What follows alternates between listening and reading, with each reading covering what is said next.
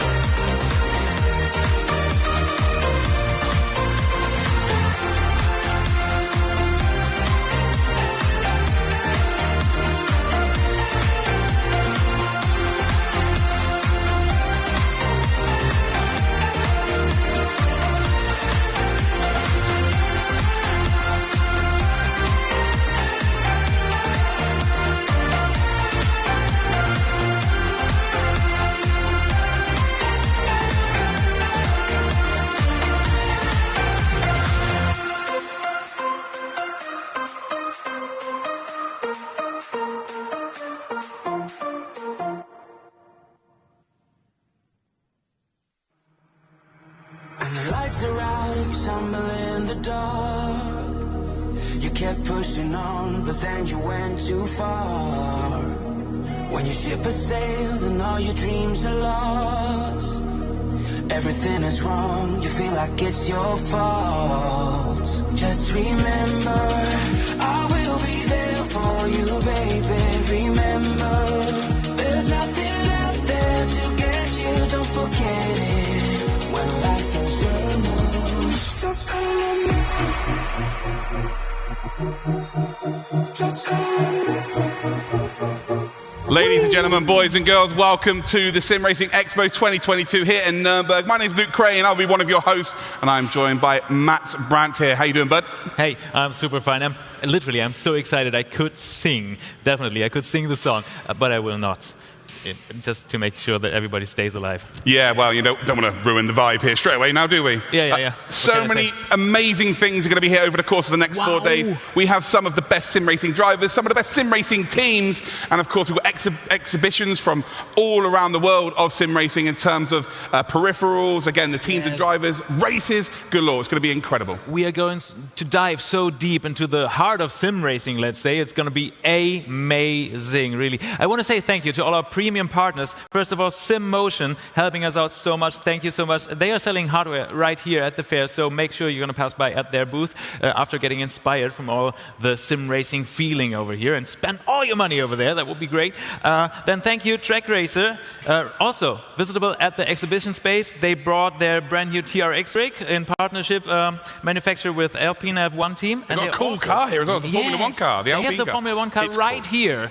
So make sure you see that. And also thank you to our premium partner, Got2B. You can see it at the hairdo. My personal hair supplier for the weekend. It's so nice, really. It worked out well. Mine as well. Still flexible and everything? Yes. So they will invite you to the Got2B visitor races right here at our booth, and you can just join in. And if you don't get out of this fair without a Got2B piece, you will just not have. You've done it wrong, basically. There's so many freebies on offer. Absolutely go looking for it. Yeah, so that's going to be it for you. Not at all. There's going to be so much more, especially the races, which are going to be so exciting. And we have to introduce you to two very important persons. Our race commentators. Say hi to Corby and Alex. Good morning, Luke. Good morning, Matze. Good morning, everybody. It's a pleasure to be here in the Nürburgmesse. We've got 4 action-packed races, well, more than action-packed. Yeah, we have 4 action-packed days even. Yes, we do indeed. So tonight, being that we're going to have a lot of the exhibitors here, we're going to have a very special experience at the RaceRoom stand over here in Hall 8, where we're going to have 2 20-minute races. We've got some of the brands here, some of the exhibitors, some of even the competitor teams here as well. Tomorrow we host the final round of the ADAC SimRacing Expo Community Trophy, where you and I will be on duty. Yes. And we go to the classics because people said, well, we've moved away from the Nürburgring. Well, we're literally 1.5 kilometers away from the iconic Norris Ring street circuit that's been in operation for nearly 3/4 of a century. We've got the Porsche Classics and we've got DTM 1992. Saturday, the 5th and final round of the ADAC SimRacing Professional Trophy by simracing.gp. 4 teams, Williams Esports, Jans Heat, Triton Racing, and of course the fan favourites, Unicorns of Love, battling for their top share of a €10,000 prize pool. But I mean, how can you not love the unicorns with their beautiful livery? It's like, you have to love them. And you have to love what's happening on Sunday. I think it's one of the most historic races we have to offer in sim racing with the GT500. Yeah, and we're not going to the Nürburgring, folks. No, we're going to the Temple of Speed. Monza, 3.6 miles, flat out, full throttle racing, hard braking zones, great passing. 4 cars in the GT3 field on iRacing can be used. The M4 GT3, the Mercedes-AMG 2020, and I think also there's quite a few Porsches on that grid too. Will be really interesting how the cars make up. But don't forget, get involved. Get involved via Twitch, YouTube, Facebook, and use the hashtags SRE2022 and also Sim Racing Expo. Myself and Corby, and also we've got Paul Glover, who's going to be joining me on commentary for the professional trophy finale on Saturday. 6 hours of racing at the Nürburgring Grand Prix circuit. I can't wait, buddy. No, I can't wait. And maybe you can also use social media to tell us which race or generally which part of the Sim Racing Expo you are looking most forward to. I'm personally looking very much forward to today's race because it will be really entertaining, really crazy stuff. But I would also like to know what our guys back at the stage are looking forward to most. Yeah, definitely. I'm looking forward to seeing me again in the background, just jumping around. That was so funny. Honestly, every single race is my favorite one because it's going to be so exciting. I think, what do you like best?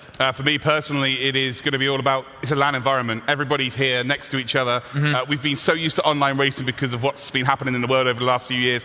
So it's just so unique for a lot of the younger drivers who've never experienced this before. Yes. And if you take someone out on circuit, you're not just going to get a Discord message, you're going to get someone going, that wasn't very nice. So I'm really excited to see that. You will meet your opponents in person right now. That's really funny. So perhaps we're going to have security over there. No, I think we're all friends, right? We're all family. It's going to be super nice. I am, to be honest, really looking forward to the GT500. I think that was going to be amazing on Sunday. So, 100%. Yes. But we have to mention one more person without whom this really would not take place.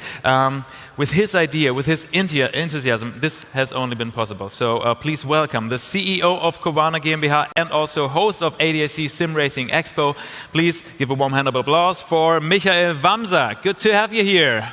Hopefully he's there. Hopefully we're here. Right. In between seconds, he's going to join the stage, I'm pretty sure.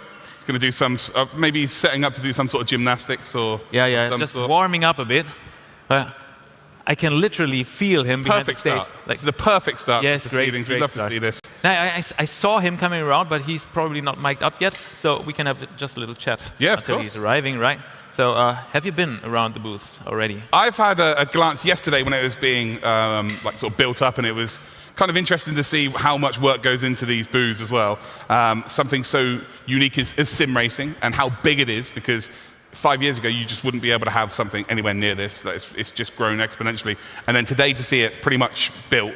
It's crazy. It's so many rigs and so huge. Unbelievable. Also, the single booths have become so huge, because it's 15,000 square meters of space, I think. So crazy, crazy big. It's a real fair. Oh, 100%. But like you said, the amount of sim rigs here is ridiculous, and there's so many opportunities to try all of these different products. You'll also get a sneak peek at some new products during the next 4 days as well. So yeah, there's plenty of opportunities, and maybe we'll get a couple of sneak peeks out of some of our guests this weekend as well. We'll try our best to get some information that you might not have been supposed to hear. Yes, of course. See, I'm so excited. I always get a hiccup. I think we're going to get a sneak peek into the future of sim racing here, so that's going to be really exciting. And now I just heard that we can introduce Michael Wamser once again. So here is somehow the father of the Sim Racing Expo 2022. Please welcome Michael Wamser. Here he is. Hopefully, again. Which side are we coming from? Probably from that side. Hopefully. Shall I just have a look?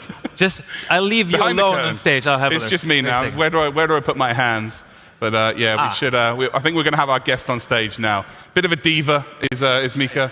You come and join us. But there he is. Yes, good to see you. We're not giving you a third introduction.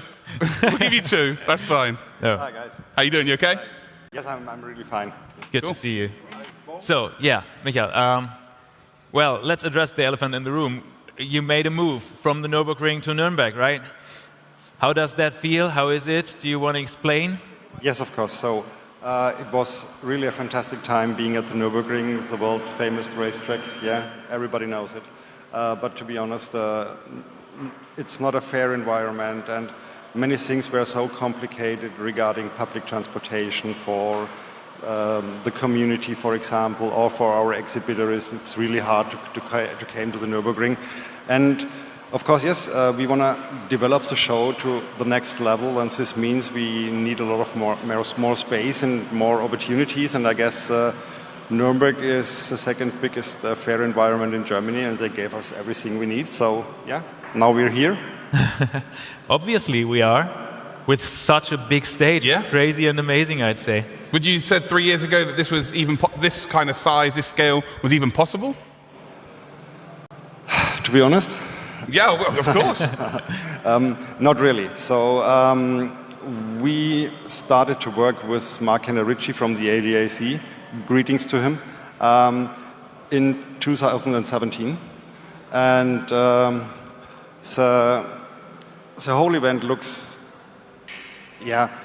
let's say semi-professional and not bad vibes. Yeah, but we have to develop it. And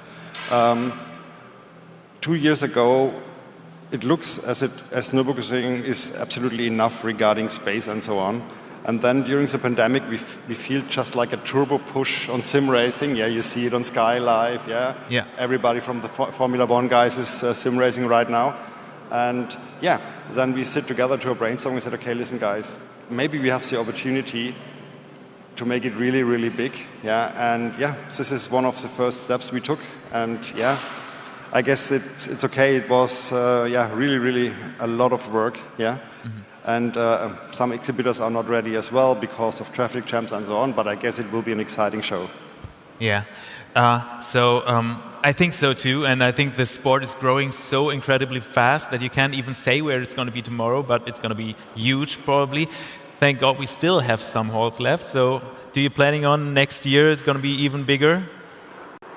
Yes, so we have some exhibitors let's say quitted in last minute regarding economic things, or all our friends from China are not allowed to travel. So I guess there would be a little bit more space for some new exhibitors, and I think there will be much more companies entering sim racing business, just like ADAC, for example. And yeah, my friends from Trustmaster, would like to come, but it was not possible because they cannot show anything. So yeah, I guess there's much more room to improve the show for the next year. Yes. Well, that's next year. What about this year? Obviously, it's your brainchild. What can the fans expect to see if they come here this weekend? Also, what can they expect to see on the streams this weekend? And what are you most excited about seeing yourself? Most excited. I'm looking forward to the live eNASCAR race with Tony Cannon as, let's say, it's a legend. Yeah, he's one of my heroes. I've never got to meet him, so I'm excited. The community, we have a lot of, hopefully, breathtaking races here. Yes, the community trophy on Friday, professional trophy Saturday, and GT500 on Sunday. And all the exhibitors take the next step. So this means they have a small booth at the Nürburgring, and now companies just like Fanatec owns 300 square meters. It's absolutely great what they deliver here for this show. So everybody, let's say, stands behind our idea and follows us and help us to get to this level. So absolutely amazing. Yeah. You almost said it, but I still ask the question anyways. So years ago, you probably first had the idea of something like this becoming reality. Now seeing this really becoming reality, what is the feeling like? Unreal, to be honest. So virtual, so sim. So we came in the empty halls and said, "Oh, it's so big. Yeah, how will everybody feel it? Yeah, how will the stage look like? How will the booths look like?" And we are completely blown away. It looks absolutely amazing. Yeah, the stage is, let's say, high professional, and I guess one of the biggest ever seen in the sim racing industry. So let's have fun on this event. Well, let's quote this. Let's have fun on this event. I think this is what we are all aiming on. So thanks a lot for introducing us to all of this, like creating all of this. Give a warm hand of applause. Everybody in the stream. Michael Wamser, thank you. Okay, thank you, guys. Have a nice day. Enjoy it. Bye. Thank you. Crazy. Unbelievable. Okay. I think we're going to have a next guy on stage, right? Yeah, right. We're going to talk about some retro classics. We're going to have someone who's a massive part of the Sim Racing Expo. Danny the Juicer Goose is coming on stage. Here he is. Look at him. Yes, there he is. Come on in. Great. Because we have this partner fair, Retro Classics Bavaria, right at this place, and I think that is a nice thing to talk about. Hi, Danny. How are you? Quite great, regardless of the 4 hours of sleep today, but really great. This is what everybody says, like, wow, this fair is so crazy, like we wouldn't have expected it anyways. And Danny's mentioned it 900 times already this morning. So, great. It's stressful. So, small violin playing for you. Still looking great, but I think it's the got-to-be stuff. Yeah, it's got-to-be stuff. I did like whole of the cream, and then it's like, what's done? Perfect, works. Like, head out of the window for 10 seconds, and then everything's fine. Exactly. Right. Let's talk about the Retro Classics Bavaria. So this is the partner fair of it, actually. Like, who's partner of whom? Could we tell? Not really. We're cool partners. We're cool partners. Yeah. That is nice. I already see saw some cars, like for example the Ferrari Testarossa. I saw Herbie. Have you seen Herbie? We saw Herbie. Yeah. Whoa, Herbie's there. So nice, and so many other nice cars. So, what do you think? What do you like best about the Retro Classics? Yeah. So basically, I'm now heading to my 40s, and I lived through the Group C cars and rally cross cars and rally cars. They are really like having heritage, and it's really cool to see them all here. So basically, I think they have a partnership with Porsche for 25 years right now, so they brought all the cool Group C cars with Martini liveries and Williams liveries and so on. So you can just go over there, take a look, and then you come back here and can drive it actually at the simulator with high-end hardware, which is giving you like really the feeling of you're driving this car. And these kind of combinations also very, very cool. And as I heard in the last year experience, Walter Röll was also there. So we have not only like legend cars, also legends people. And except for Michael Schumacher, that you probably can't meet anymore, Walter Röll was always on the #1. So I will be on Sunday, maybe not here for some minutes because I need to sneak out for an autograph. Okay, yeah, I think so too. Yeah, Walter was at the Norris Ring this year, and it was. I've never seen so many people in any country flock to one person in my life. It's incredible how big of a deal Walter is in Germany. And what I want to ask you is, I've been commentating the last few years on the classics in DTM, and the drivers themselves had no idea that their cars were actually now in sim racing games. Have you spoken to any of the guys over there and tried to explain to them that you can actually drive your car now still?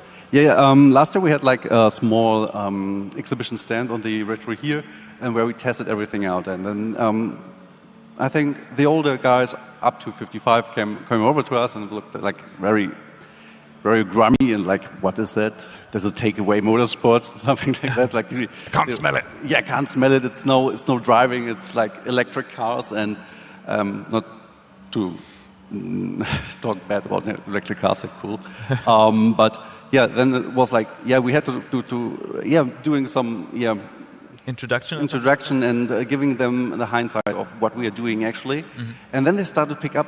Okay, I have a car like from the 60s or 70s, this is a Ferrari, a Porsche, a Lamborghini or something. I can't even drive that car because it's way too expensive for that. But for a small portion of the money, I can get a simulator and can drive this car, which I actually have in my garage or in my exhibition room, at my simulator, so I can experience it back. And then they got like, that's actually quite cool. And then we dropped them into the simulator, and it was like, oh, this pedal feels like what? That's like not. They expect to be like funky and it's no force and just like analog and something like that. And then they were like, okay, then they give it a go, and then you saw like this the ring, the smile goes back to the head. They don't want to admit it. They're like, can I really like this? I like this. Yeah, and then go into the toilet like, I loved it. Yeah, exactly. And then they got away, and then like, maybe we come later tomorrow, and then 1 or 2 hours later, can I drive again, please? Do we have another car? And they're immediately hooked. It's driving so home funny. with a sim rig in the back of their car. Yeah, something like that. It's super nice and super amazing. So it's super good to introduce all these like analog people to the sim world, but also I think, and is it that you're feeling too perhaps, that some sim racers are interested in the old cars as well? Like there's also something to see over there, right? Yeah, exactly. So basically, I think most of the sim racers or people buying simulators are also big fans of motorsports. And for myself, I think I like motorsports back in the days a bit more because it had more character, and the people were, let's say, more rough-shaped. They thought what they expect. Not so stylish hairdos, you mean? Oh yes, I can also do like the James Hunt style if you like to. Okay. But they were like characters that said what they thought and was very cool. And the cars were like pure, you know. You had like Formula 1 cars, 600 kilos, 1,000 horsepower. It was, from today's standards, it's crazy to drive this.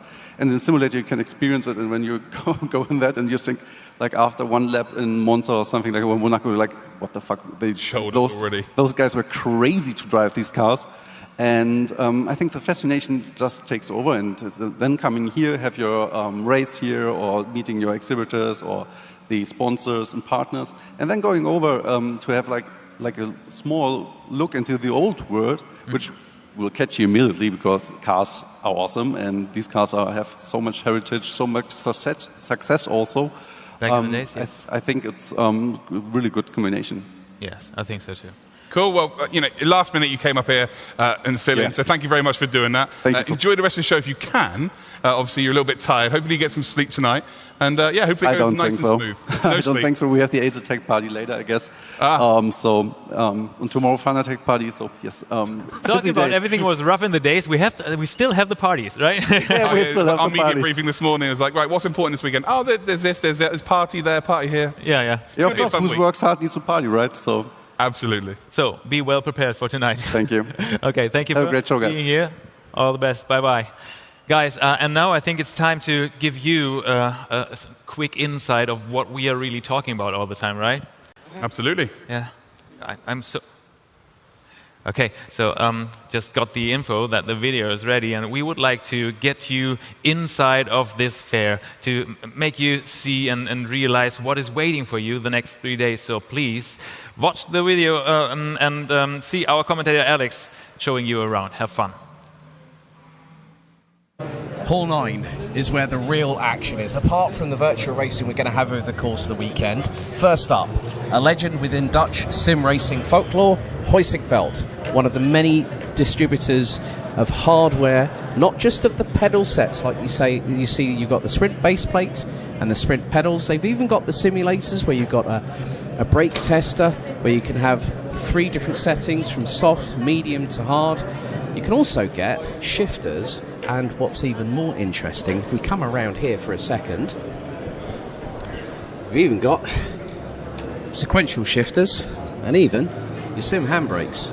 So whilst you're here at the Expo, why not get a bit of Dutch racing technology in the virtual sense?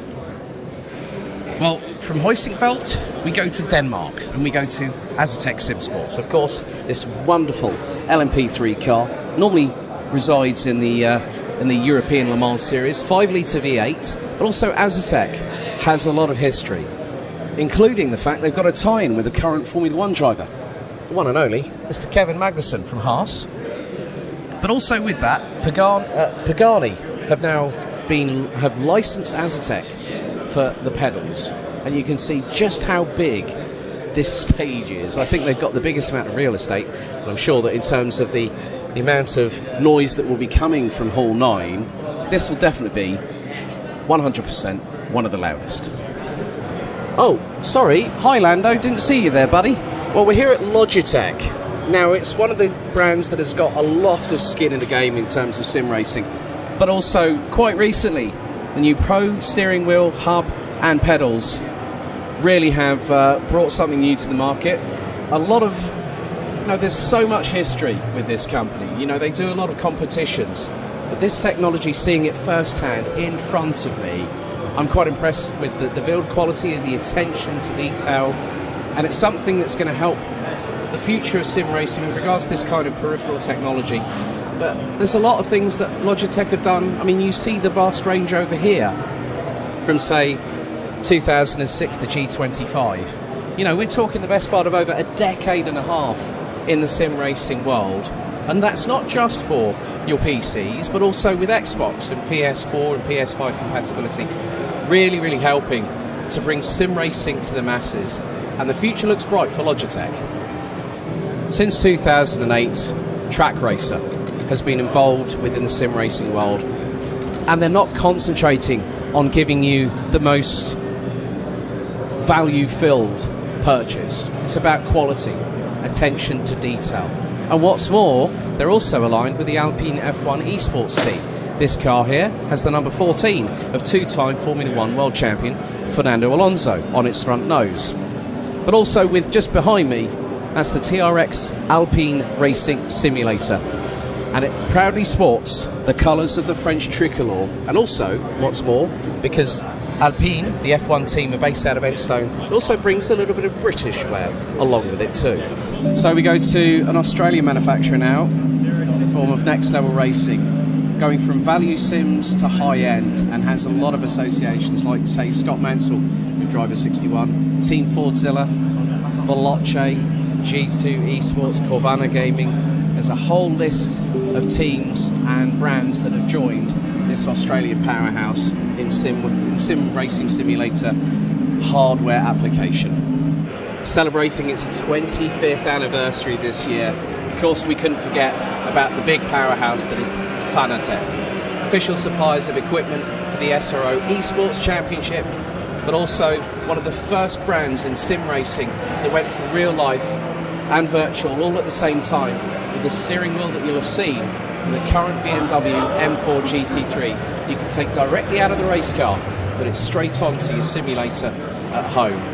And you can also see the sequential shifters, the steering wheels, and also a good old Ken Block style handbrake for good measure.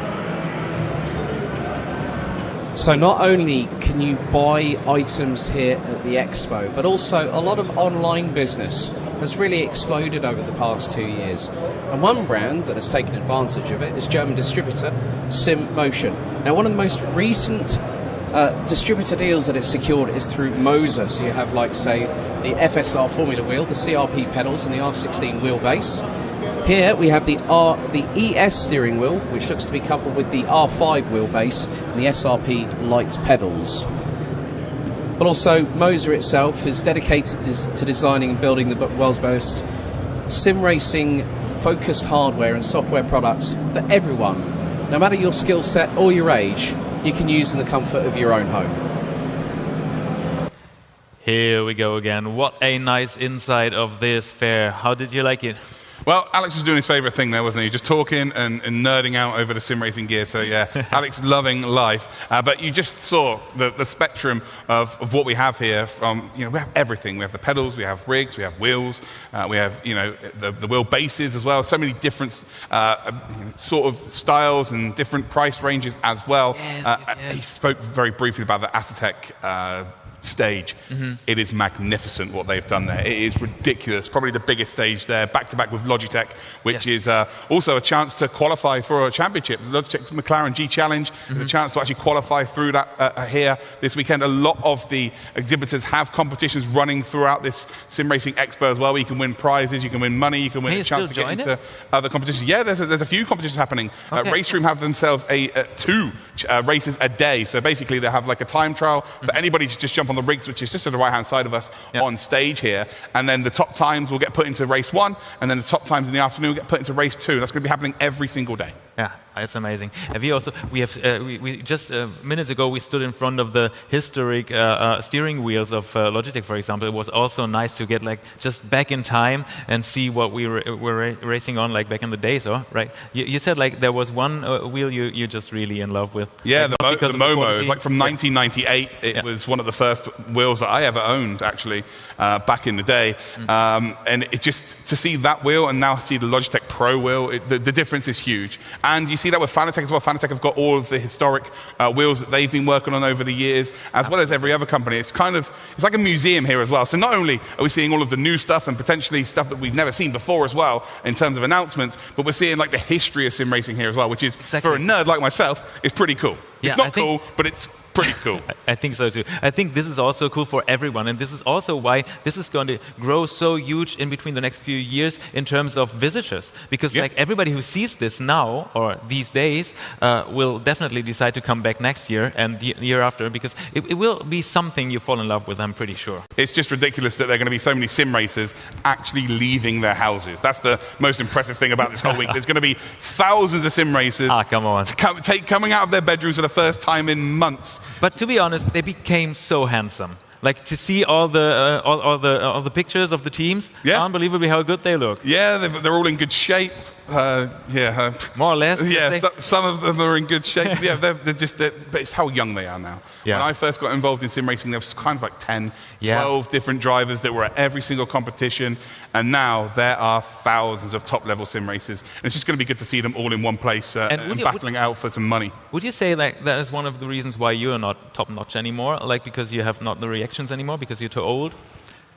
I'm just being kind. Well, very unnecessary there. Look, there wasn't very many people sim racing when I was half decent, if you like.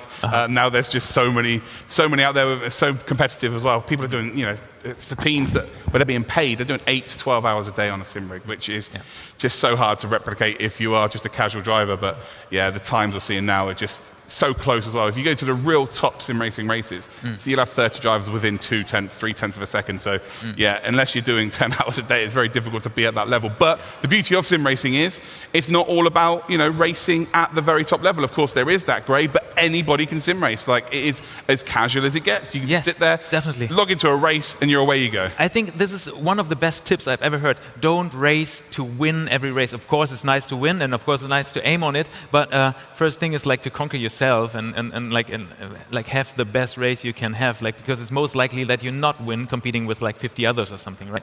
No, ultimately, if you win, it's great. To be fair, we're always racing to win. Of course. Everyone's looking to go faster. Yeah. Everyone's looking to be at front of the pile. while, but only one driver in each race can be the winner. But yeah, it's I can't believe how big this has grown, how big sim racing has got.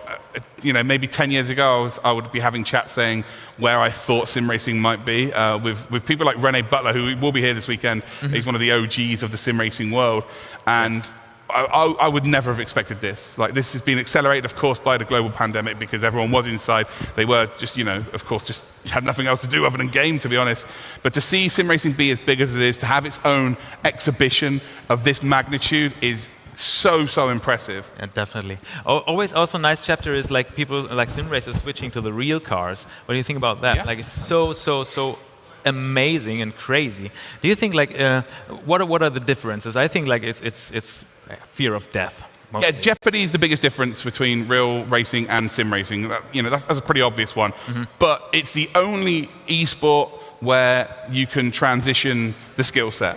I've worked this season on DTM Trophy, where Moritz Lohner, for the last 2 years, he won the DTM Esports. He then got a chance to test the DTM Trophy car in the BMW, and he was good enough for them to be picked and actually drive in the championship for 2 full seasons.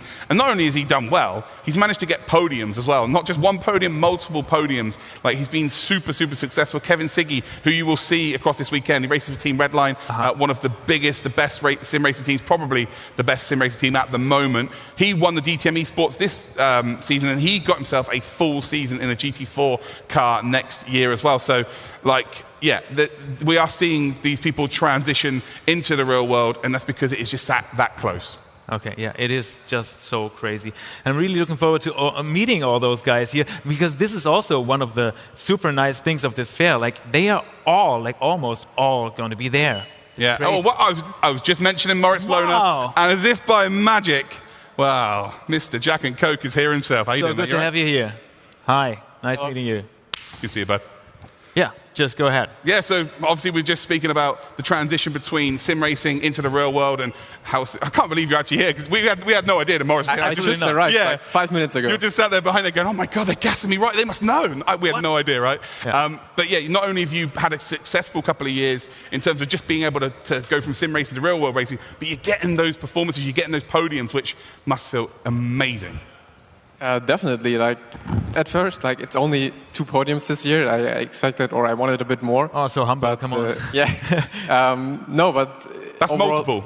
That's why I mentioned it. There's still multiple. Yeah, and it's, in my opinion, in the highest GT4 championship we have right now in the world, probably.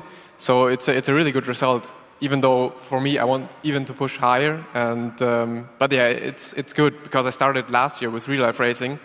And haven't done anything before that, no karting and whatever. So for me, that's a really good result, but obviously I'm always aiming higher. So I'm always saying, like, yeah, it's only 2 podiums, but 2 podiums in one of the most competitive GT4 championships in the world. Come on. It's really good, and it's a lot of fun. It's more than I've got, so. Yeah. So, but talking about the transition, how did it feel? Like, when you just switched the first time from sim to real race car, like, was it crazy, and what was the crazy thing about it? Yeah, my first time was really, like, my first real-time account was in Monza, the very first race, when I got out with my BMW for the very first time. And it was, at first you're like, dude, this out of vibration in the steering wheel, which you wouldn't have in the sim. And it's like, dude, is everything all right with the car? Are the tires all right? Not very realistic. Yeah. What is going on? Is it for feedback shit in the car? No, but those are some things that you just don't know from the sim, and it's like, yeah, okay, this is normal. You have to get used to it. You maybe have to do a couple of laps until this vibration goes away, because the tires have a little bit of rubber on it, so it vibrates.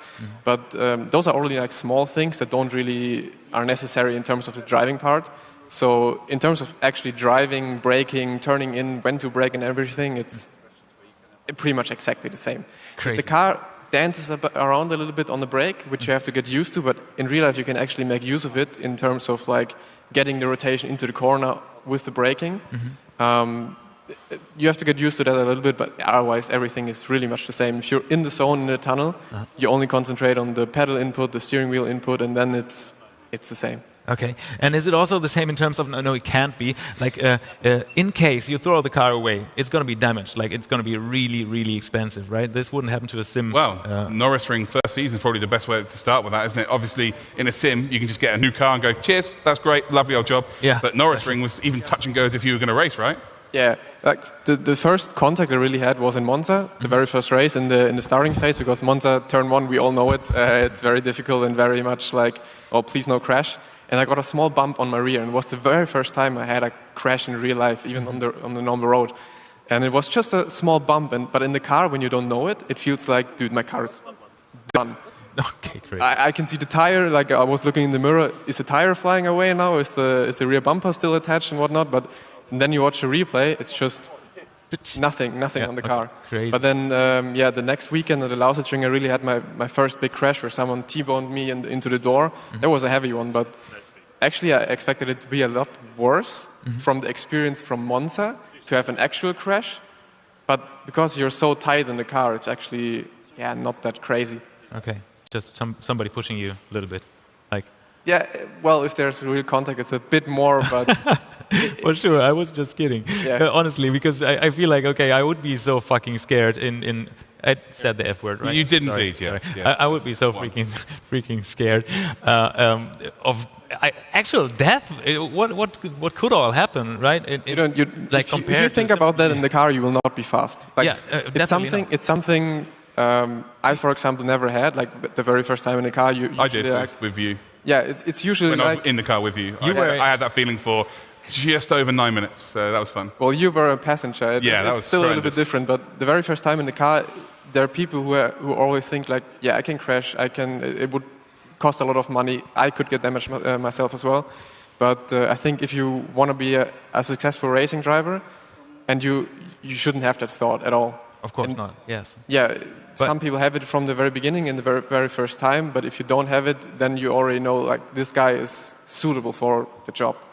Okay, so you didn't have it at all, so you're suitable, probably, right? Yeah, I guess. Obviously, it's done super well. I want to bring it back to sim racing, because a lot of people, of course, if they finally get an opportunity within the real world, let's bring it in a bit closer, shall we? Yes, of course. Be a bit more comfortable on stage. A lot of people will get their opportunity in the real world, and that's their ultimate goal, is just to be a racing driver, right? But you've not only gone into the DTM trophy, but you've now gone back to sim racing, or you're continuing sim racing and still trying to compete at the top level. What are your goals within sim racing still? Wow. I still want to win like high-profile championships, of course. I won ADAC GT Masters, Esports, DTM, Esports, Porsche Carrera Cup. So that's already a lot of titles. But yeah, I still want to win something like Le Mans Virtual Series or whatever. Like even a race win would mean a lot to me, because it's probably one of the most competitive championships right now we have. And I have the next chance this Saturday. Nice. So hopefully it all goes well. I already got my win in the DNLS last week or 2 weeks ago, nice. Which was quite an achievement for me on iRacing. But otherwise, I don't know. I just, my achievement is always I want to win. And that's it. Even if it's real world sim racing, it doesn't matter. I've got a tip for you for Le Mans.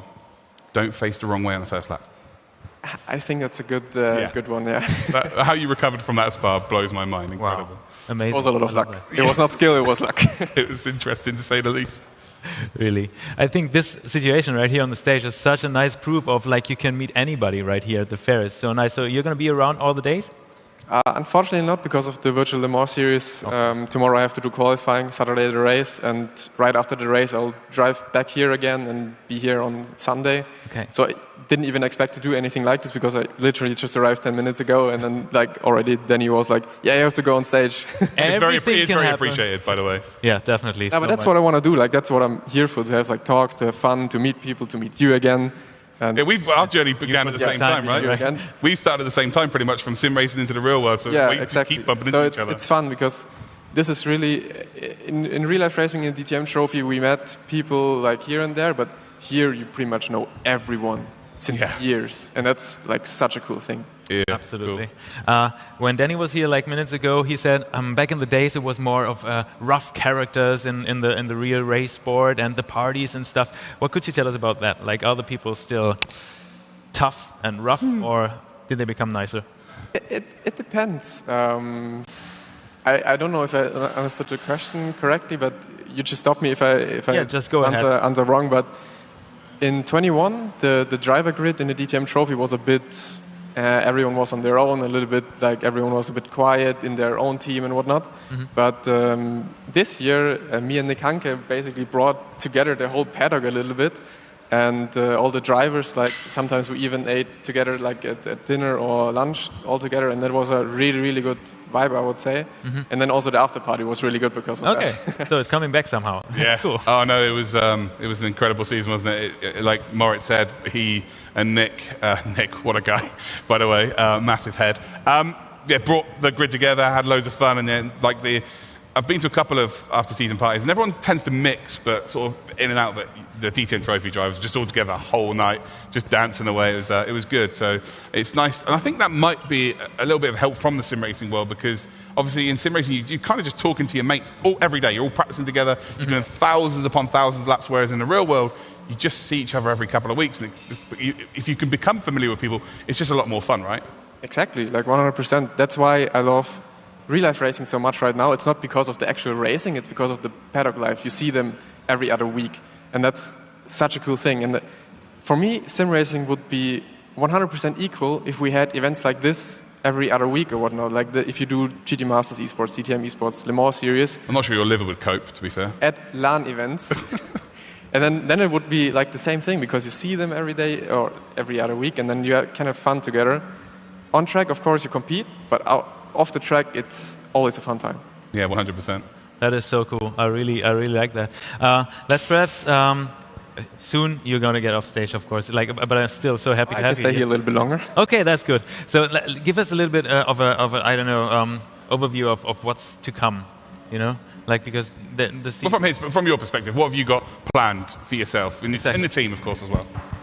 Well, it's so hard to say, because the sim racing scene is such a fastly developing thing, and you wouldn't know, but tomorrow there would be announced a new championship, and you wouldn't know that in 1 week you already have to compete there or whatnot. It's so fast, and so you never know what you're up to. But I think, about Rainsport, for example, it's the thing to look into future right now. It's pretty much the only thing I can say, that this probably is a new step for sim racing, or I hope it will be. It's still early to say, but it sounds promising, and I hope that will be a future for me and a lot of drivers who want to compete in esports, but also a lot of people who just want to do casual racing, because if it is well done, then why not even for casual races? And that's a thing that I personally want to be there and compete. But for our team, Der Esports, it's like we just had a transfer from only doing RaceRoom to being successful on iRacing with the first DNLS win, to R Factor 2 in the virtual Le Mans series, where we had our top threes in the qualifying, but still yet to find the pace, and not the pace in the race. We have the pace in the race, but the luck and the will to get through turn one. But that's where we want to be. The team is really, really good, really big right now, where we can compete successfully in different platforms. That's where I wanted it to be. Now we are there, and that's our future, where we want to be, and how we are right now. Yeah, to everyone at home who might not know what Rainsport is, it's a new title that we're all waiting for in the sim racing world. We haven't really had anything new for a while, have we? We have updates of iRacing. A new car, but probably the newest title, I would say, that's sort of really used within the sim racing space in terms of competition. So Rainsport, who had a massive event with 100 influencers and sim racing drivers take part, and there was some massively incredible reviews for it at an alpha stage, right? Wasn't even in beta, it was an alpha stage with a Hockenheim build, and we're just all really excited to see something new. And from what we've seen so far, it looks like that might be the next step in sim racing. I don't know what we could expect, to be honest with you. It's really kind of open-minded about it. But the fact that probably one of the pound-for-pound best sim racers in the world is actually excited about something like that, because normally we don't really get too excited about new titles and new DLCs. It's more for the mass market, I would say. It's that's massively positive for the sim racing space, I would say. Yeah.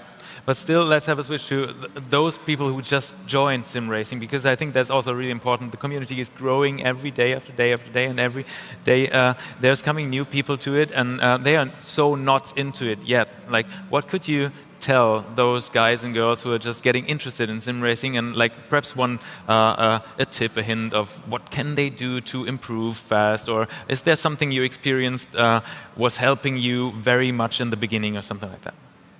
It's a tough topic. It also depends where you want to be or where you want to go, what your goals are in sim racing. But I very much see it with the tuners we have in the team, that you really have to concentrate and be determined to do it.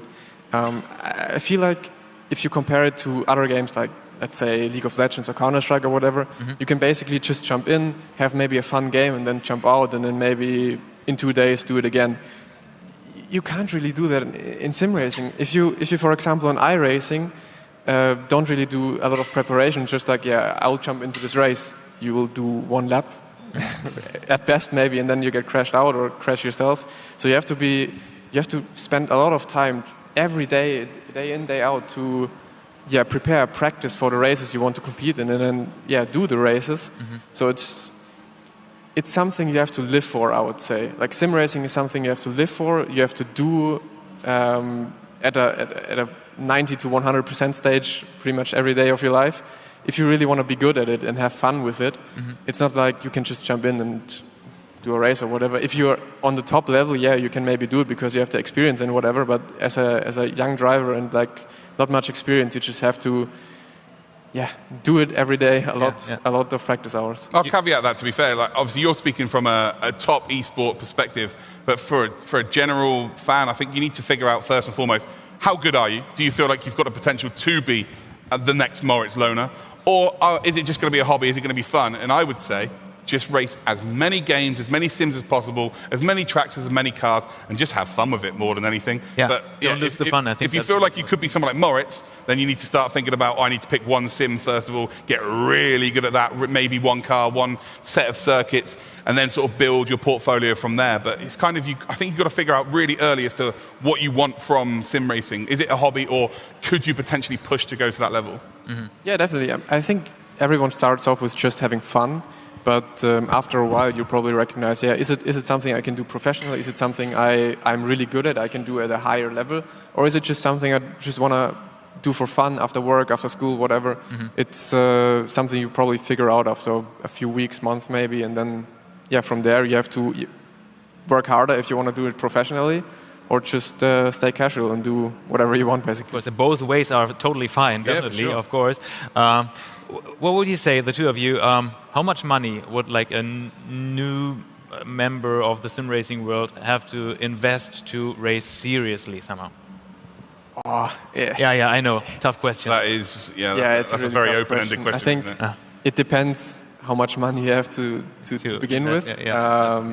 But you can start with, let's say you already have a PC because you're into gaming and whatever, so you already have a PC that can work sim racing games, and then you basically only need a steering wheel for 500 euros, Logitech or whatever. If you want to go with the medium class, because you probably maybe already know, so I'm going to do this for longer, then you can go with Fanatec and spend maybe 1,000. And then you're pretty much good to go. And even with low sim racing gear, you can compete at a very high level. You just have to get used to it and know how to work your gear. Also, the past is not too far away, like when everybody raced with like very low level You gear, think it's right? a long time ago, but it was like 7, 6, 8 years ago. That's not a long time, and that's when I still raced with Logitech. Yeah, of course. Nice. So the hurdle is not too high. You can just overcome it and go, right? I think this is the learning. So I'd say it was great having you here. Short notice, mate. Thank you very much. I really appreciate that. Thank you, guys. Thank you for the visit, and you guys make sure you come on over on Sunday. You're going to be back for sure, right? Yeah, Sunday. Okay, so thanks so much. All the best to you, and I would like to introduce, bye-bye. I would like to introduce our next guest. Well, I'm off now, actually, as well. You're off. You have a pause. I had loads of fun, but bye.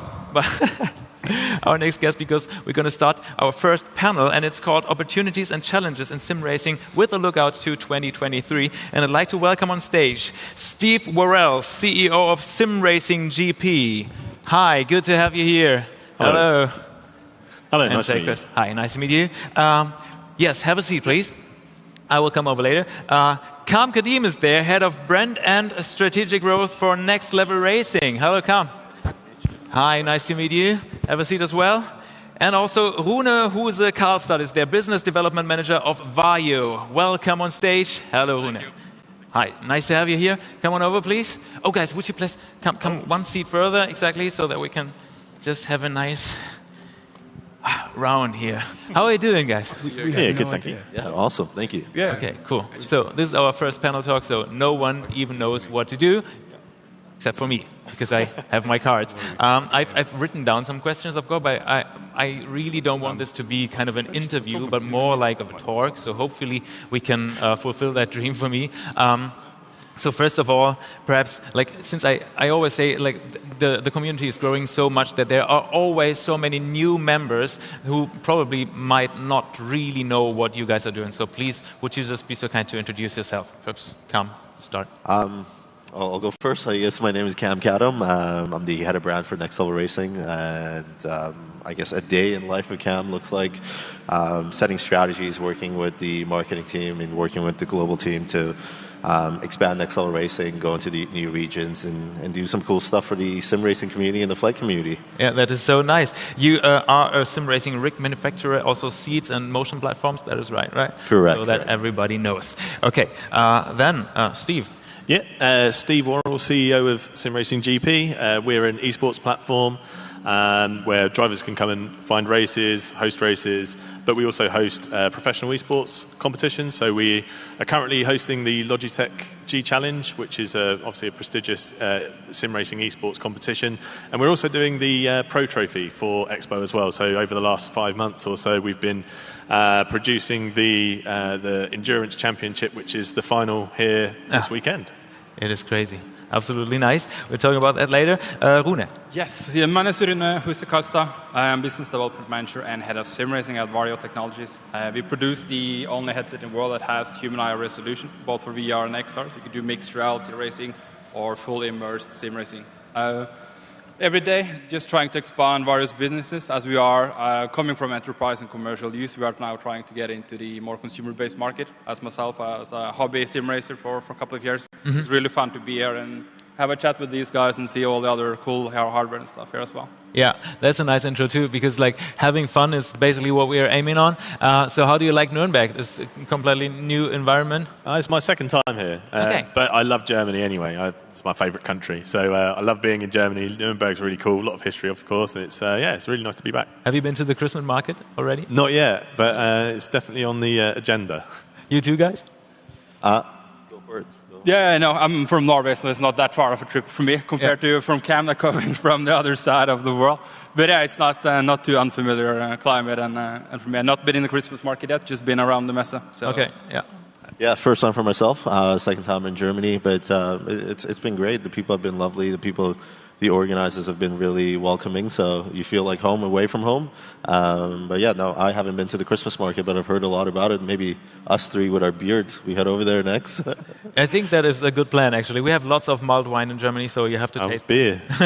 Beer is also nice. Steve's going for a Santa look this year. Thanks, mate. Okay. Too many grey hairs. Let's not get too much into the alcohol topic.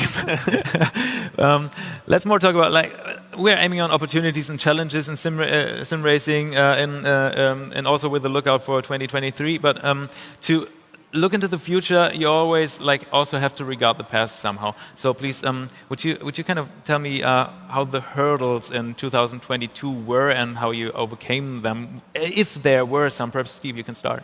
Yeah, I think the main one has been seeing the effect of COVID, because we. The boom of sim racing during COVID has been incredible for sim racing, and we're still seeing the effect of it. But we always wondered at what point it's going to level out, and are we going to return back to sort of similar numbers that we saw before COVID? Because a lot of people were picking up sim racing equipment, getting involved, racing, and then real life started to happen again, and could they fit it in their schedule? But in a weird way, COVID has kind of been incredible for this industry, and the numbers have been elevated to such a point now that it's I can only see it going one way, and it hasn't dropped off as nearly as much as we thought it would. We're still seeing like steady growth now, and I think it's down to the fact that things like Expo, again, like taking this to another level. All of the other manufacturers like Logitech, again, stepping up their game. They really see the opportunity now. And yeah, like I say, obviously COVID was a terrible thing, but in a weird kind of way, it's kind of been quite good for the industry. Yeah, it was a real push somehow. Would you agree on that? Like, yeah, no, I totally agree. Just for myself, like I've been doing like the more like just playing around just for fun sort of stuff before COVID.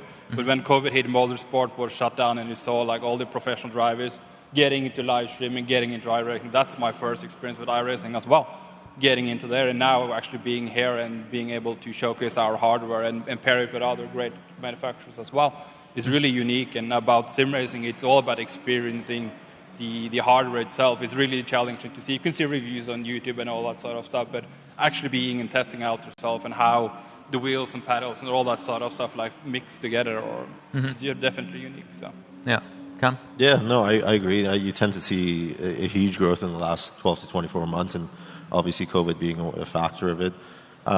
New things have come up. I think sim racing would have been there in 5 years, but it's expedited the whole process in terms of different manufacturers coming in terms of wheels and pedals, different technologies being introduced, which is amazing. I think rather than seeing in 5 years, let's see a bit quicker.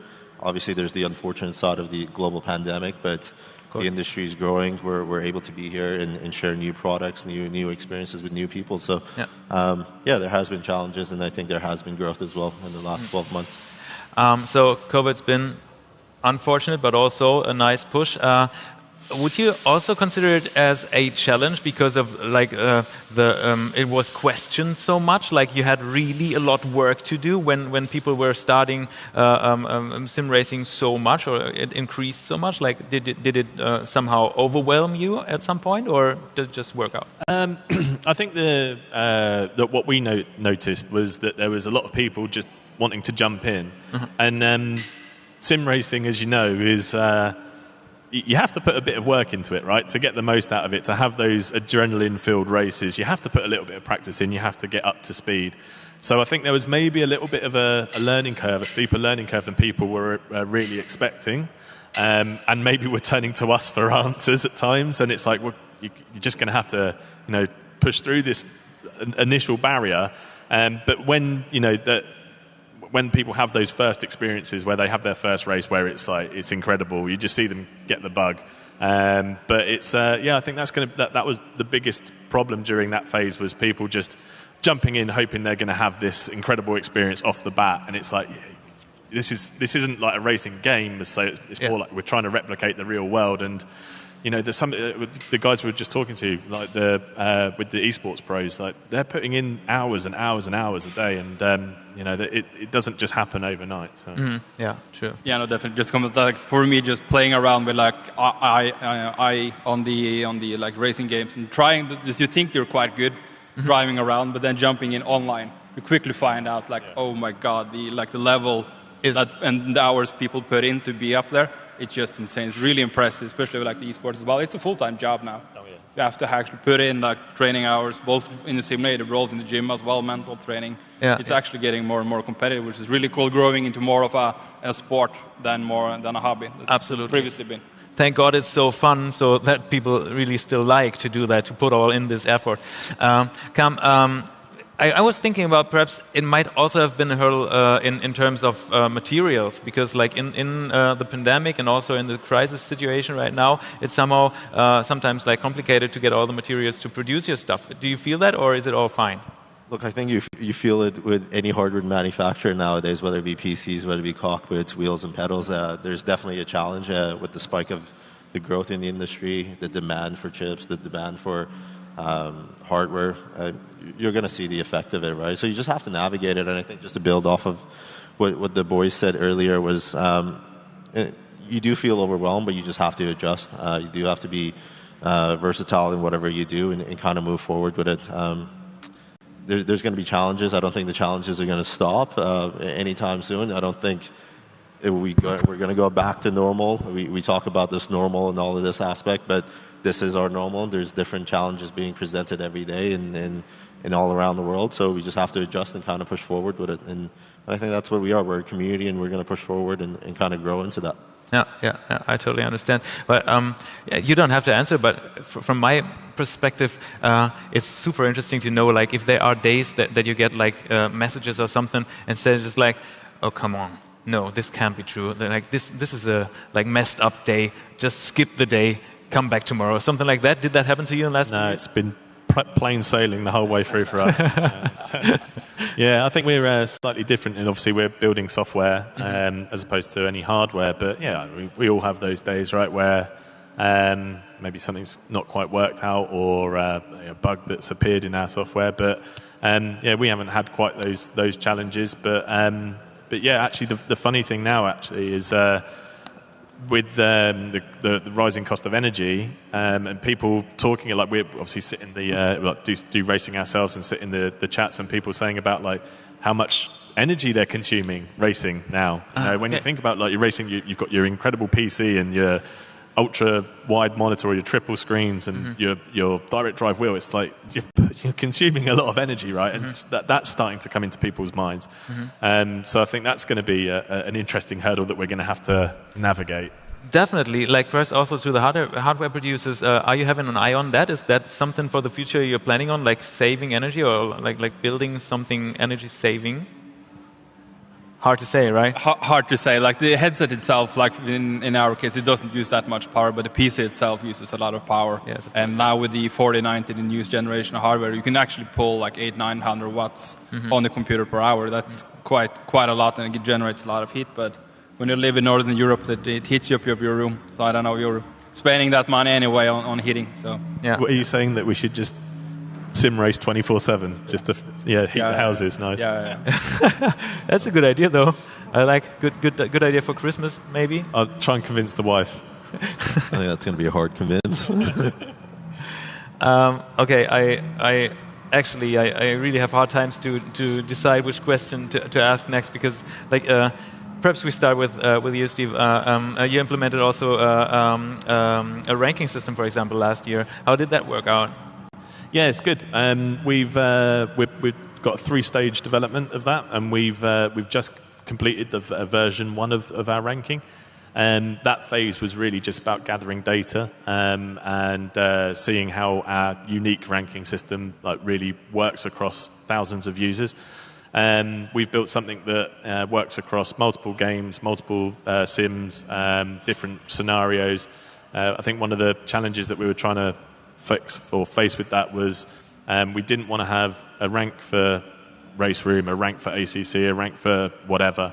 We wanted to have a rank that works across all of it. And Ruslanis, our CTO, and his team have worked incredibly hard on like a machine learning ranking that does that and takes all of these variables into account. So things like the complexity of the race and how many people you're racing against, and all of these things. And we've just got to the end of version 1. And I might as well say it now.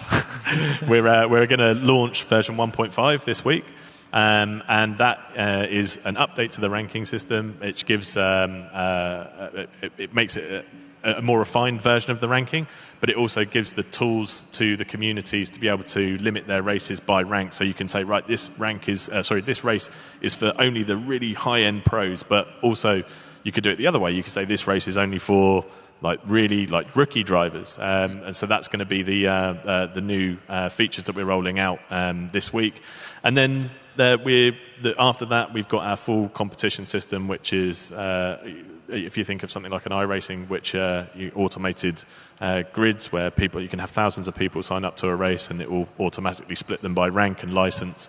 And again, that's cross-sim, and we're working on that at the moment. But yeah, really, really excited to roll out version 1.5. Version 1's been really good learning, and I'm hoping that people are going to really enjoy 1.5. Yeah, and this is exactly what I was talking about to Luke right minutes ago on the stage. Like, this is so exciting that we have all of you here, like announcing things that nobody would have expected. I didn't even know you would just announce something like that. Nice. So thank you. Amazing. Are you also you try to race sometimes? You said you enjoy it a little bit, but have you ever dropped into one of those contests or something? No, I have not. I don't have the skill level to compete in that level. That I'm mostly playing around, sometime iRacing online, but mostly I do offline racing in AC or iRacing, just enjoying racing and like disconnecting a bit from like the everyday life. But since there are rookie leagues now, like possible at least. Yeah, I might need to give that a try. It's interesting you mention it though, because like one of the challenges that we've had, maybe a self-inflicted challenge, is to try and build competitions which are not just for the pros. Like everyone knows that it's the same sort of like 150, 200 drivers that are going to be there at the end. Like whether it's a hot lap and they go into a championship, or we do like knockouts where we try and make it so that everyone gets a chance. And the competitions that we put on have you get prizes. Like even if you're like me, I'm really slow, but you know it makes it. We're trying to build stuff which makes it accessible for people like me and the average racer. So if you're ever feeling like you just want to have a bit of fun, you don't have to be a pro. You can win some cool prizes. Maybe a headset one day. I think that's a cool thing. Might be. That's a cool thing, Steve. It's just in terms of, I think sim racing sometimes it's this daunting monster where it's like this cockpit, this wheels, I got to be the best, I got to be the thing, but it's about enjoyment at the end of the day. There's a serious aspect of it which I respect, but there's the aspect of it as the community building and getting people in there.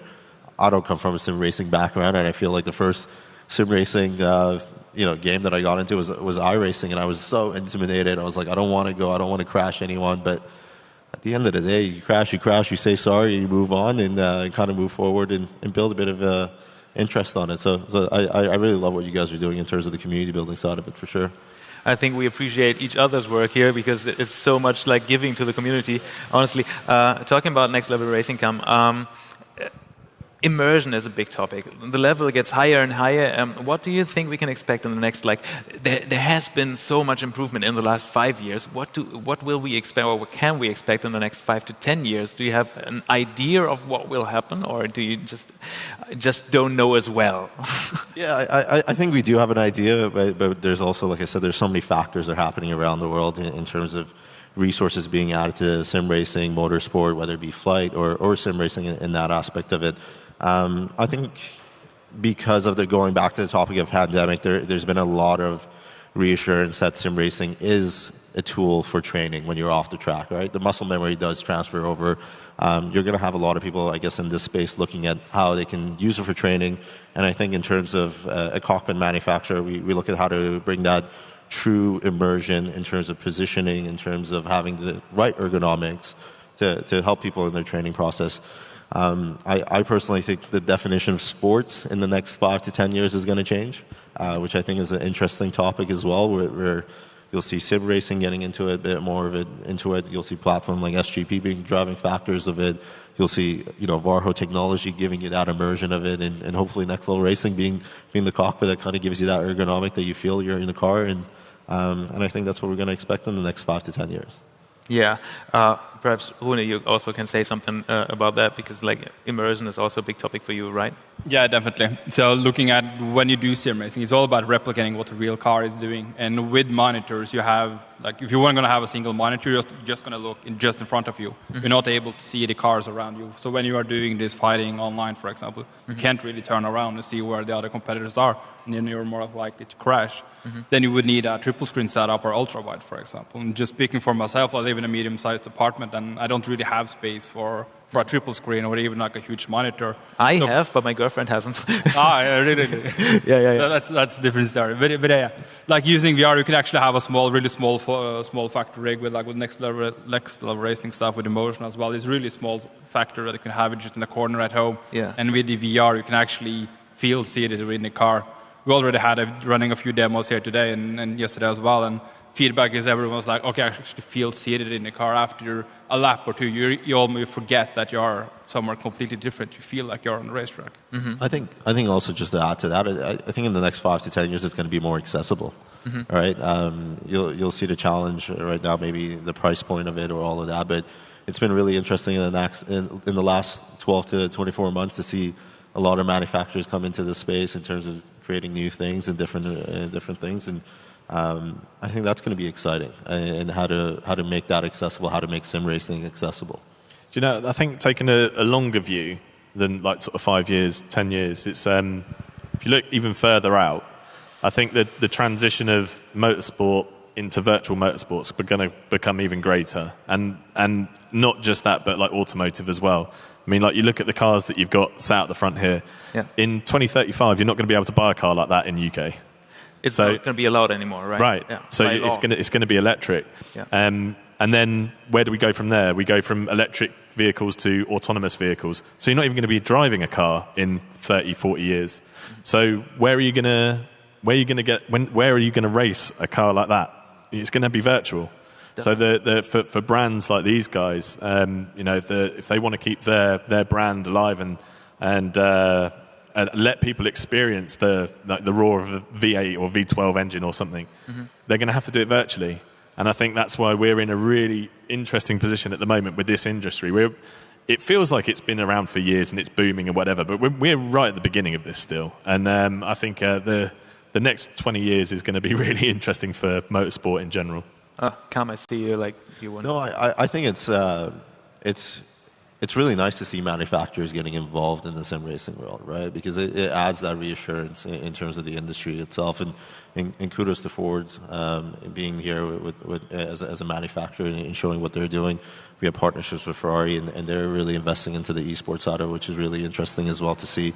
And I think you're right. The definition of interacting with automobiles it is going to change in the next 15 years, right? We're not going to have the luxury of everybody getting into their car, going on the track, and all of that. That's going to be limited. And I think that's why I totally agree with you that we're pioneers in this space, and it's really cool to work together. And Steve and I, and even Runa, we've had a lot of working relationships and kind of looking at saying, hey, how can we build this? What can we do to get more engagement and all of that? Because it is early steps, it is early stages. And I think that's what we need in the industry itself is collaborations and working together and see what the next 10 to 15 looks like so we can all benefit from it. Yeah. Are you also aiming on that, Runa? Like with cooperations, for example, with like car manufacturers or something like that? Yeah, definitely. Both for VR, but also, as Cam mentioned, on the esports side as well. Sorry, I fell off my own mind now. No worries. No. Okay. So my idea was to ask, like, if you also like have an eye on that, like to work together with car manufacturers or something, like because you build VR headsets, like so far away from car industry, from my perspective, you know. Yeah, that's true. So taking one example, like BMW, for example, created a couple of months back. Instead of driving on actual racing track, they built like a huge parking lot where they used the headset, and they did, instead of having mixed reality where they have the simulator on the screens and then the real steering wheel, they switched it. So now you're actually driving on a parking lot. It seems to be a racetrack, and you're driving inside mixed reality, but it's actually inside a real car. Okay, that's really, really cool, and it's getting like it really tricks your mind again. It's like a next level of immersion again. I mean, I think like working together with other companies as well, like SimRacing, it's still very early on in these phases, and companies need to work with each other to find out what the great products are, because we have different backgrounds, knowledge, different products, software, hardware, or whatnot. I think also there's so much like opportunities of like working together and helping each other out with the knowledge every like company has, because we're all working on so specific topics somehow. Let's also have a brief look into the VR headsets as well. Like they are, don't get me wrong, they are nice, but still pretty clunky somehow. Are you aiming on like making them more fitting in a way, or? Yeah, I would say that it's like a natural step of technology, really. So if you want to have a small form factor like Google Glasses, small sort of type, the technology isn't really there now. Look at the Oculus Quest, for example. That's like almost how good you can get it, like wireless, without getting super expensive into it. So it's based on where the technology goes, but also what the customer base are, what are they actually willing to pay for the products. Yeah. Of course, we have a mixed reality headset. It's 6,500 euros. You're not going to buy that as a private person, most likely. But like you're seeing now with technology getting cheaper and cheaper and more accessible, then the form factor as well is getting smaller and smaller. Is that something you also feel or see coming, that it's like usually it is like that, you produce like high level stuff which is really expensive, and then 2 years later you can buy it for affordable prices? Is that also what is going to happen, like what you're looking to? Yeah, I think so. Just looking at mobile phones or computers, PC screens, like all the different hardware stuff within screen technology, it's definitely getting the more easier or more accessible, getting smaller the footprint. I think so. Yeah. Okay. Cam, every manufacturer tries to set themselves apart from the rest of the competition, right? So, what makes NLR different? I think Next Level Racing is different because of every individual that works at Next Level Racing. They all have their unique character, they all have their unique personality, and they're all passionate about different things, whether it be sim racing, whether it be customer service, whether it be marketing, whether it be product design. And I think that's what makes Next Level Racing unique. I think we're a family, we're a community, That's so nice. and I think it's driven by passion and by different people from different backgrounds, and I think that's why we are who we are, and that's our recipe.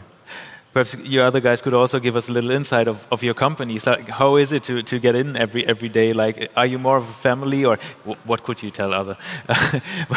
But no, how do you have to expect it? Like, do you have a table tennis or something like to chill out in the afternoon or something like that? Well, there's table tennis in the office, which I haven't had a chance to play yet, which is a shame because I'm quite an avid table tennis player. But we do have one. sim rigs, of course, to do the racing. But yeah, our office is in Lithuania, and I'm based in the UK with Dan.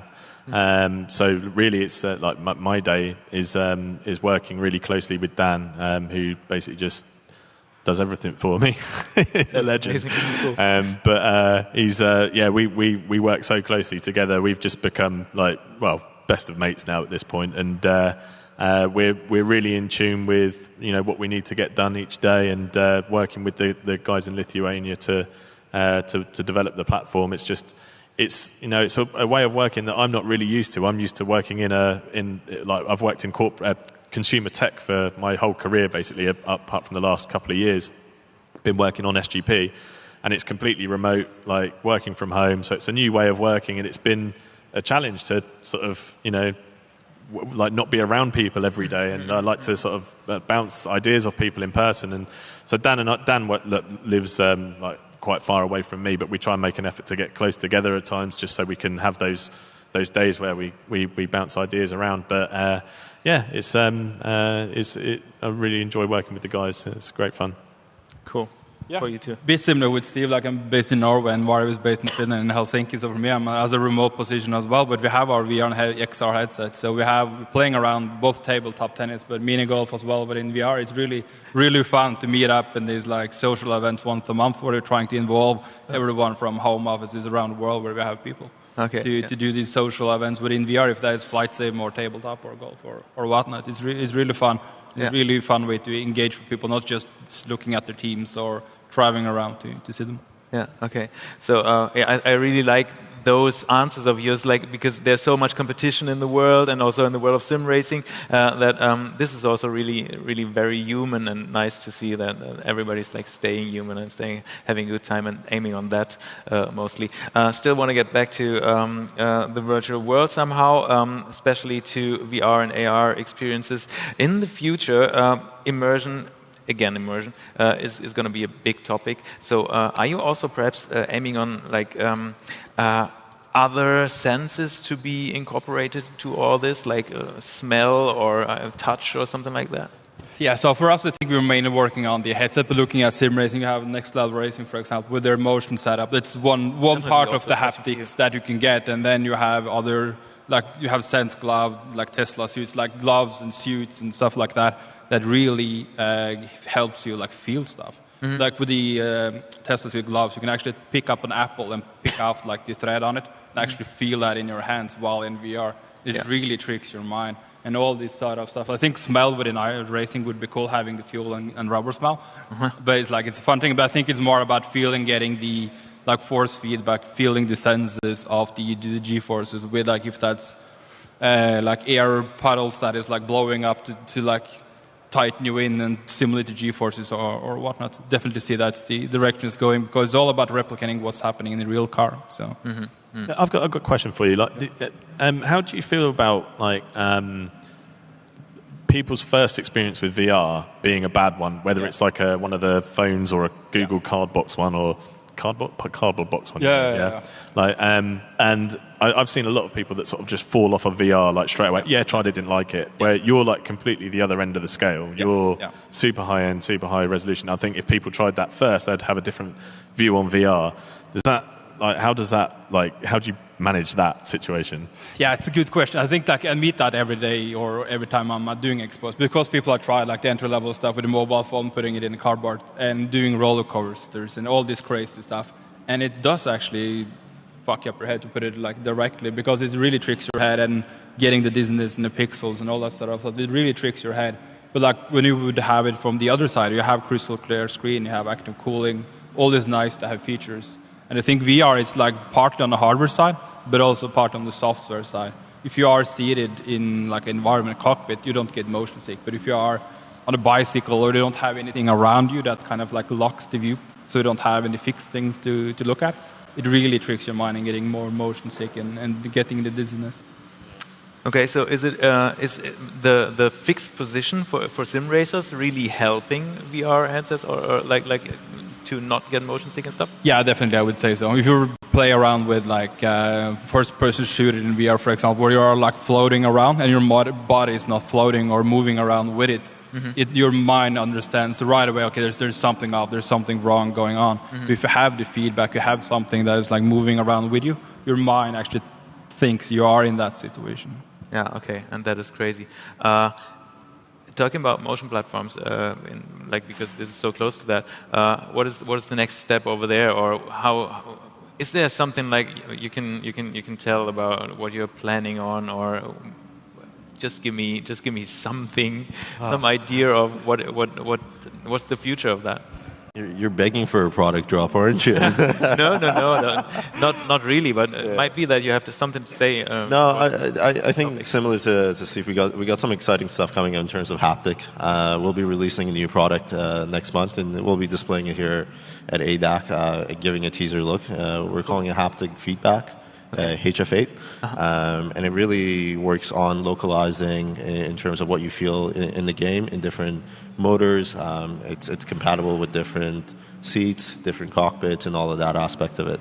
So we'll be showing that. It's compatible with iRacing, Assetto Corsa. It'll be compatible with first-person shooter games and flight simulator games as well. So I guess that's a bit of direction for us in terms of it, is looking at haptic as a bigger thing, creating a better immersion, and combining that with, VR. We actually tried it in our office. It's amazing. We love it, and hopefully once it's released, we can send it to the Warho office, and you guys can give it a try and see if you love it. But yeah, that's a little bit of a step for us in the near future, in the next 2 to 4 weeks. See, guys, it happened again. Yeah. Nice. Yeah, thank you for that. Honestly, it's really amazing. Does it just came to my mind? Does it sometimes happen that you in your offices just have so much fun trying it out that you can't get to work anymore, or just have to make yourself really, I have to go to work now again because it's just so fun? Look, we're pioneers of the industry, so you got to tell the guys to go back to work and keep doing things and stuff like that. But no, for us in the office. It gets really exciting. The guys, we have a couple of cockpits set up in the showroom, and people have a little bit of challenge. Who can be the fastest? A little bit of bragging rights. At Nextel Racing, we also have community events where a lot of the staff get involved with the community and the esports teams that we have partnership with. So that's really awesome as well to see colleagues come together, have a little bit of fun, and after that going and saying, "Why did you bump me? Why did you not bump me?" and have a little bit of chat. But I think the balance is needed for our industry. We're still gaming, we're still fun, but we still got to make serious decisions as well. Yeah, of course. How about you? Well, I've got a leaderboard in the office, which I think I'm top on, Dan? Yeah, I'm top. I'm definitely not. You're the CEO, you're always the top. I think Dan's top. But yeah, no, there's the leaderboard and stuff. I think with the nature of what we're doing is building software, we have to test it. So we do a lot of racing anyway, and then we do racing in the spare time, and so there's a lot of racing involved. But yeah, I suppose it's a bit of a perk of the job, I suppose, is getting to test it, and that means racing. So yeah, it's kind of cool. Yeah. Yeah, definitely. It's all about, it's a perk on the job, and also you have a leaderboard as well, but it's also about like understanding your products, how it works, how the community is and user, how they are using it, how they feel like while using it. So it's important to understand that as well, and having fun while doing it at work, then why not? Yeah, you've got to eat your own dog food, right? You've got to really understand what you're putting out there, and I think it's really important for our team to understand how it's being used and help that drive the direction that we take it. Yeah, no, I agree with you. Like I think we put on 6 cockpits this weekend, and you learn it inside and out. You gotta test it. You gotta be able to stand true to the message that you're gonna send to your customer. So I think testing is really important in any sort of software, hardware, and to make sure that we're giving the right product to the customer. Yeah, perfect. Also, great excuse for having fun. I like the combination of both. Because, prove me wrong, but I think having fun is the best way to improve or to realize something beautiful, something successful, right? So and see. Yeah, if you're not enjoying it, what are you doing? Yeah, exactly. Let's get back to our next to SimRacing.gp. I have 1 or 2 more questions. The professional trophy is also happening this weekend with the finale. So how is it going, and how are you looking forward to it? Yeah, very much looking forward to it. It's been absolutely amazing working with Kavana to put that on. I can't really take any credit for it. Dan, our community manager at SGP and sort of esports producer as well, he's the one that's put all of this together and done an amazing job. And I think we're really excited to see the final and how it all concludes, because there's a lot of money on the line as well. And it's been great to see the professional teams racing in this competition alongside community qualifiers as well. So it's not just, again, like that idea of making it not just about for the top pro teams, but to give everyone a chance. So there was a community qualifier which meant anyone could qualify for it, and we've got some community teams taking part. One of the community teams is actually racing with us on the Logitech booth as well. So it's been a great competition so far. I'm really looking forward to Saturday to see the final. What are your expectations for the future? Of Pro Trophy, hope to do it again. We've got some really good ideas. Dan's been working on some really cool formats. We've again the infrastructure that we've built with SGP means that we can do some quite crazy competition ideas and tournament formats. This one's been quite a straightforward one, actually. It's 6-hour races for pro teams, communities, whatever. But we can do some quite wacky stuff as well. So we'd be interested to see what the feedback is from the teams that have taken part this year, and see if we can do something even better next year. Yeah. Okay. When you say we can do some quite wacky stuff, I of course want to know what that would be. I mean, literally, you name it, and we can probably do it. Actually, like the ranking stuff's going to open up a ton of new opportunities for us when that's rolled out. But yeah, I mean, an example would be we did a race with G2 Esports a couple of years ago now, I think. And it was GT4s go and do a lap, and then GT3 has to chase them down like a pursuit mode. I mean, that's not really infrastructure based, but we've got some crazy ideas, so we can do whatever really. Okay, so is that also already the look out into the future, or is there something else in terms of expectations or challenges for 2023? It's really, again, it's maybe a self-inflicted challenge, is trying to find tournament formats that work for people.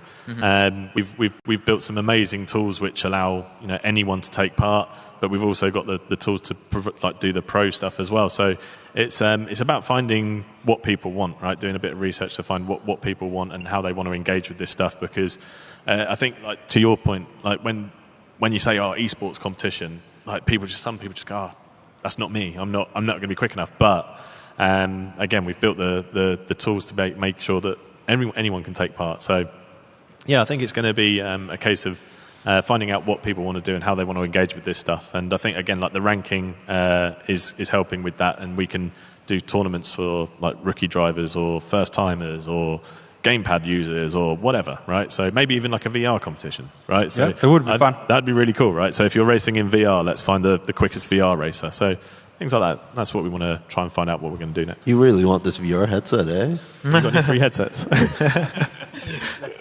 Well, if you're just spinning them around, make sure there's one over here. It's paid advertisement, just VR headsets.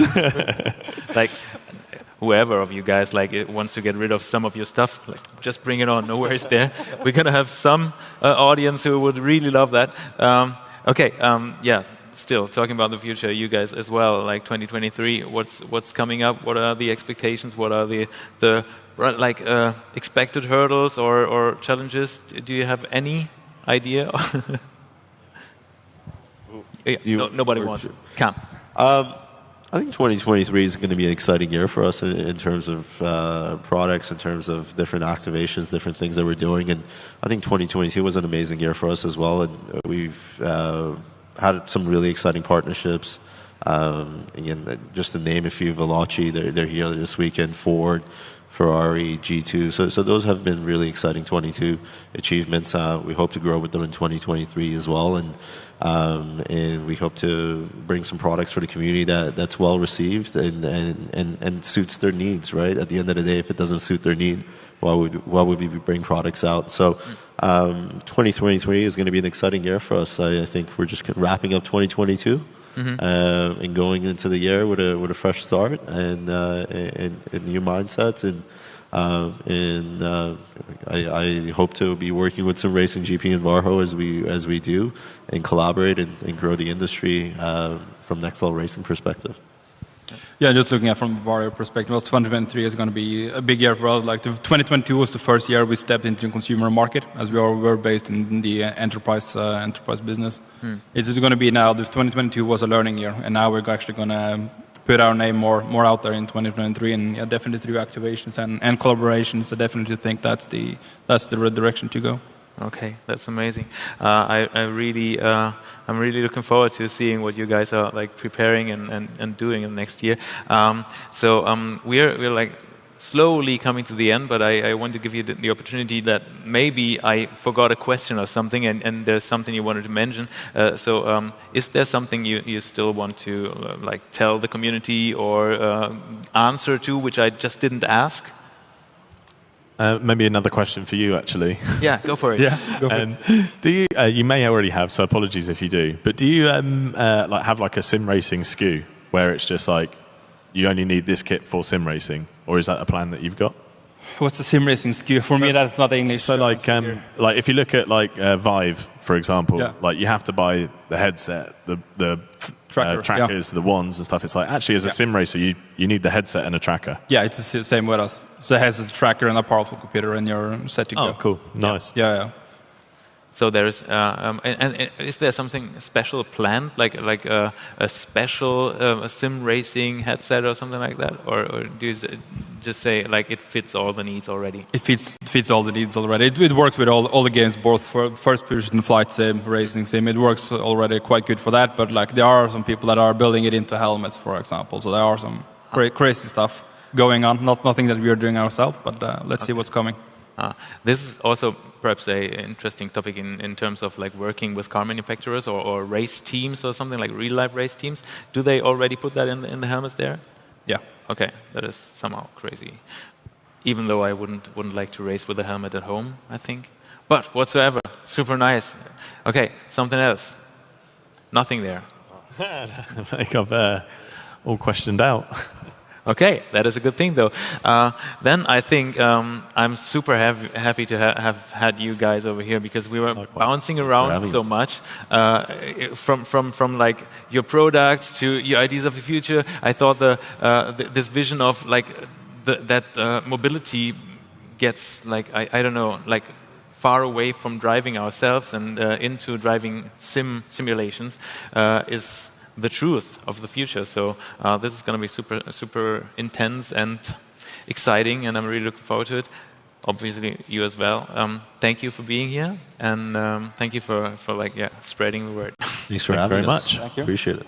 Ladies and gentlemen, Steve Worrell, Cam Kadem, and Rune Huse Karlstad.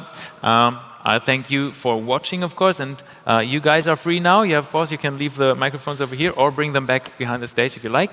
And we are all getting up and getting back to the center of the stage where I hopefully will meet my colleague Luke. Are you already there, my friend? Hi, I'm here. Ah, there you go. That was interesting, wasn't it? Thank you, guys. Yeah. How do you like it? Yeah, it was good. A few exclusives as well. That's what we want to hear. We want to see that throughout the whole week, right? We want to just see people spilling the beans, stuff they're not supposed to say, and they're going to be really in trouble with their investors after this. That's what we want. That's what we want. They don't want that. That's what we want. But yeah, that was really interesting. Obviously, questioned out. How many questions did you ask? Like 70? Yeah, I don't know. It was just like coming out of my mouth. I didn't have control of it. No, it's good though. But again, it was 3 different industries represented there, like massively different industries, all in one and all equally as important for the growth of sim racing and the ecosystem. So yeah, very interesting for me, especially. I was actually out here in the front watching, so that's good. Yeah, okay. Yeah, it's nice. Also for me, it was like really exciting of how we would fit together, like in terms of so many different topics, but actually there is something that combines everything, like wraps it up, and that is the love for sim racing, and somehow like in future that we probably all gonna sim race because like traffic is gonna lower down like for everybody, and we're gonna race at home. Okay, well, perfect. Well, it's enough from us two. I'm now going to introduce the next presentation, which we're not even a part of, which is brilliant for everyone watching at home. They get to actually hear people who talk about stuff that they know what they're talking about. We obviously have no idea. Did you just basically kick me out? I have. You're off. Okay. Bye-bye. Bye-bye. Off you go.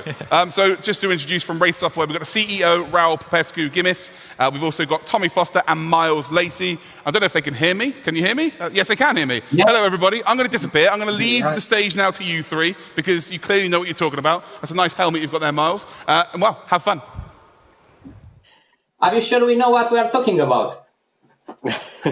Strong assumption there, strong assumption. Nice one. So, hello guys, my name is Raul. I won't even bother to say my surname because it will probably confuse all of you guys. I'm the CEO of Race Software, and today I'm fortunate to have Tommy Foster, a pro driver that I've been engaged for quite a few years right now, and such a talented driver, Miles Lacey, with whom I've been engaged in the past year, and all 3 together, I think we have got some good success this year, I would say. And also, I would like to thanks for the organizers for making this possible at such a short notice, I would say. And thanks for being live now. So, can we put a presentation up?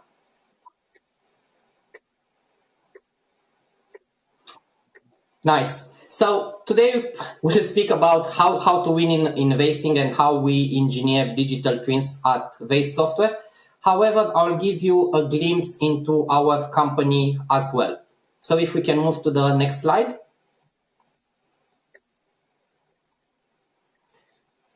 In our company, we have 6 different divisions. iRace, the one that we'll be focusing today to speak more about, it's developing digital twins, but also gaming engines that we implement, and we work with different gaming companies. We also have an educational portal that provides concise knowledge, especially on the suspension and chassis systems. I will give you a bit of glimpse into the different engineering services that we provide, but also a few examples. At the core of our company, it's our software, which is a SaaS software. You can go on our platform and you can start simulating within a few minutes. But also we have been benchmarking different type of vehicles, but also we offer to customers benchmarking facilities. And also we have different programs in which we engage with academic institutions, universities, drivers, and teams, but also partners which believe in our products. So what is Race Software?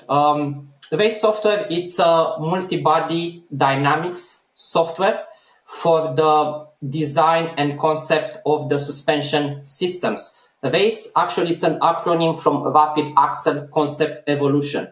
Our software, it's the first in the world that runs in the cloud.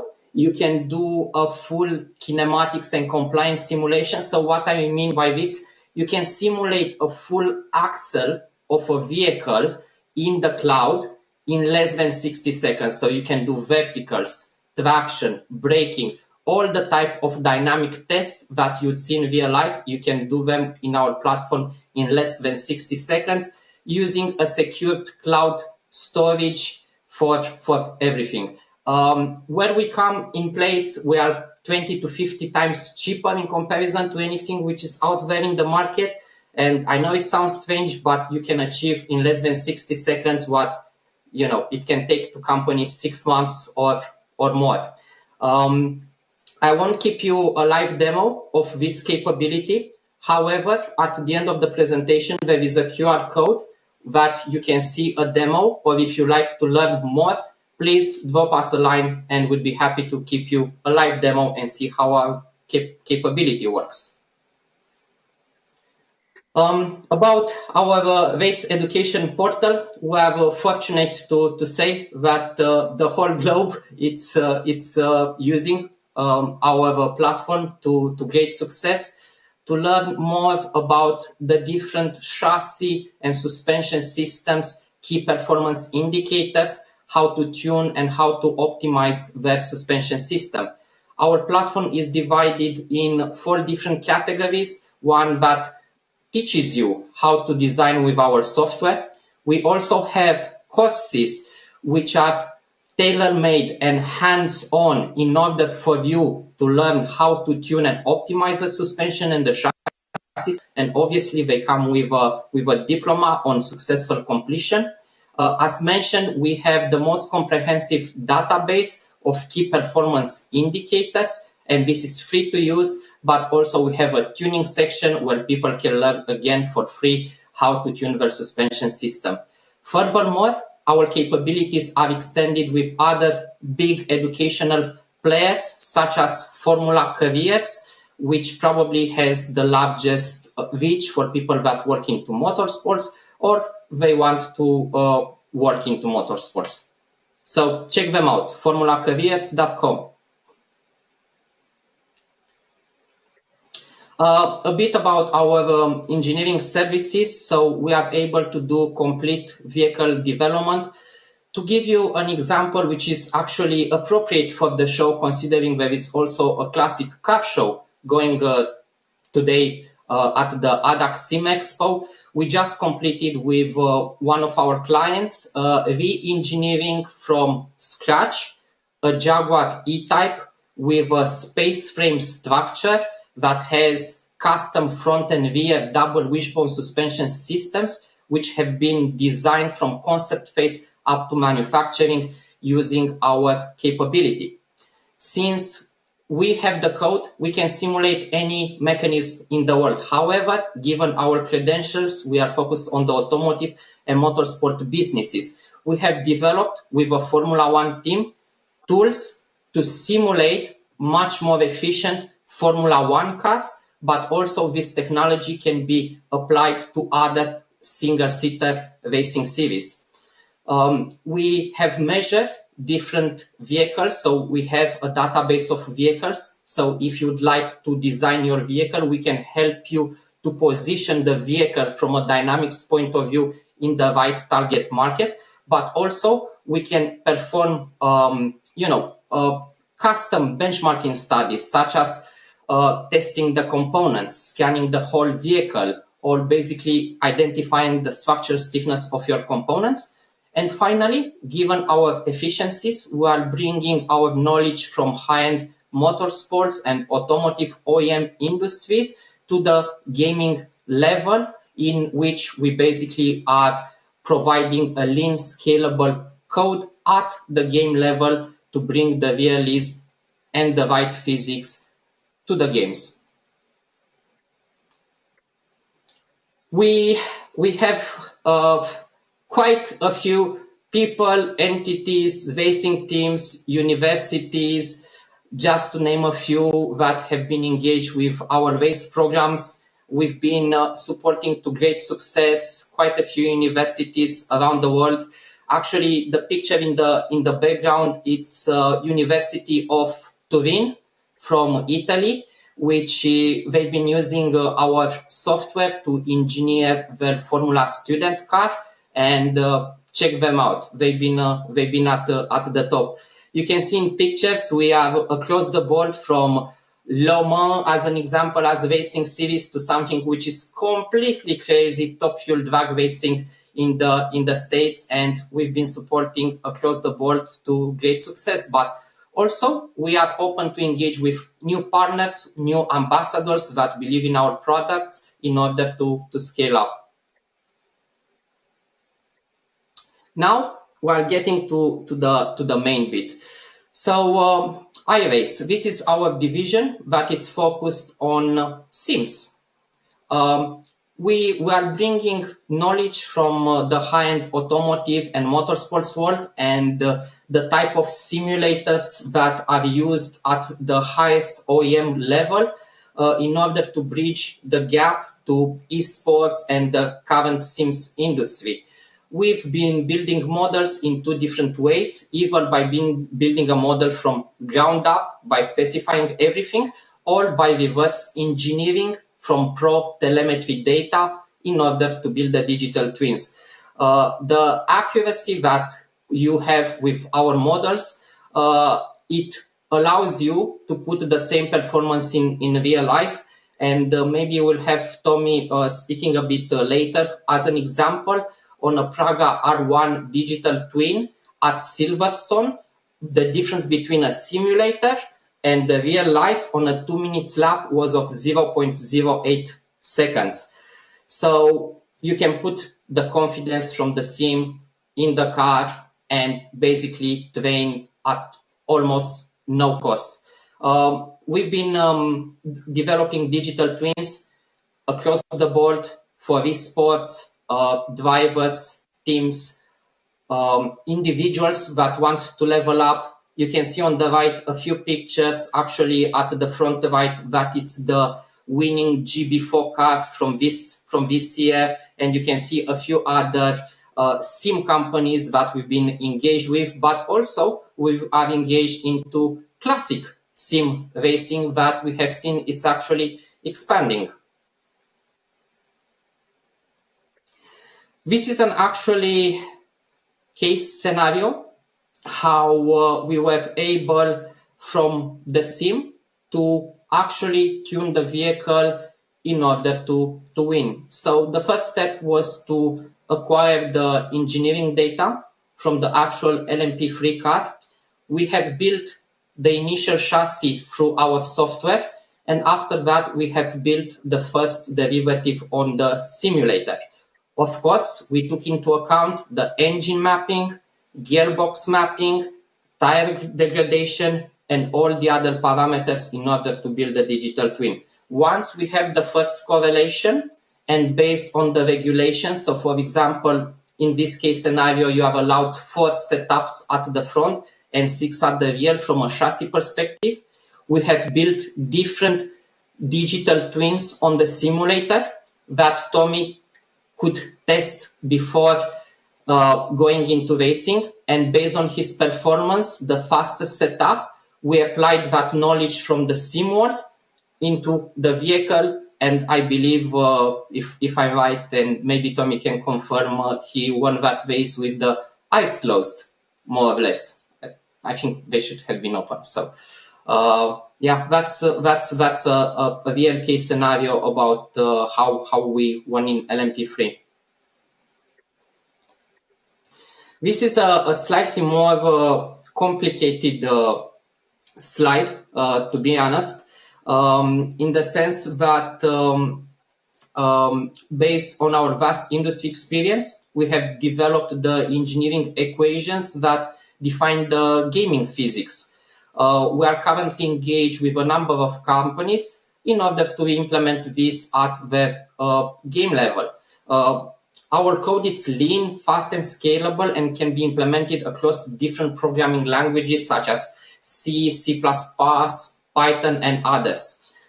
Instead of using a high computational solver, our equations know at each point in time how to provide accurate physics based on the algorithm that we have developed. This way, the computations are limited to the essentials, but providing the most accurate physics, which lead to the realism, predictability, and drivable feeling as in real life. Just a small glimpse, the graph behind, for example, it's the output of the road rendering. It captures the wheel's vertical travel in respect to vehicle's longitudinal displacement. So basically, we are trying to bring high-end, high computational solver capacity in a very scalable, lean manner that can work on everyone's gaming PCs and they can be implemented at the game level. And now that's me, not as good looking as Tommy and Miles, winning in their last race with Prague R1. And now we'll be showing you a totally unbiased video that was shot by Praga, and let's enjoy it.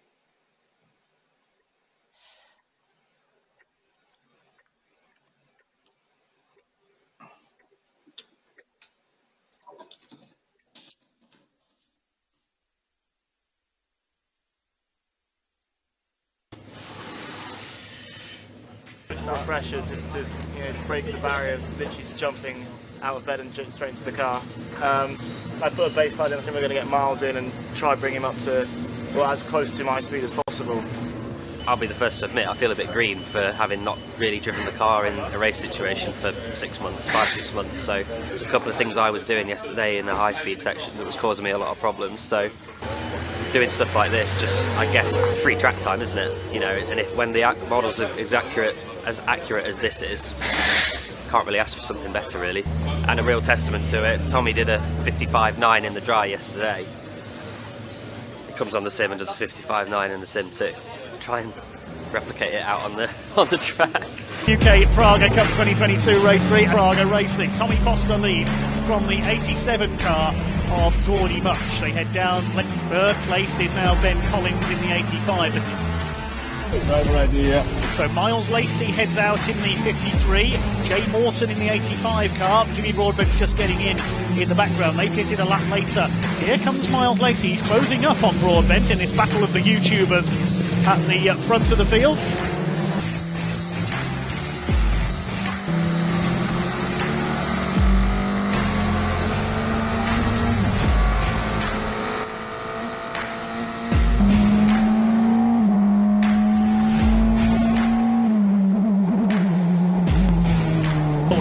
Final lap now on this extraordinary Prague event. There's our leader, Miles Lacey, and Tommy Foster started from pole position.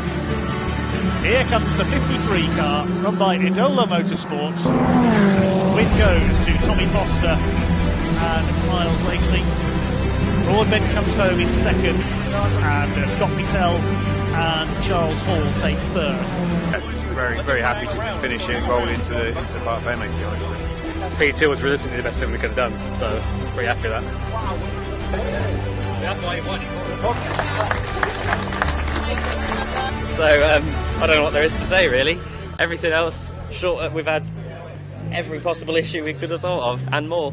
But anyway, we won, so that's the main thing.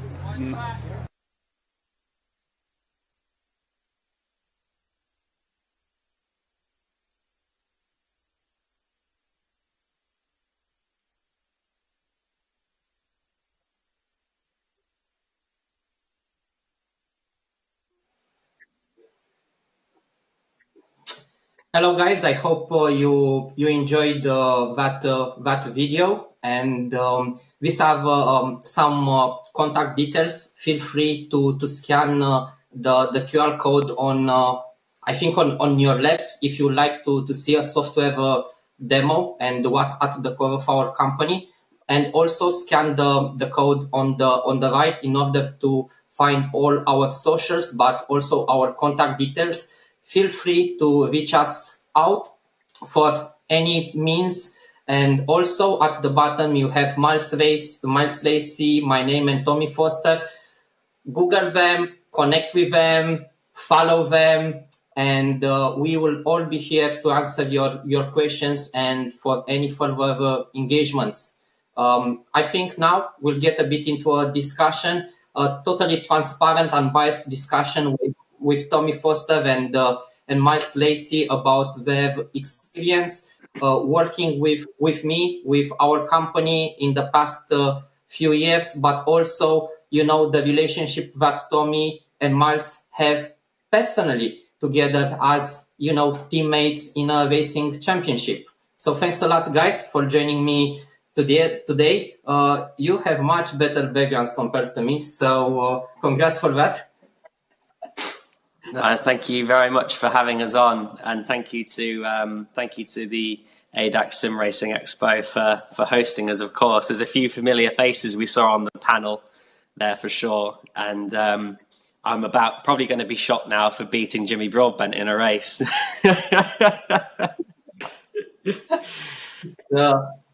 I'm pretty sure, you know, if Jimmy would have had the same digital twin, you know, or if, you know, you never know, maybe the car, you know, you never know all the aspects behind. But, you know, Jimmy, it's a super great guy, and, you know, nothing to say. It just happened to have a tool, you know, to utilize in order to, you know, at least in your case, if that's correct, Miles, on that specific case, to be able to train on the simulator before the event, level up your skills, and actually go the next day and put the same performance from the sim on the actual racing car.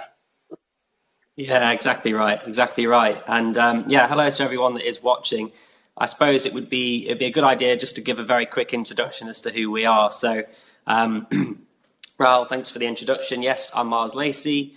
So I've been a professional driver, if you will, for close to a decade now, but certainly not in terms of racing. So my background's in road car development. I was a professional test and development driver for a few luxury OEMs, developing chassis systems and vehicle ride and handling characteristics. So that's my background, but certainly not in race cars. So when the transition came to move to a race car a couple of years ago, with the opportunity that came from Praga, racing for the factory, no less, that was a hell of a transition to make, for sure. You know, not just jumping into any old race car. This is a full prototype aero car, and they're not easy cars to just jump in and get going.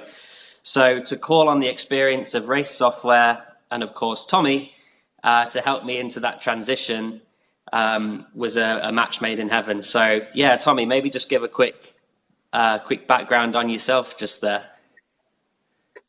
Yes, firstly, hello, everyone. When it comes to racing, it's all I've done my life, since 7, now 20. Been in cars now past 3 years. Big transition.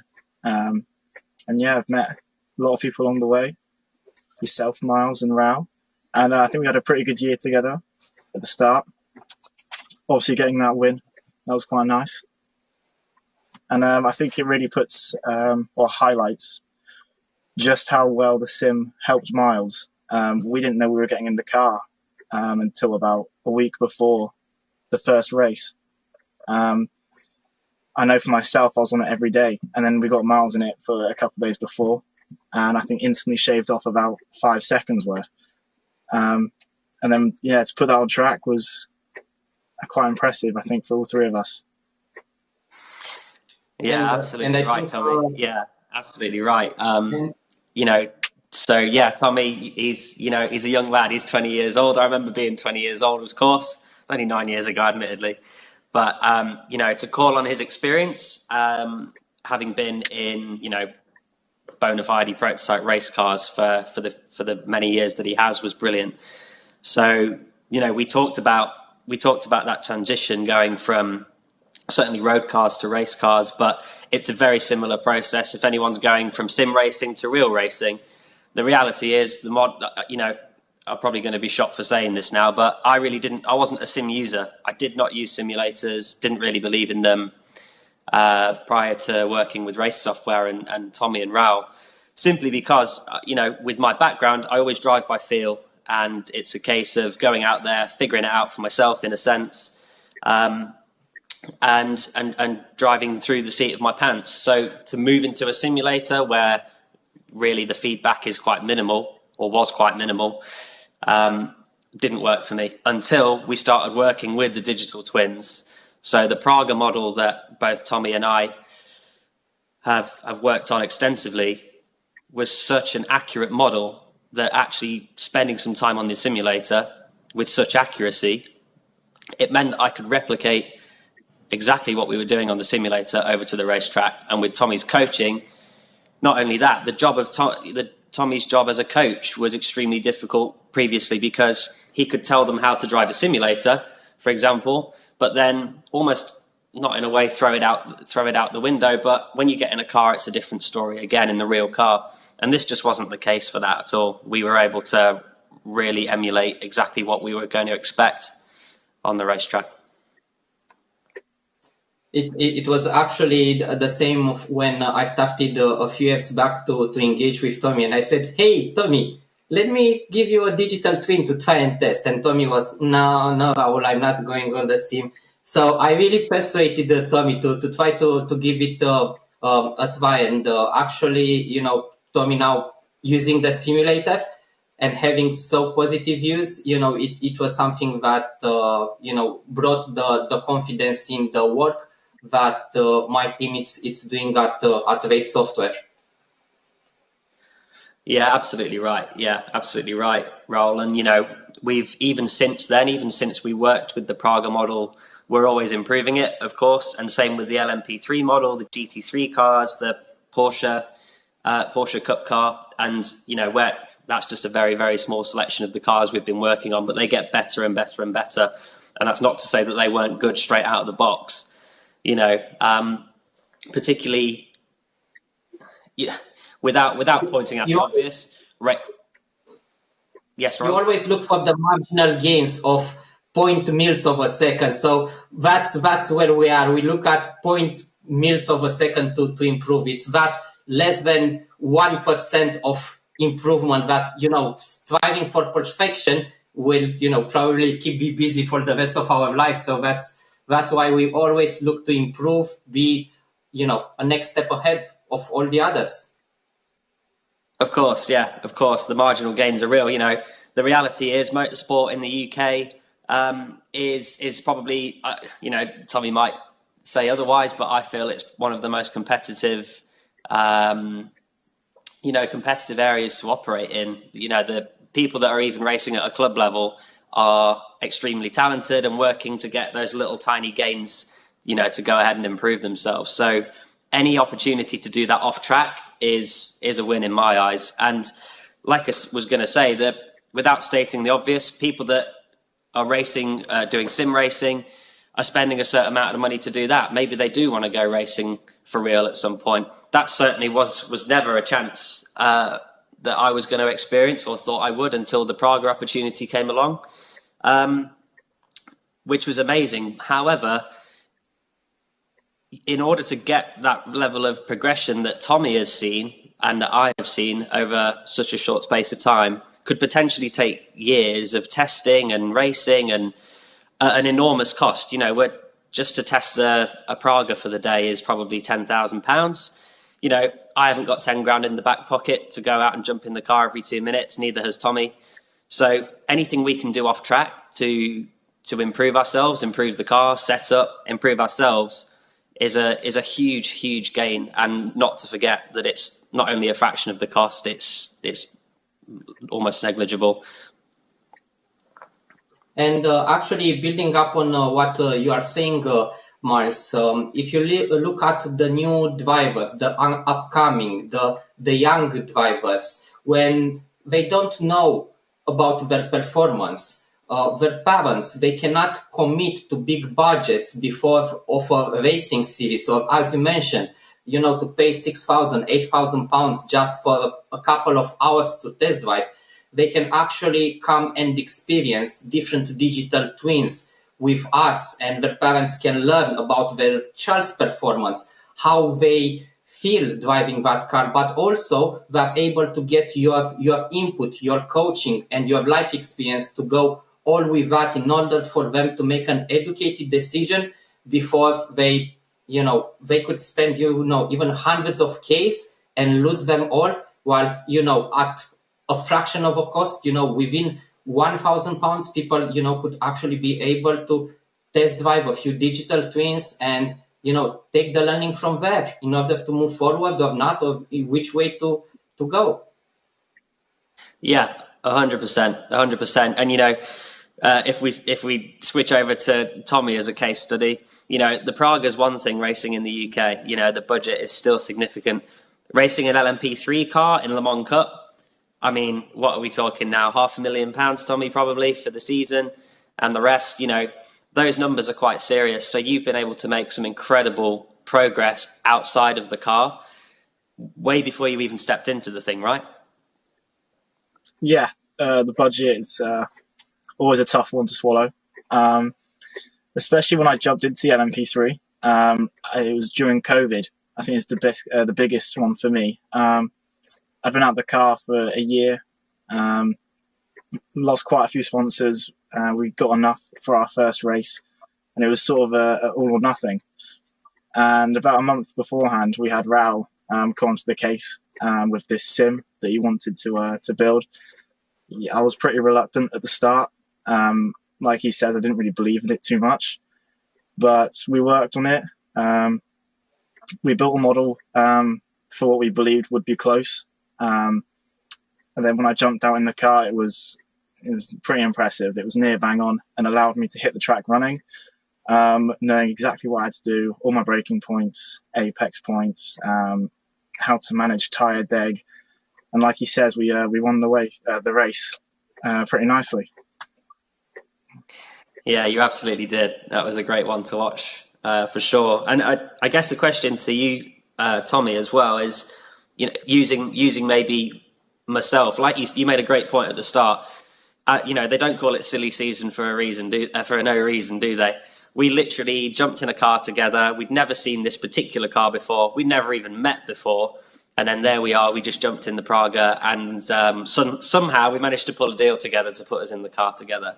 But it meant that we had basically no prep time at all. So in that week leading up to the Silverstone race, we worked very closely. Still only a couple of days really on the sim, and we came out the box swinging really. So, to put that onto you, Tommy, how did you find that coaching someone like myself, but actually working with a really accurate digital twin model?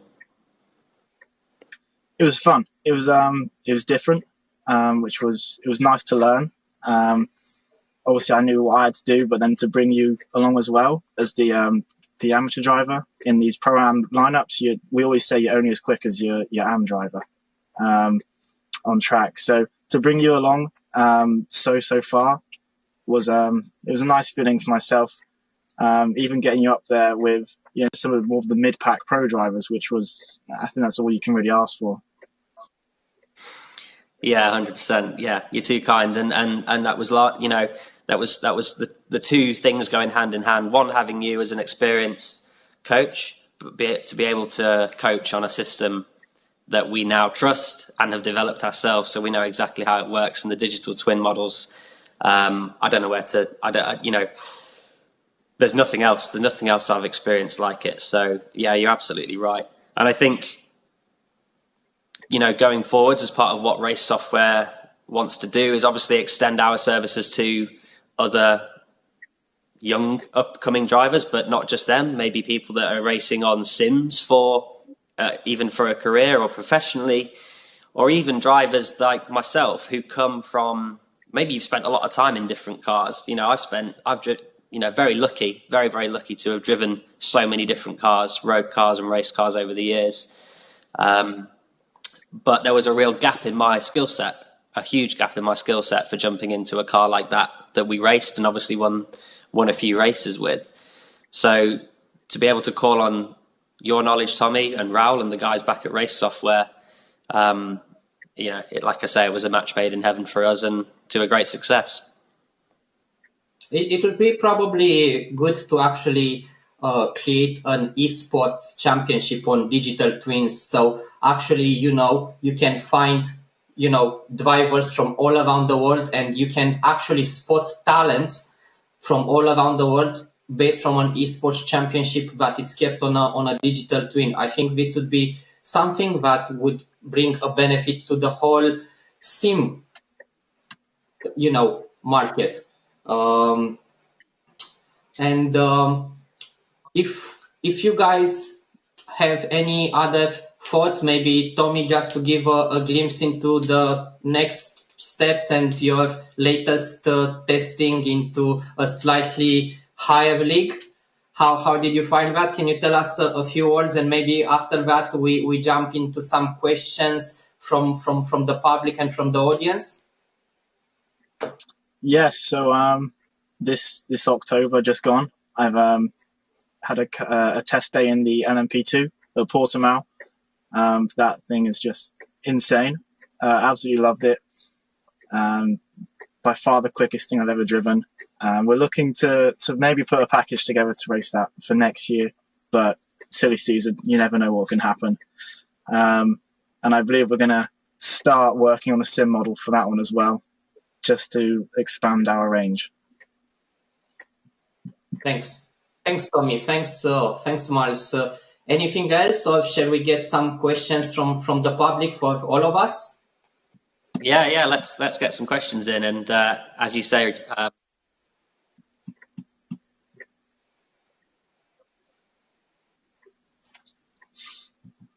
Mm-hmm. Go on. Okay. Well, that was super interesting there. Lots of information, of course. Just so many different aspects around the world of sim racing to get your teeth into, which is really, really exciting. I'm not sure that they can still hear me. I'm wondering, Miles specifically, Can you still hear me? Yes, I can hear you. There's only one reason for you to have a trophy in shot, and that's to be asked about it. So come on, tell us about the trophy. Oh, what, this old thing? Oh, this little thing, yeah.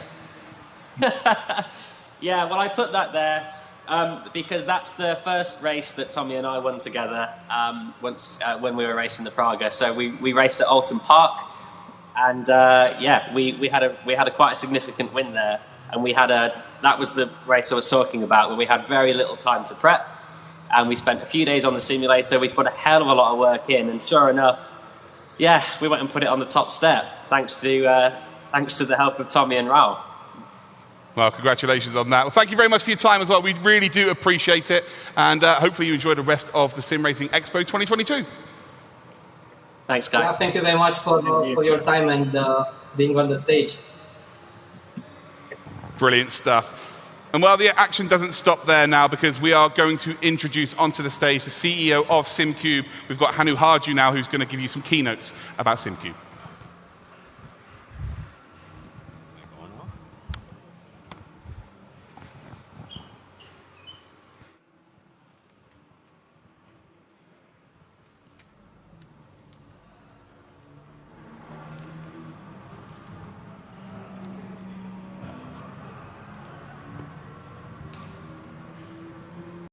Hello and welcome.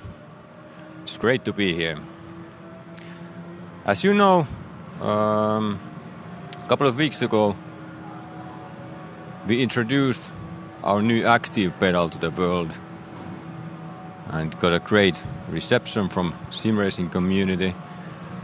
We left something unrevealed, and we will do that today, right now. But first, let's talk about wheels. We checked Formula One wheels and tried to find if we can find something to innovate on those. Didn't find anything yet, but when we were doing that, we found out that, or we stumbled on GSI, which is an American company doing the F1 wheels. And after testing the products and talking with Jose and Daniel from GSI, we found out that we actually share common values and like openness and reliability and that kind of racing spirit with them. So I feel like they're a little bit like American teammates of ours.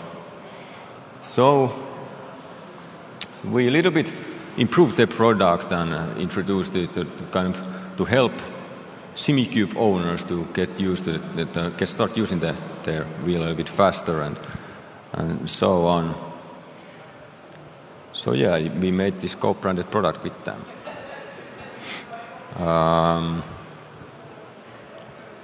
Yeah, and we are starting the sales right now, the actual sales, not pre-sales, with immediate shipment from EU and US warehouses.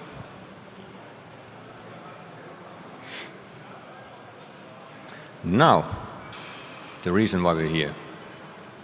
As you all know, Simucube is the most innovative company in sim racing, and we believe that we try to make the world better by inventing new stuff and being sustainable, and the outcome of that is the most innovative products in sim racing that last for a lifetime. So yeah, this is the Simucube Active pedal. It was released a couple of weeks ago. It is the pedal that you can tune and change however you want it. 1 minute it can be a Formula 1 car, and with 1 second you can change it to feel like GT3 car with ABS and so on. There was one thing that we didn't announce, and it is of course the way that how this is connected to the PC. This is one kind of nuance that we improved as well. So with this we are introducing Simucube Link, which is almost like USB but better. Everyone who has built a simulator rig that is like pro level has bumped into an issue with USB because it creates ground loops and that kind of unwanted stuff there. So with this is the first product that will support Simucube Link, and that will eliminate all of those issues as well. So the point is that it is connected to the PC with only one USB cable, and that is then changed into an industrial grade Ethernet where you will connect the active pedal and later on new products as well. All right. The point of the active pedal is that it can be any car you want.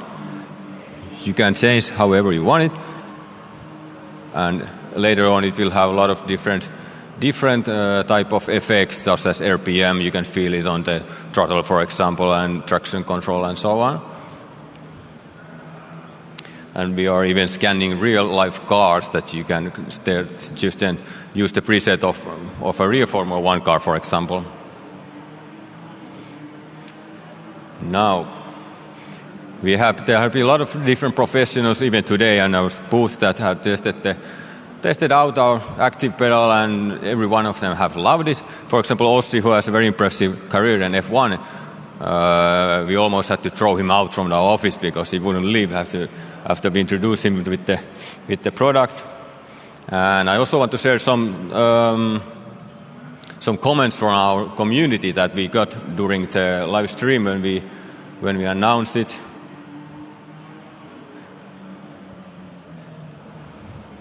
So there was a lot of discussion on Twitch and Discord right after that. You can go there, continue the discussion right now.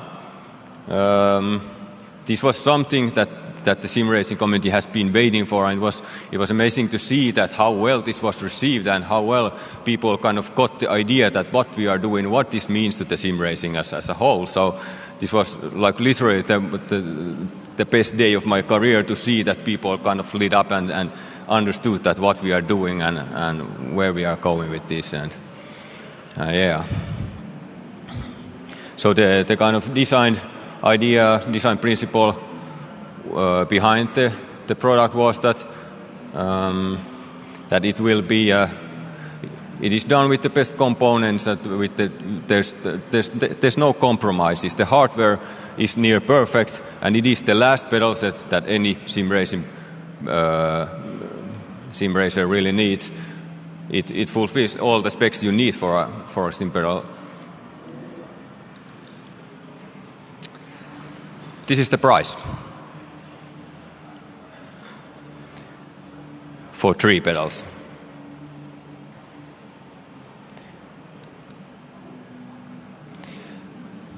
We are now in the phase where we are starting the production on January or early next year, and can change the slide now. And the pre-orders open right now on our side, and many of our resellers listed there. And yeah, right now the estimate is that we start the shipping on Q1 of next year. So we have done the pilot batch, and we have now starting to ramp up the actual production, but it will first take a little bit longer to get everything right. But yeah, don't trust me, come test it. We have it on our booth there, here in ADAC, and you're welcome.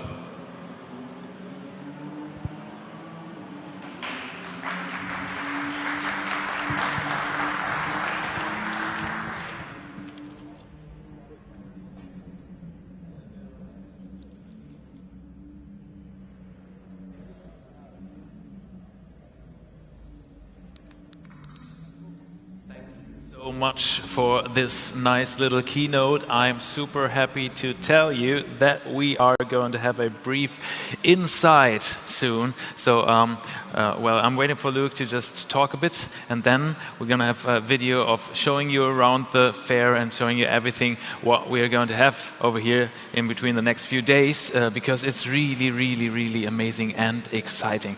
But have you already had a look at the stage? Because this, for me, is also a symbol of how this sport is growing all the time. Like, it's really got very, very huge. We have this panel over there, we have keynotes, and then we have those two Porsches, which I really like a lot, and I think everybody does. So please, please, please, if you can make it happen, just come around next few days and enjoy the SimRacing Expo 2022. If you're really wondering what to expect, then let me just introduce you to our next little video. Our commentator and reporter, Alex, shows you around the fair now. Have fun. It's all about immersion when it comes to sim racing, isn't it, folks? You want to feel what's going on beneath the seat of your backside. Well, here at Vasaro, with their full customized motion-actuated sim regulators, which includes the professional VR Stage 3. You can also, if you're here at the Expo, there's a competition. You can actually win a first place prize of a $7,100 D-Box haptic system and a 50% discount off of any Vasaro simulator. So if you're here at the Expo, jump on, but also they've even got one of the simulators over in the far corner, even has a bit of traditional retro. I looked at the steering wheel and it looks absolutely fantastic. And I'm looking at the dashboard. Oh, that's a good old Lamborghini I spot right there. More than likely, from the 1970s, the Lamborghini Miura, judging by the dashboard. So it's the Vasaro Classic with full motion actuation.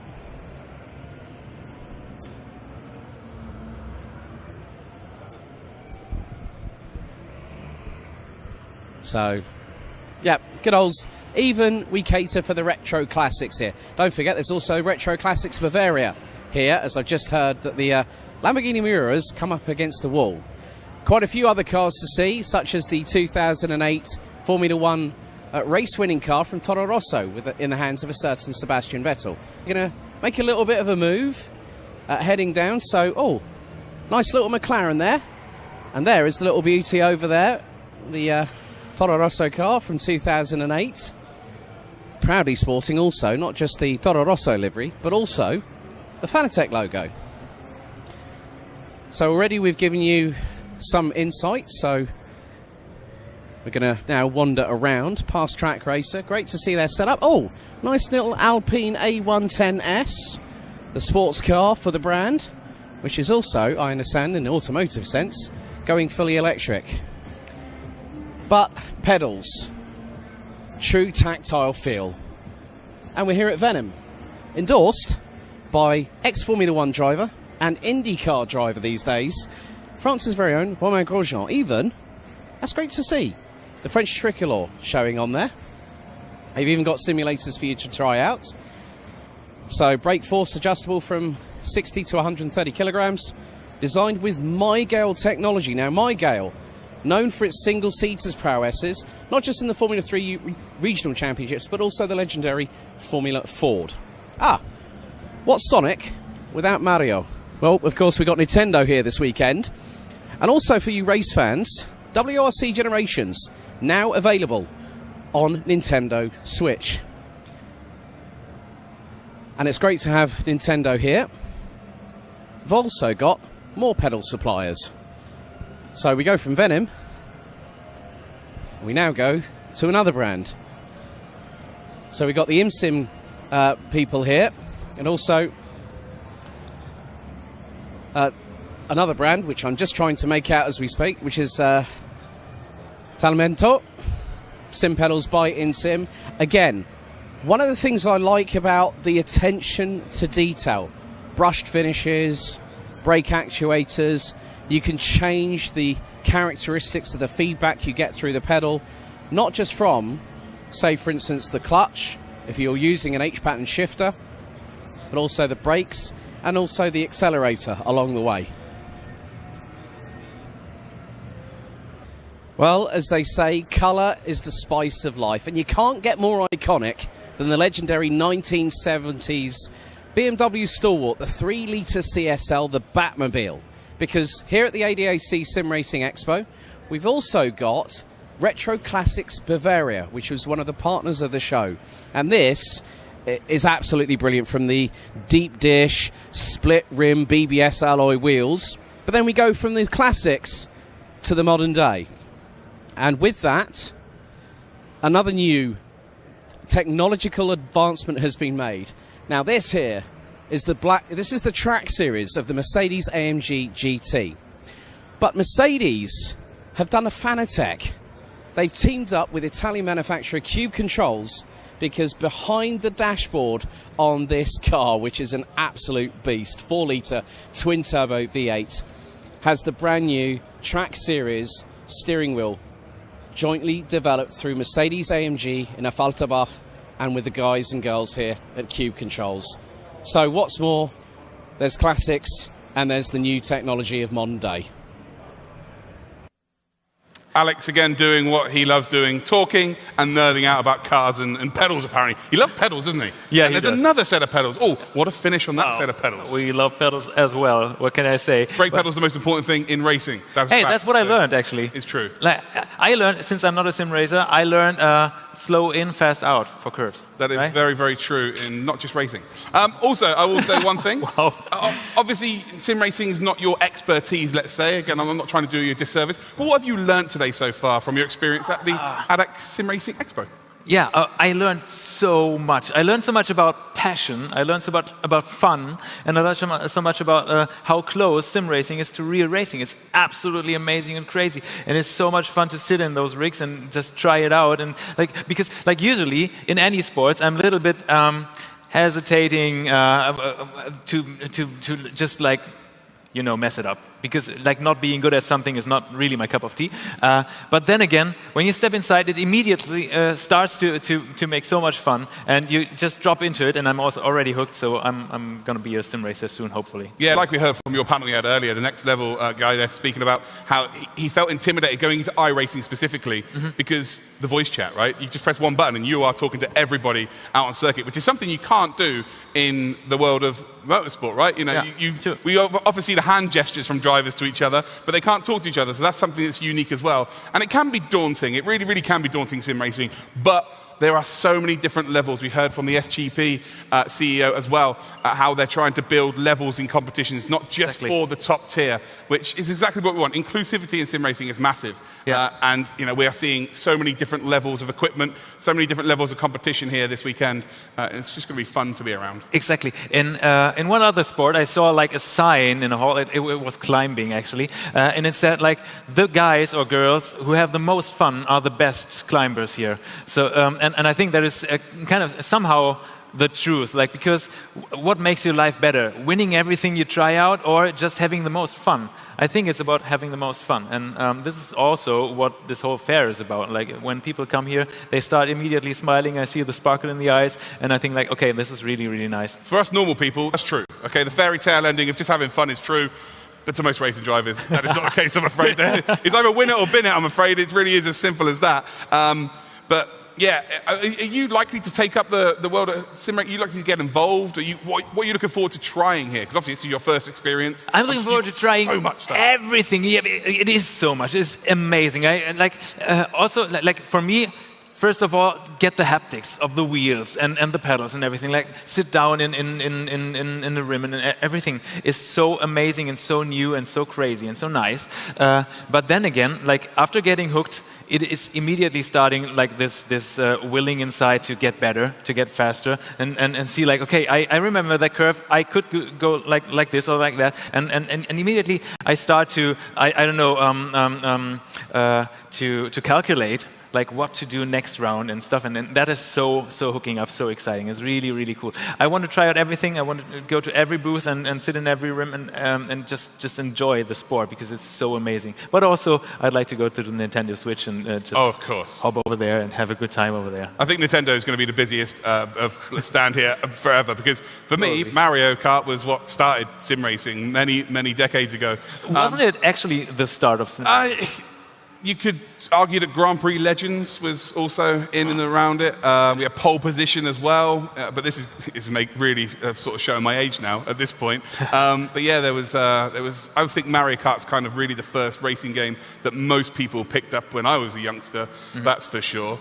But yeah, now there's just so many different options. It really is easy to get involved. There's also communities out there that are also making it even easier to get involved as well. And also, it's not a case of it being daunting because you meet friends via this as well. Yeah. But I will say one thing: in sim racing, there's much more of a retention system. Because in certain other games, if there's no ranking system, you're not really playing to earn anything. But with sim racing, it has its own ranking system in time.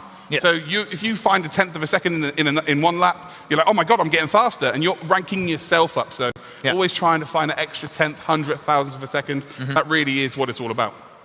Definitely. Also in the panel minutes ago, we had this talk about simracing.gp, where are also ranking systems implemented now, and also for like younger or not so improved players and stuff like that. So this is really super exciting. What's coming up? Yeah, there's also low fuel motorsport. They've got an ELO system, which many people are doing across different games as well. Ranking is crazy, right? As someone who's a gamer, not just a sim racer, a gamer, to try and rank to get a badge or something that you can flex on someone. When you're in a lobby against them, you're like, oh, I've got this. Like iRacing on iRacing. iRacing is the sim that I mostly take part on. Like just seeing that number increase, it's crazy how that makes it addictive. And when it decreases, it makes you want to throw everything out the window. Yeah, including children. So, not that I have done that yet. Thank God you have no controller anymore, right? Like you can't throw it anymore. Oh, how many screens lost their lives? That's a good point, though. The whole controller. Although there's a viable option to race on controller. A lot of people begin that way. Still, many people using controller as well. Yes. But yeah, you're right. The wheels are now so big and so heavy that you can't just fling it out the window. Yeah. Otherwise, you're going to do some serious damage to yourself. Definitely, of course. What did you think about that sentence? I found it really interesting when we had the panel talk, that like the normal traffic is going to lower down in future, or people will not drive cars anymore because it's like the cars drive themselves, right? So all racing and all driving at one point will be sim. Do you think that is the truth, or is it not going to happen that fast? We've all watched Back to the Future, right? We're now supposed to have flying cars around in 2022, and we haven't. So I don't think technology is going to be quite catching up, really, to that level, to be honest with you. No, might be also a wet dream of the manufacturers somehow. Maybe. That's a very strange way of putting it. Well, whatever. And on that Nobody can hear us, right? I'm going to ask you to disappear, I think, because now we're on to the next panel. So we've got some of your very favourite influencers now who are going to come up on stage. And, maybe we will struggle to say things for the whole 4 days. These are paid, basically, to talk for their streams or through their videos and stuff. So they're not going to be able to get a word in edgeways. But we've got Matej Majstorovic. A name that I'm always going to struggle with. I'm not very good with names. So Matej, if you can pop onto stage, please. Yes, while I leave, have fun. Thank you. All the best. I'm not sure if Matej is ready. Or they're coming on the left side, the right side. Hey, we're having fun regardless. Yeah. We'll also bring on Jaroslav Honzik. He drives for Yaz Heat. Oh, there we go. There's Matej. I'm here. If you pop yourself over there somewhere. Sure. Thank you very much. Jaroslav Honzik. Everybody loves Jaroslav. Unfortunately, he's not bought the dog. There he is, always smiling. Makes you sick, doesn't it? Unfortunately, Richard Arnault is not able to join us today from Race Clutch, which is a huge shame. And well, Swelio is already out there. He's no time for messing around. He is a driver coach for Logitech G. Well, first of all, chaps, how are we doing? We all good? Can't complain. All good. It's really good. It's really nice to be here. Yeah, it's really awesome to be here, especially since this is my first time attending the SimRacing Expo. So yeah, it's that much nicer to be here because of that. Yeah. What's your first impressions? Let's just get out of the way. About the event, Yeah, it's just a dream, man. There's a red Porsche right in front of us here. I think we're going to drive it later. Just saying. Whoa, where just did that saying. come from? Yeah, I don't know. It's just like this insanely huge event. So many people that generally don't see each other in person, like sharing the passion like that. It's my first event, a sim racing event like that, and it's like living a dream. Whoever performs the best on this panel gets to do a couple of laps of the hall and that, by the way, just to let you know. Yeah, I saw like a big empty hall. Yeah, there. Sure, yeah. Give me some donuts. Perfect for diesel cars, yeah, or definitely. you can dodge the retro cars out there. I'm sure they'll love that. Yeah. Right, so we're going to bring some questions out then. I'm going to try and have questions where we just have a little chat, basically, where we're all involved, not necessarily speaking directly to you. That's it, get comfortable. Love to see that. Any beers? Any beers? No beers. Okay, cool. So the first question really is, well, we've already asked, what do you think of the SimRacing Expo? But obviously, you have pretty much tried everything in terms of wheels and stuff. Is there anything here particularly that you're excited to see or do? I can start? Yeah, of course, Jardy. Go ahead. Like, 1, 2, 3, just do what you need to do. Yeah, like first of all, like this is such a nerd for sim racing place, and I'm so happy to be here as well because, as you were saying, it's amazing. Because I remember back in the day when you had only CRT screens and everything, we were going to LAN parties with friends and playing sim racing games, and it was so much fun. And this is basically like the same thing. So for me, the first thing is to meet friends and meet my teammates and follow influencers and fans and everything. And then in terms of stands, I'm sold because I have a friend working at ADAC, so therefore I'm looking forward to test everything there, you go, because it's one of the things I never tested yet. So it's an incredible stage as well. Yeah. It is ridiculous. I think one thing that's very important is the competition. The competition makes everyone work harder and develop, and the quality of everyone is just skyrocketing at this point. So there's just so many options available, and all the companies are getting like everyone going DD, everyone going load cell, everyone getting to the slightest detail. So it's good for everyone. It's good for the community. It's sim racing community is just blowing up right now. Yeah, competition is really important, especially since this is a really, although it's a niche industry, let's say, it's an industry that catches a lot of people, you know. A lot of people are all involved, a lot of enthusiasts are involved, and this is something that's really, really, really important, driving products forward, driving brands forward in terms of the communicating with those enthusiasts, those users. So it's really cool to see everyone at one place, everyone talking to each other, communicating, improving their products, getting feedback, and so it's a really nice harmony, let's say, of to have. It's a really good vibe.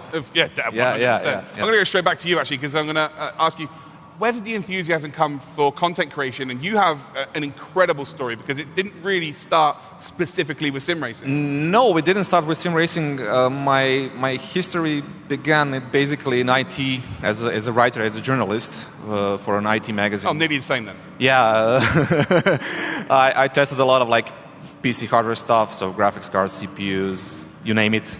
And my love for racing cars in general, it was since I was probably this big, so it just naturally tilted over into sim racing. And then one day the idea popped in my head, why don't I just do sim racing on my channel? It feels natural to do it, you know. So I slowly shifted from PC tech to sim racing hardware in particular. So I do a lot of testing of hardware, reviews, feedbacking a lot of different brands, and yeah, mostly trying out stuff. Not racing that much. I do race in my free time, of course, yeah, but I don't feature it as much on my channel as I do hardware stuff and trying different pedals, wheelbases, rigs, setups, everything. You know, just matching everything.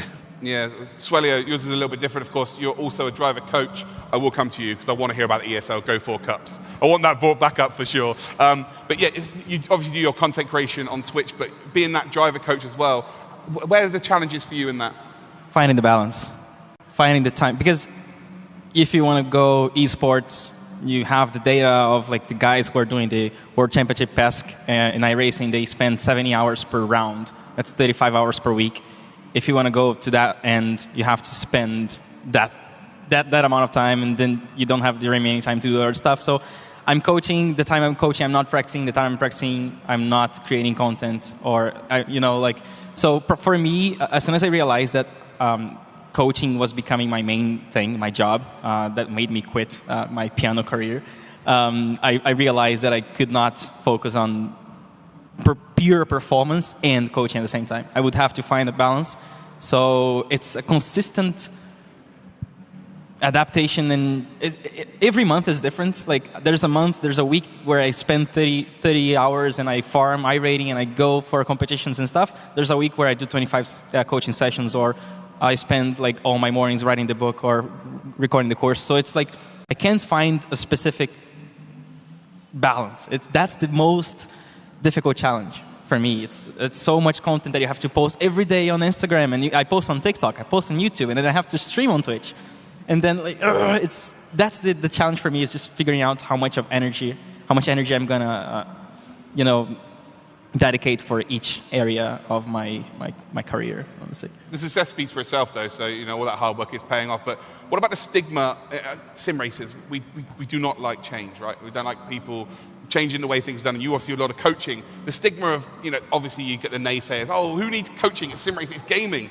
How have you dealt with that? With people who say they don't need coaching, I just don't deal with them. It's their problem. But like for people who want coaching, that's a totally different situation, because the challenge is for people who want coaching but can't sort of figure out like how to improve. So that's where I get in and, okay, let's try to figure out like what you did, how you drove, how long do you drive, what are your bad habits and stuff. That's a totally different area. But I think for this stigma, man, I mean, if you want to get better, you will want to get better. If you put your ego on top of it, then you're gonna just stay on that plateau forever. So I work with whoever wants to improve. But I honestly, that's a very good question, because a lot of people in the racing community still think that you are born fast. And there's a whole totally different, totally different story to that. But yeah.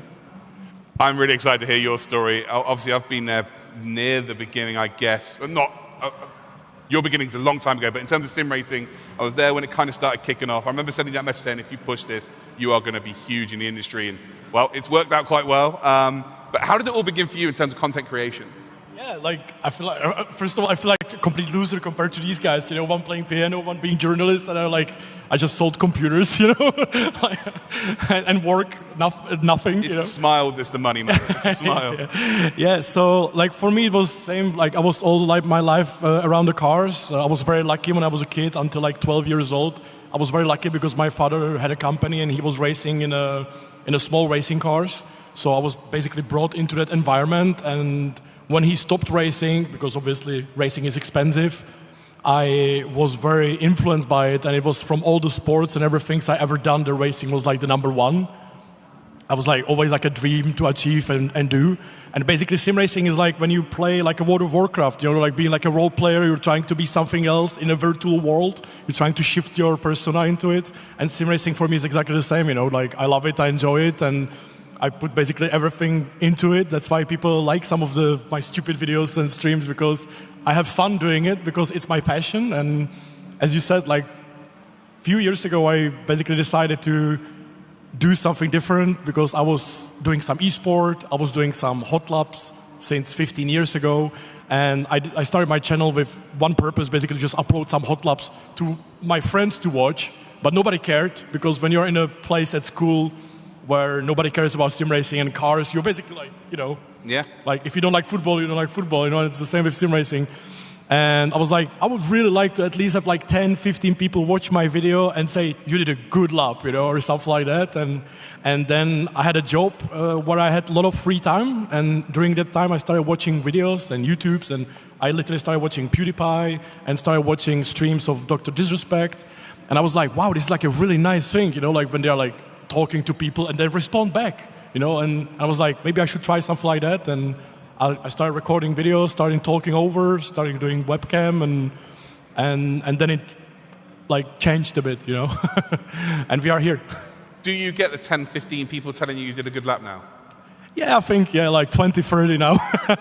Incredible. So obviously for all of you it's a hobby, right? It started off as it's just a bit of fun. You know, you didn't really expect it to go anywhere. But now, your name's in the industry. How do you deal with, first of all, being the spearhead of your own communities, and how do you deal with now brand integration? Of course, a lot of you are now, well, you're all involved with brands per se. How do you deal with that pressure? Start with you. That's actually a good question. I try to be that bridge between the brands and community. So it comes naturally for us to all talk to each other to see what's the best way of building a product or trying it out. So I think one word is pretty good for this is called transparent. Just be transparent about everything, talk to your community, get the feedback, forward it to the brand, and see close the circle, let's say. Yeah. Yeah, I would say that the bridge is a very important point because you can give feedback on both sides, and you can help develop. You can help like tweak and just make the community, just give the features that we actually need and give, the gamer's perspective, the details, and okay, I think this could be like this and that, like this and that. It's also a responsibility because you now represent a lot of people. Yep.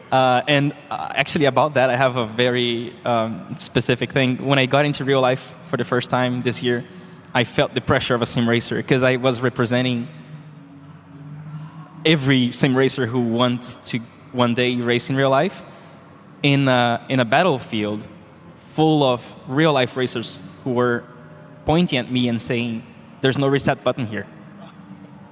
So the pressure is, I have to do well, otherwise I'm gonna, the name sim racer will be affected.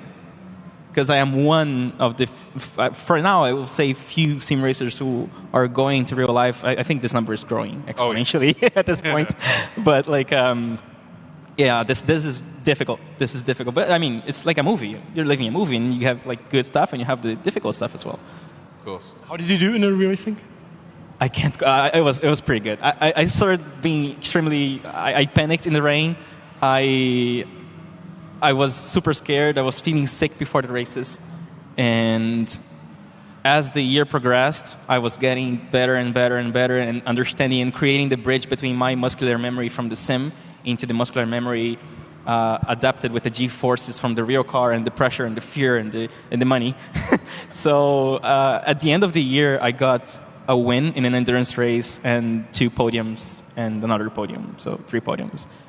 I can't complain. I can't complain because I could have crashed so many times and I avoided some crashes. I had some close calls, and this is actually cool because once I was pushed off to the grass into a flat out corner at 160 per hour, 160 kilometers per hour. It's not ideal. It's like, and then the muscular memory to save the car and not try to quickly get back and then wait until the car was in the tarmac and then finally pushing again, that muscular memory saved me from crashing, and that muscular memory came from sim racing. So sim racing saves my, I don't say life, but saved my, my car from that big crash because if I didn't correct the right way and I had one chance, one shot to correct the car, to save the car from the grass, I would smash the wall at 160 per hour. Yeah. So thank you, sim racing. Yeah, it's all about repetition and muscle memory. Just repetition, repetition, repetition. Yeah. Crash as many times as you can in the sand now. Exactly. I would honestly believe that sim racers are much better drivers on the road and much safer on the road than everybody else, to be fair. Yeah, Moritz Lohner said the same when he first went. He raced at Monza in the DTM Trophy, and he literally said there's no room left in. If there's a gap, someone's just sending it every single time, and it's thousands, hundreds of thousands of pounds on the line with cars. And in sim racing, he says it's just people are clean. They leave you room, like they have to be fully alongside you if they're going to commit, which is so strange. Back to the point though, Jardi. Obviously, your community is huge, massive, by the way. Huge community. You're dealing with a lot of brands these days as well. How are you finding the integration of going from fun to now you've got a lot more pressure on your shoulders? Big show. To be fair, I have a quite problem with that because for me, sim racing is it's like a lifestyle for me because I do it for half of my life, and I love it every single day, and I literally take it as a hobby all the time. I know it pays bills right now or takes care of me or my family, but for me, it's mainly still a hobby. So I have a really trouble transferring from like a hobby to like, let's say, businessman with the brands and such. So I'm quite easy for the companies and everything, taking care. I'm like, yeah, sure, I will do it for free, one more, But no, I take like my main thing is like, after watching all those videos I watched a couple of years ago, like I take like a massive responsibility to, like, I'm like a people's guy. Like always was when I was doing my previous jobs. I was always trying to take care of the customer, and I still take the same. So I really pick companies very carefully to work with, because if I don't trust it, I will not work with it. And therefore, like obviously, it's good for one part, it's bad for one side, but I'm like feeling very responsible in that side because I really don't want to be like one of those people who get hated for selling crypto or something like that to the people. So I'm very, very happy how it behaves. And as you said, the community is absolutely loving and insanely good. So I think we are doing a good job so far and hope it will continue for many, many years to come. So these three are doing so well in the space of sim racing and such a positive impact within the space of sim racing as well. But I just want to lightly touch on the impact of negative comments when it comes to YouTube and Twitch. Of course, we know specifically there's not as many negative comments as there are positive, but they're the loudest and they cut the deepest as much as you say, oh, we don't look at them. But how do you deal with that? To be fair, like I would say it's better for me than it was at the beginning. But also, I feel like the more you grow, the worse it is in terms of hate. Because at the beginning, people just call you fat, and you're like, yeah, sure, whatever, But now they are going. But now, after you go up and up, they are going much deeper. So sometimes sometimes it hits. Sometimes I had like it's not happening every day, obviously, but I feel like that's one of the things that in this particular job you have to really work hard with, if being able to deal with this every single day, almost. So it's almost like when you're doing some office job and by the end of the day your boss tells you that you're absolutely terrible person and you suck and go somewhere, So I think in this it's very hard and I still am very hard working on it. I don't think I'm the best at this because sometimes when I'm streaming people leave some comment that I'm like taking too much eye on it. I'm like, what the hell are you talking about? And for 10 minutes I'm talking about this being stupid and always people tell me like to move on and such, but I think getting better and better. I think it's like you have to learn. It's also good to educate yourself in this way because obviously I think it's way worse when you're like a, let's say, model on Instagram or something like that. But yeah, you have to handle it somehow, you can't get it under your skin. And I think it's always like when you're working out, you have to work on this as well and educate yourself and just deal with it. How do you know about the model on Instagram? Have you got a secret account that people know about? No? I'm a Instagram hand model, secretly. Lovely old job. Matej, off to you. Just to make it easier for you, maybe you can call me Matthew. That's my English name, actually. Am I saying yeah. No, you're saying it right, but if you want to, you can use Matthew also. Brilliant. Cool. Matej Matthew. Yeah. Brilliant. It's basically the same translation. So yeah, I'm trying to make the conversations in the comments as constructive as possible. Funnily enough, the most common comment I get is, why do you brake with your left foot? Like, this is the type of yeah. Everyone giggling. Yeah. Instantly, everyone like, of course. I wish to get a hate I like was, this. I was really, really surprised by that comment. This is the most common comment, definitely, by far. Why do you brake with your left foot? Then I try to explain to them why and everything. Because we were all there in a certain point in time, where we had some basic or no knowledge about something, and then as you progress with age, with trying different stuff, you go slowly up and learn different things. That's why I always try to keep an open mind to new users, new commenters, let's say, who type stuff like that, to try to educate them, try to make a conversation more constructive. Because, for example, since I do a lot of hardware reviews, I get a lot of comments that are maybe negative towards brands because something broke or something is not up to their standard or something like that, because you always hear those negative ones. You don't hear those positive ones. That's the issue. And this is where I try to take that comment, try to make a conversation out of it and see what's actually wrong, forward that feedback to the brand and see what can be reprimanded, try to help them out in the future purchase, or the most common thing I get in terms of those negative comments is my accent. I am talking English, so yeah, I need to work on it a little bit more, but this is something that doesn't bother me at all. So yeah, I've been reading comments about Jardier for time, and I'm just like, this guy speaks incredible English compared to what their Czech would be. It blows my mind that you speak such good English yet you still get stick for that. But it's always stupid comments, isn't it? It's always comments where if they just spent 10 seconds thinking, it would never have been posted. I'm really interested to hear your answer on the negativity, because we're a little bit older, so we've got thicker skin, I guess. And I don't mean any disrespect by that, but being a bit younger, you've probably not had to face it for as long. So how do you deal with it? Actually, I think I learned something with my girlfriend some time ago. She said that whenever someone offends you, the problem is on the offender. Like the problem is on the person that is, like, why is that person throwing out a negative comment? Because that person is not happy with something. That person is like, it's just like that person is spending that much energy with something that is useless, So whenever I get these negative comments, I figured out, okay, it's not me. It's like that person. Of course, there are some constructive negative comments. Hey, this is like this, and technical negative comments, I will, of course, consider them and try to improve.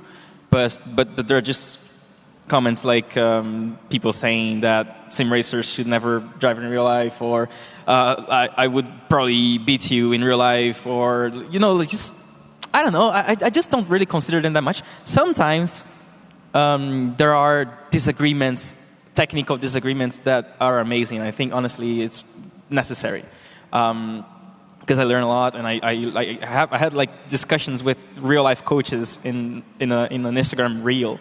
That was amazing, like the opportunity to reach such people all over the world. But the empty negative ones, I think you can just ignore. It's a little bit difficult. Sometimes it hits. Sometimes, like if you're not in a good mood and you get the notification on your phone and you just like someone attacking you, some random person attacking you, it hits you. And sometimes I even feel like responding with something also negative, but then no, I'm not like that. Let's not do that. So it's part of the job, honestly. You can't run away from it. And the more people, you can also think statistically, right? If you have like 10K and 1% is negative, when you go to 40K, you're going to have 4 times more negative comments. It's just, you cannot run away from it. Just deal with it. Find your way to be good, because it's not going to stop. No, absolutely. And I would go as far to say, as if you do receive negative comments on the internet, just look at it and think, if they had 10, 30 seconds where they thought about before pressing that send button, would they have sent it? They probably wouldn't have done. So yeah, that's what I would say on that remark there. Next question is, obviously we see you live, we see you in videos. What is the most important thing outside of what we see, behind the scenes, do you would say, for your success? Anyone? Yeah. For me, it was probably my partner, Gabriela. She really helped me a lot, because I was having a job for very long. I had some jobs in my past. I'm old, obviously, so I obviously work a lot. And then I had a job for 5 years, and after end of the job, I started doing the videos, and I had 5,000 subscribers back in the day, and just doing this as a fun, as a hobby, making $100 per month, and then I basically stopped working the job, and I was searching for something that I would replace that job with, and I was like, I really don't want anything else, I really enjoy this, and she was maximum supportive and taking care of me and really helping in this area. So that was really nice, because we had a very safe home environment when it was possible. That's great. I would say for me, I just never get satisfied with what I do. I want more. I want to improve. also my musical background. I have a master's degree in piano, so I spent 16 years. Every day had to be a little bit better than the day before. So this flow of being out of your comfort zone all the time and like trying to learn new stuff. So I think that's very important. I always wanted to study. Like I always wanted to watch other streams, for example, and see what they're doing, like how they're chatting, the positioning of stuff, and like the frame rate, like everything I'm always absorbing. Dan Suzuki?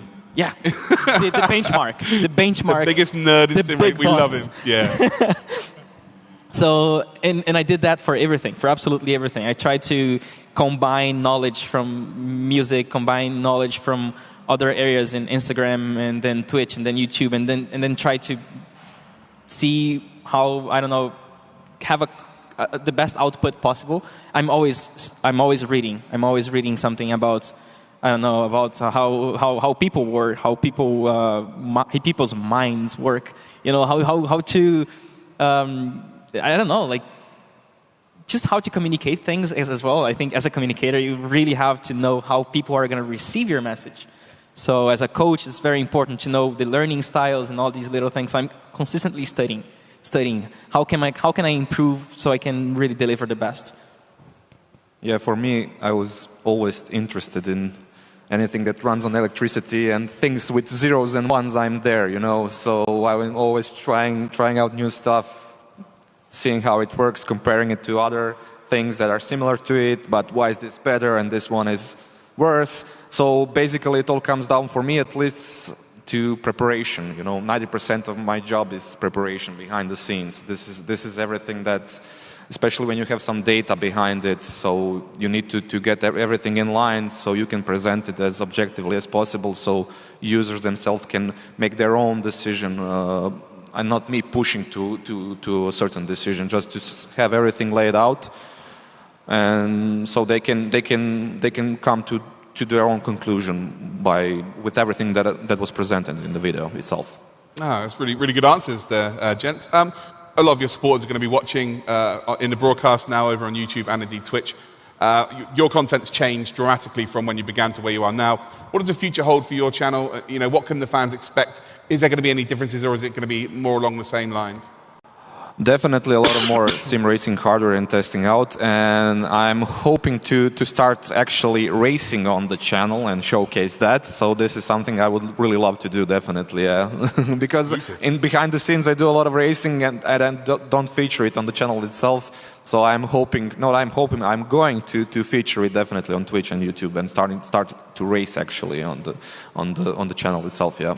I'm really interested to find out how that will come about, actually. That's going to be probably a lot of visiting to the barrier and crashing and, yeah, walls.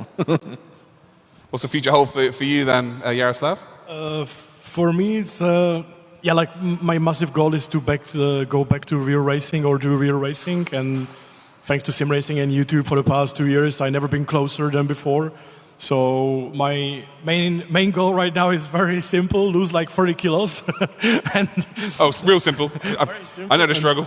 And I'm working on that, and then hopefully I'll get to the race car and try to represent the sim racing community even better.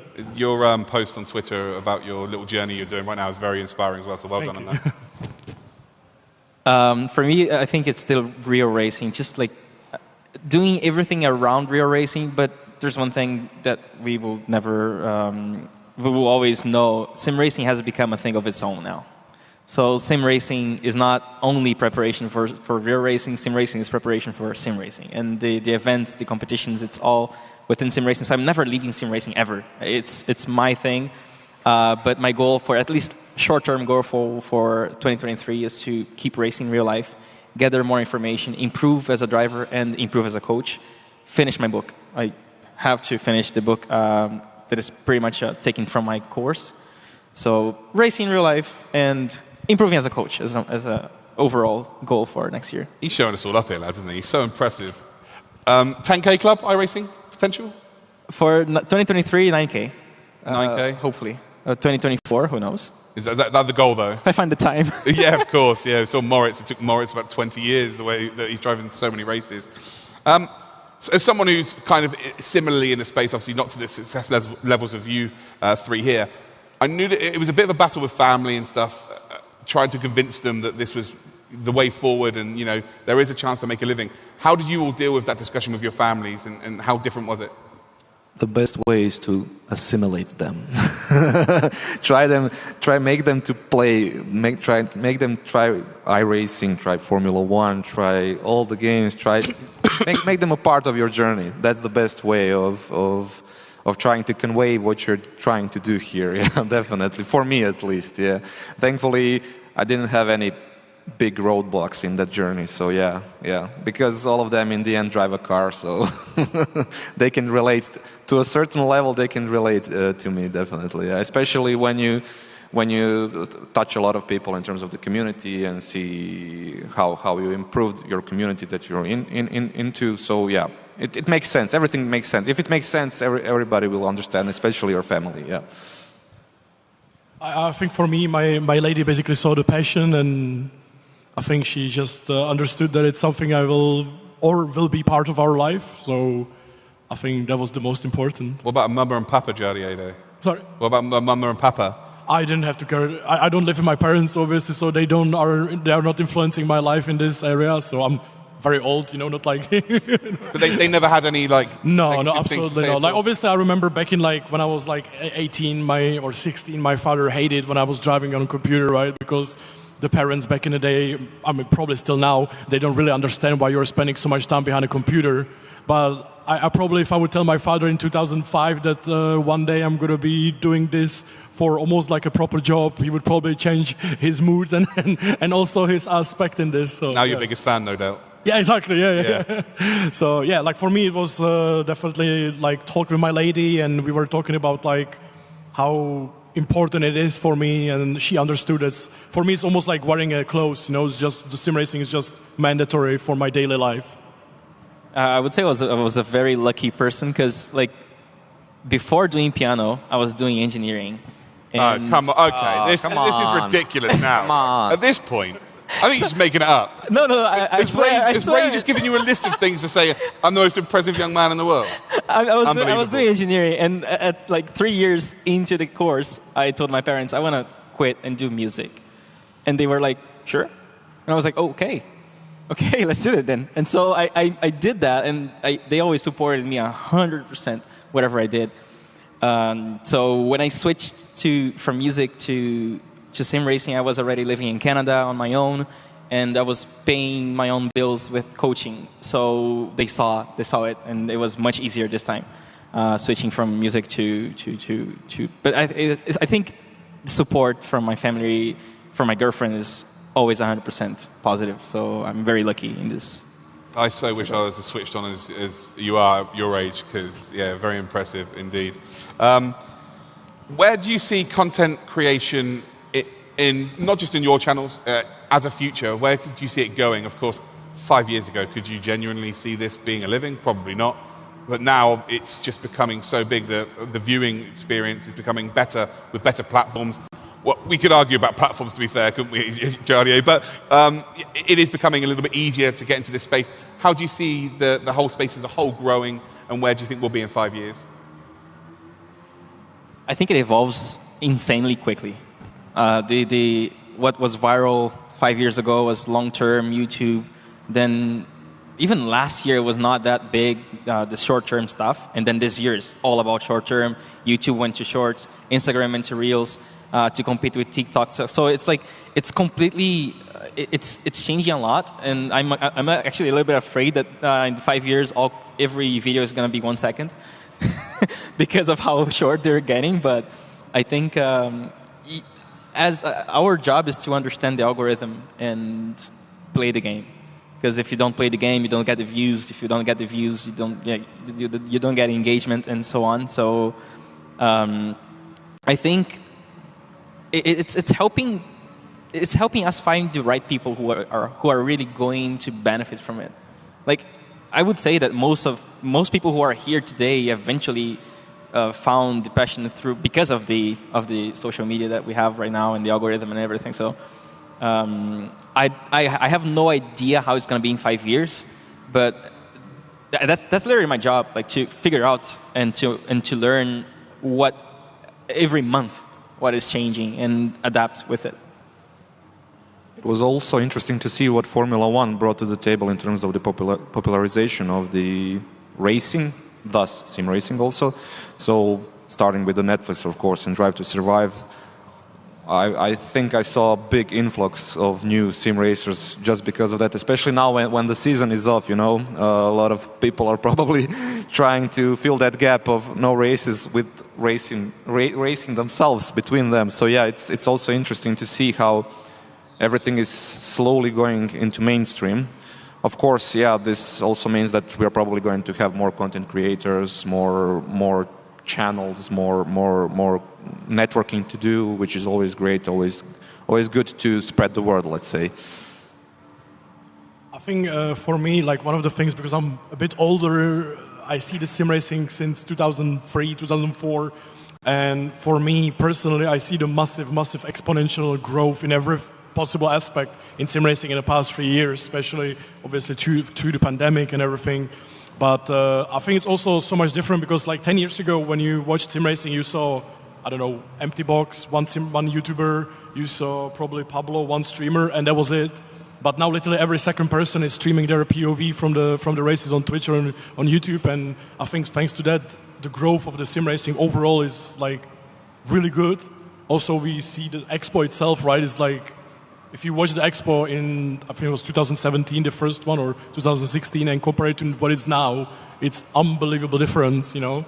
The brands, the companies, the sim racers going to real racing, Formula One drivers streaming on Twitch, you know, and racing and whatever. I couldn't never imagine 15 years ago that I would be racing in the same race with Charles Leclerc or something like that online and talking to him on voice chat or something like that, you know. So it's unbelievable, and I think in the 5 years, I think we're going to see way of more.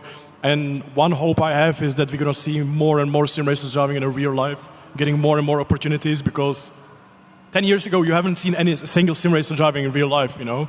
But now in the past 3 years we have so many, and they are proving that it's good. Yeah, they're not just in the exactly. they're doing well. Yeah, exactly. Like even from like, let's say, very amateur level, they are going to like high podiums and winning the races.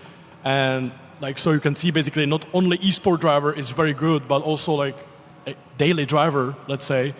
And I think it's proving more and more in this. And I think in the 5 years, we're going to see like a massive combination of real racing and sim racing if you're going to be going this way. And I think that obviously in terms of content, this is, as you said, like people are doing shorts and reels and everything. So it's basically like a daily thing for people to stream or post a video and such. So I think it's going to be insane what we're going to see in Sim Expo in 5 years. I think you mentioned something cool. Like you said that like the sim racing is going to become a part of a prerequisite for real racing in the future. Think about a generation right now, like the kids that are like being born right now, they will start with sim racing and karting, not only karting. Possibly they will have even more sim racing than karting as a preparation for real life stuff. So think about Max Verstappen and Lando Norris, the two youngest ones that were heavy sim racers. So I think it's a shift that you can't run away from it. I quite literally was having a conversation earlier on, again, not going to mention any names, where I was discussing the impact of sim racing and karting, and like, you know, the money involved in sim racing is far less than what you would have in karting. And we're seeing a lot of series in terms of, you know, for instance, the ADAC, they've got loads of different championships that kind of all linked with each other. You win one, you move up, and move up, and move up. And I would like to see sim racing be on level par with karting as an entry into, and I think we're seeing that. We're seeing the bridge of the gap. Anyway, I'm not here to listen to me. We've had some really good insight from you all, but now this is the real fun part. I want to hear the highlight of your career so far. What has been your favourite bit? You're probably just going to say all of it. But yeah, genuinely, what's been the highlight for you? And what was the biggest reward or gratification that you made the right decision to take this up as a career? Anyone can take this. Unless you've had no highlights, guys. Well, off we go. Thank you. I'm just thinking, everybody's like, trying to get that film. What was the highlight? Yeah. Swelly's got like 8 degrees he's got to mention. I have a phone call as a highlight. A phone call. Like, I remember the day, I remember the time, what I was doing. Like, just after lunch in my place, get my phone. Hey, do you want to race in real life? Just like that. Like, it's a guy, Mark Andres again from Apex V2R, which is a Canadian racing team. And V2R means virtual true reality. Wow. So did you cry? Almost. Absolutely. I'm very difficult. So he put me in a real car, coached me, and then said, okay, so you want to do a full season? And that was it. Like the guy like picked a sim racer and transformed me, into a real race. I think that was the biggest highlight. The second highlight is Logitech recognizing my work and really like solidifying my career as a main thing now in my life. Now I 100% can say that I work with sim racing. And thank you, Logitech, for that. For me, highlight, I have several as well.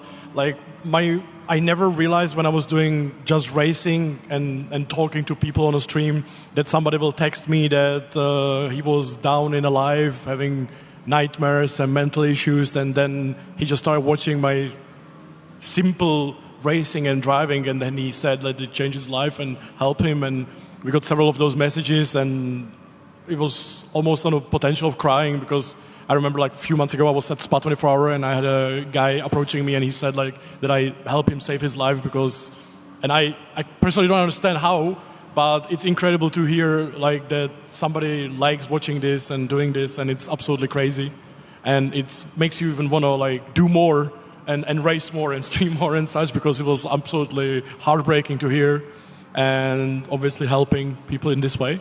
And then highlight obviously was, well, for about 15 years I was trying to get back to real racing, and obviously real racing is very expensive and it was impossible, so I was trying to work myself in the jobs and try to get promotions, get more money from the jobs and such, and nothing really got me really close to the real racing, and until I started doing YouTube and started doing these things, and suddenly I also got a call and I was like, hey, do you want to drive Lamborghini, and I was like, what?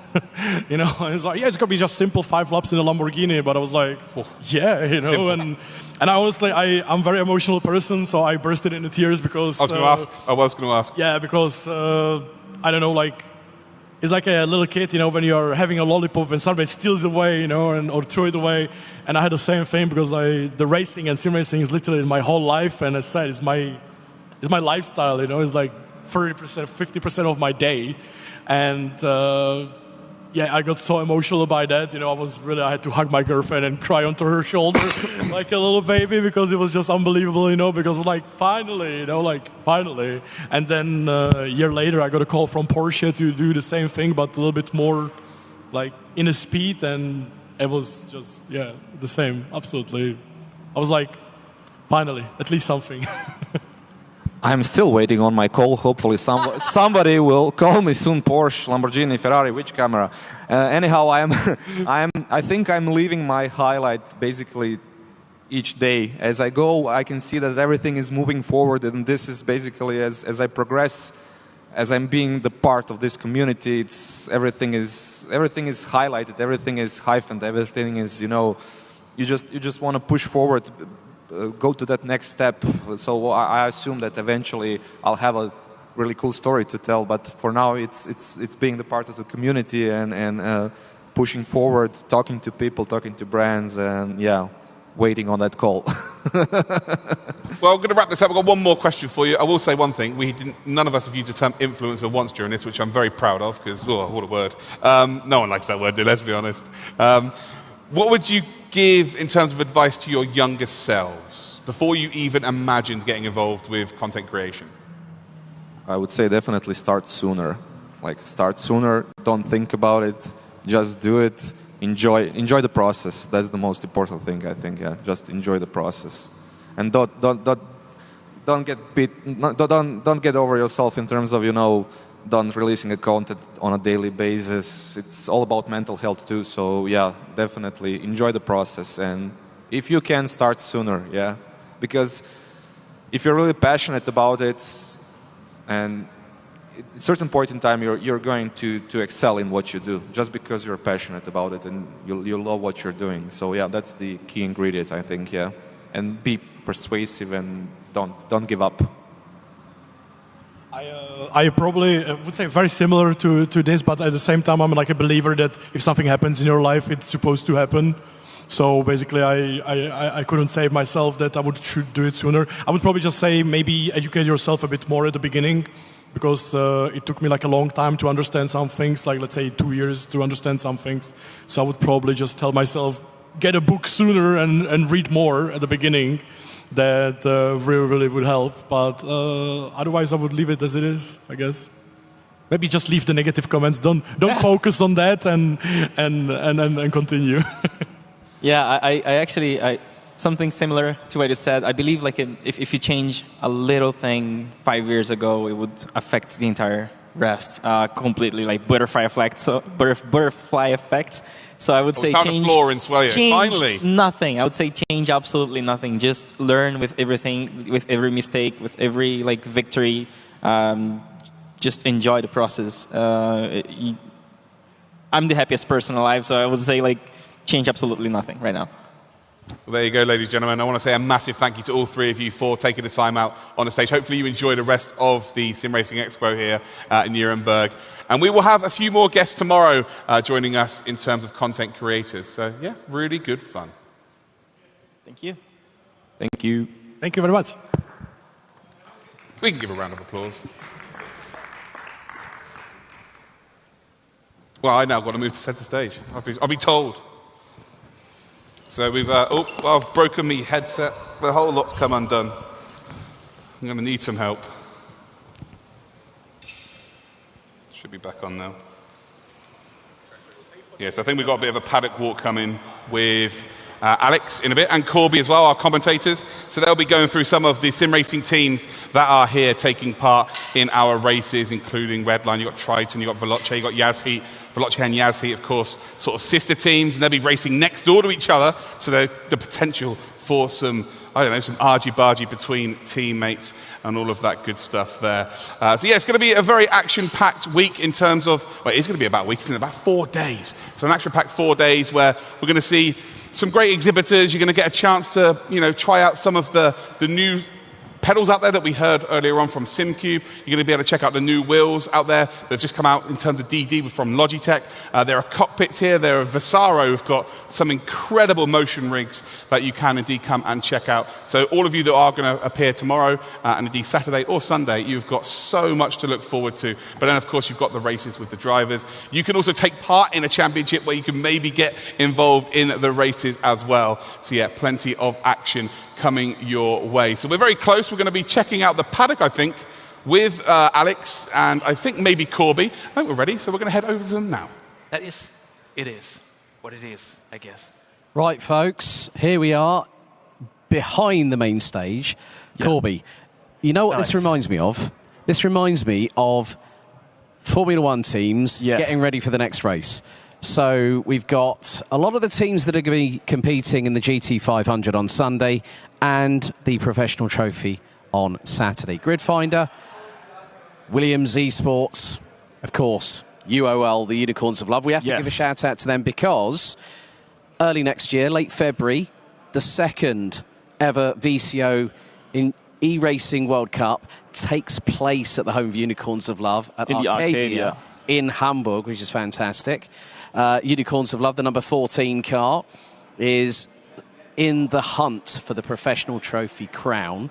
So that will be really exciting. That's one of 4 teams. And, I've been around many real-life paddocks, but I have to say the panels so far have been absolutely fantastic. And great to have the likes of Jardier and the guys up on stage with Luke just now. Super interesting insights they can give us into their lives, what they think about sim racing and everything and the future.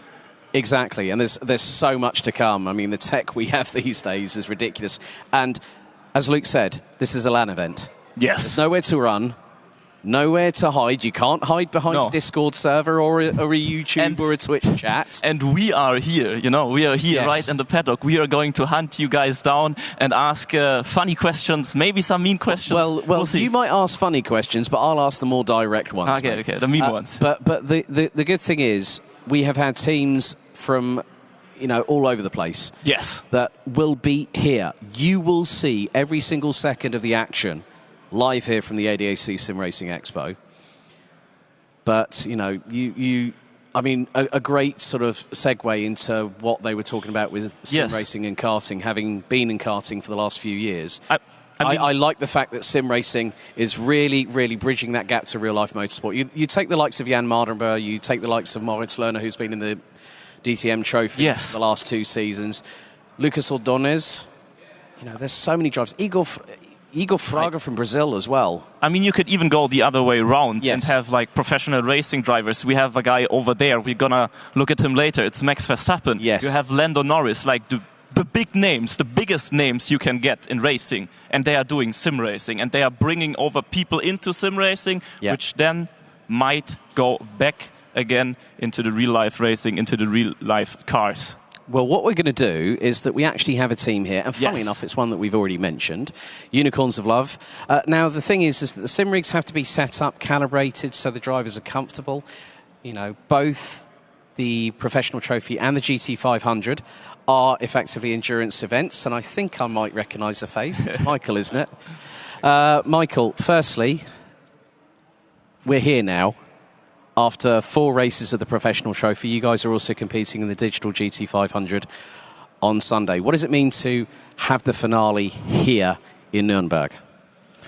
I mean, it's obviously pretty special. We had 4 races. Not all of them went in our favor, but to have the final in such a location with the teams all being represented by, I think, quite cool graphics, and also being exposed to all the manufacturers, all the brands that are quite huge in sim racing. It's quite nice for every team, and also in terms of competition, I mean, you've probably seen the stage. It's quite amazing, so we're quite hyped for the race tomorrow. Not tomorrow, but on Saturday. And also the Unicorns of Love, you know, the livery. It catches everyone's eyes. It's one of the fan favourites in the sim racing community. But that livery, because if you notice on Michael's T-shirt, Haupt Racing Team, because they are a Mercedes-AMG customer racing outfit in GT3, and the UOL livery was on there as part of a collab. How did that all happen? Well, actually, we kind of came together with Mercedes-AMG, and we're quite close with the people that are working there, and well, HRT obviously is as well. So, and it just came that they were searching for a team. We connected quite well, and that's what we're building on right now. Obviously, connections to the real motorsports are always amazing to have in sim racing. It's actually getting even better each year, and we are quite hyped to see what we'll get out of this in the next couple of years. I think, Corby, you've got a couple of questions, so I'll let you step in there for a minute. Let's bring in a second similar or familiar face from the sim racing scene, or generally the racing scene. Very nice to have you here, Formula Lena. Lena, how are you feeling so far? How has it been your first day at the Expo? I'm absolutely excited because it's my first time here. And I'm just new into sim racing. I started in September with the Unicorns of Love. They teach me in Assetto Corsa Competizione, so I'm absolutely hyped and can't wait to test all the things here and maybe get my rig later on after I tested some things. You already got some help from maybe Michael over here for the rigs, or here, or what did you so far talk about?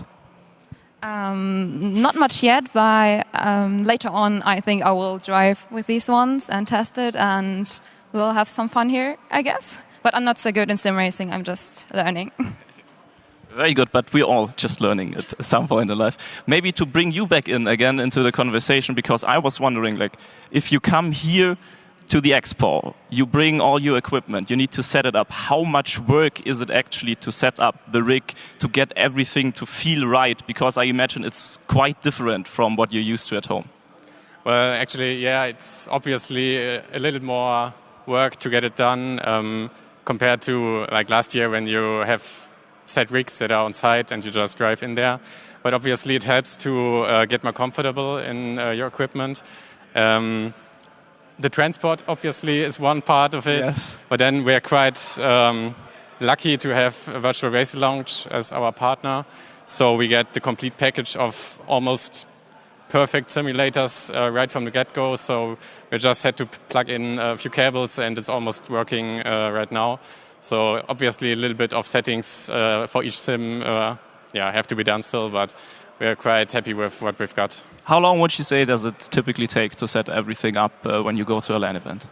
To set a simulator up or to make it ready for the race? To make it ready for the race. Well, let's go the full distance. I think I can't really decide on that. Our drivers will obviously sit into it as well and make all of the settings. It will still be a little bit of time, but I can't really name it right now, so I don't know. Maybe a full day or something like this. Yeah, a full day would be quite nice. Some of our drivers will arrive tomorrow. Okay. So they will have a day to make everything ready for the race on Saturday and on Sunday.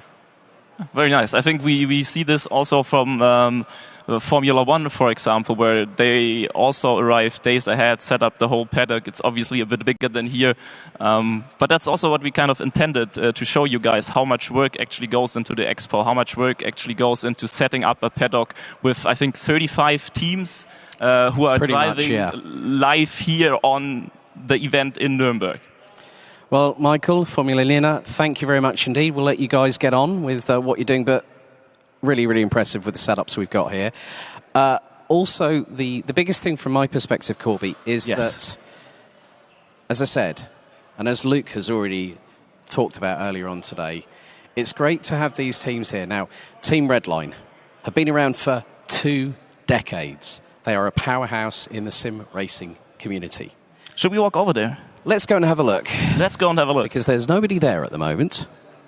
However, because especially we have, as mentioned before, one very familiar face on the banner. Oh, there's more than one familiar face, because right to the immediate left-hand side, Kevin Siggy.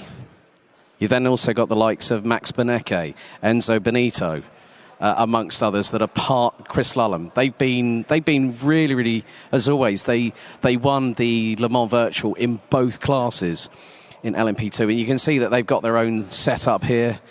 And what a setup it is, right? Like you have like 3 screens, they're all curved. You got the triples, and then you got the what will be like a data display up the top. Then you also see the Chem Block style handbrake on the right-hand side of the steering wheel. You've got a stream box. You've got the steering wheel in the middle, which is the Precision Sim Engineering unit. But also that has got an LCD display on there.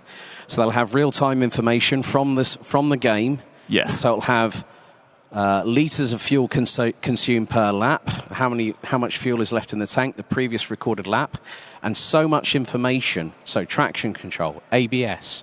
Yes. 2 crucial things in GT3 racing, and that's going to be paramount for the ADAC Digital GT500 this Sunday. And I mean, this really goes to show you how actually complex sim racing is and how complex the simulation of real-life racing gets. They have the same data as, for example, a Formula One driver, as we've seen Max Verstappen back there. They have all this information. They have to get everything right. They have to get the setup right. They have to get the right amount of fuel in the tank so that they're faster. It's like all those small things that actually make a difference in real-life racing.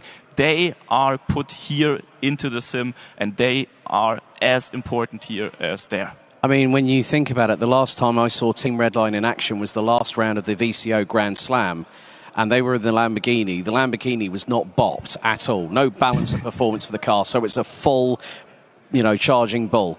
And the way that the team actually, they were short fueling. Yep. They were going flat out, and they did the most alternative strategy that you might not have seen coming. So straight away, you've got 2 teams there, one of which that we've just spoken to with Michael from Unicorns of Love, and Team Redline being here. But you know, this is just giving me goosebumps. It really is, because Saturday, 11 o'clock, is when we get things going after time qualifying for the final round of the ADAC SimRacing Expo Professional Trophy by simracing.gp. We've got a press conference coming up tomorrow, which is going to be really exciting. We're going to be talking to the teams ahead of the last, the two big races. But there's still plenty more to come here. Yes. I mean, it's already so big. You have the stage, you have the paddock, you have the exhibitor hall, which you showed us some parts already. There's still more to come, folks. There's still more to come. Don't worry, Luke, there'll be more than pedals this time. Yeah, we have more content than we can fit in those 4 days here. It's actually incredible. And you know what? It's going to be so nice when we open the doors to the general public tomorrow. So for you watching at home, don't forget, get interactive with us on the respective Facebook streams. So also Twitch. Also YouTube, don't forget. Don't forget also, the digital GT500 will be broadcasted in part here on the ADAC SimRacing Expo streams, but it will also be broadcasted on the ADAC. You know what, Luke? Stop it. You see, this is so we're getting distracted. No, but what I was just about to say was the digital GT500 at Monza will be broadcasted live on the ADAC YouTube channel. Yeah, so if you want to see the full race, you go there. With me and him on the mics. But obviously you see the highlights, the starts, the finish on our main stream as well. But there's still so much more to come over the next 3.5 days. I mean, we're only getting started here on day one. Yeah.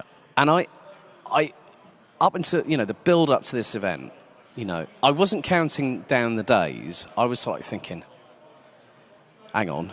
It was like counting the weeks. You were like counting the seconds. No, I'm not one of them. I'm not one of them at all. But I think with all the hard work with Michael Vamsa, the whole team here at Corvana, obviously everyone behind the scenes, the assistants of the ADAC, Retro Classics Bavaria, who have got a lot of retro cars, and I think Matsu was having a fit by like what he saw at one point. And I mean also the whole paddock, you're seeing how much work it is. This shows you how much passion everyone involved here puts into this project, puts into the ADAC SimRacing Expo. This is not something you do for money. This is something you do for your love and for your love for sim racing.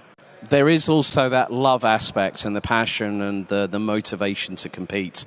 But it's also, a lot of these teams are professionals and they are here to do one thing.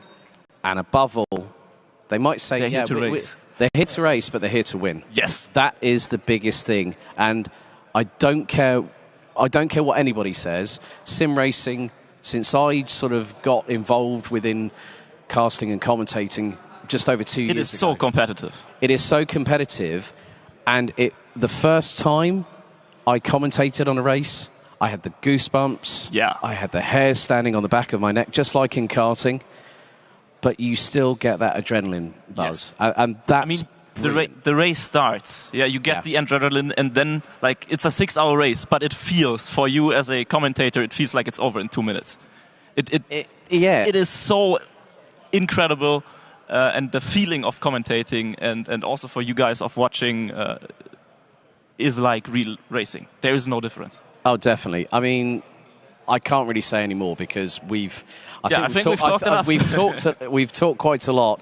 But folks, don't forget, get interactive on social media, on Facebook, Twitter, Instagram, hashtag SRE22 and hashtag SimRacing Expo. Whether you're at home or you've bought your tickets and you're coming to the Expo over the next 3 days, because we're looking forward to opening those doors tomorrow morning.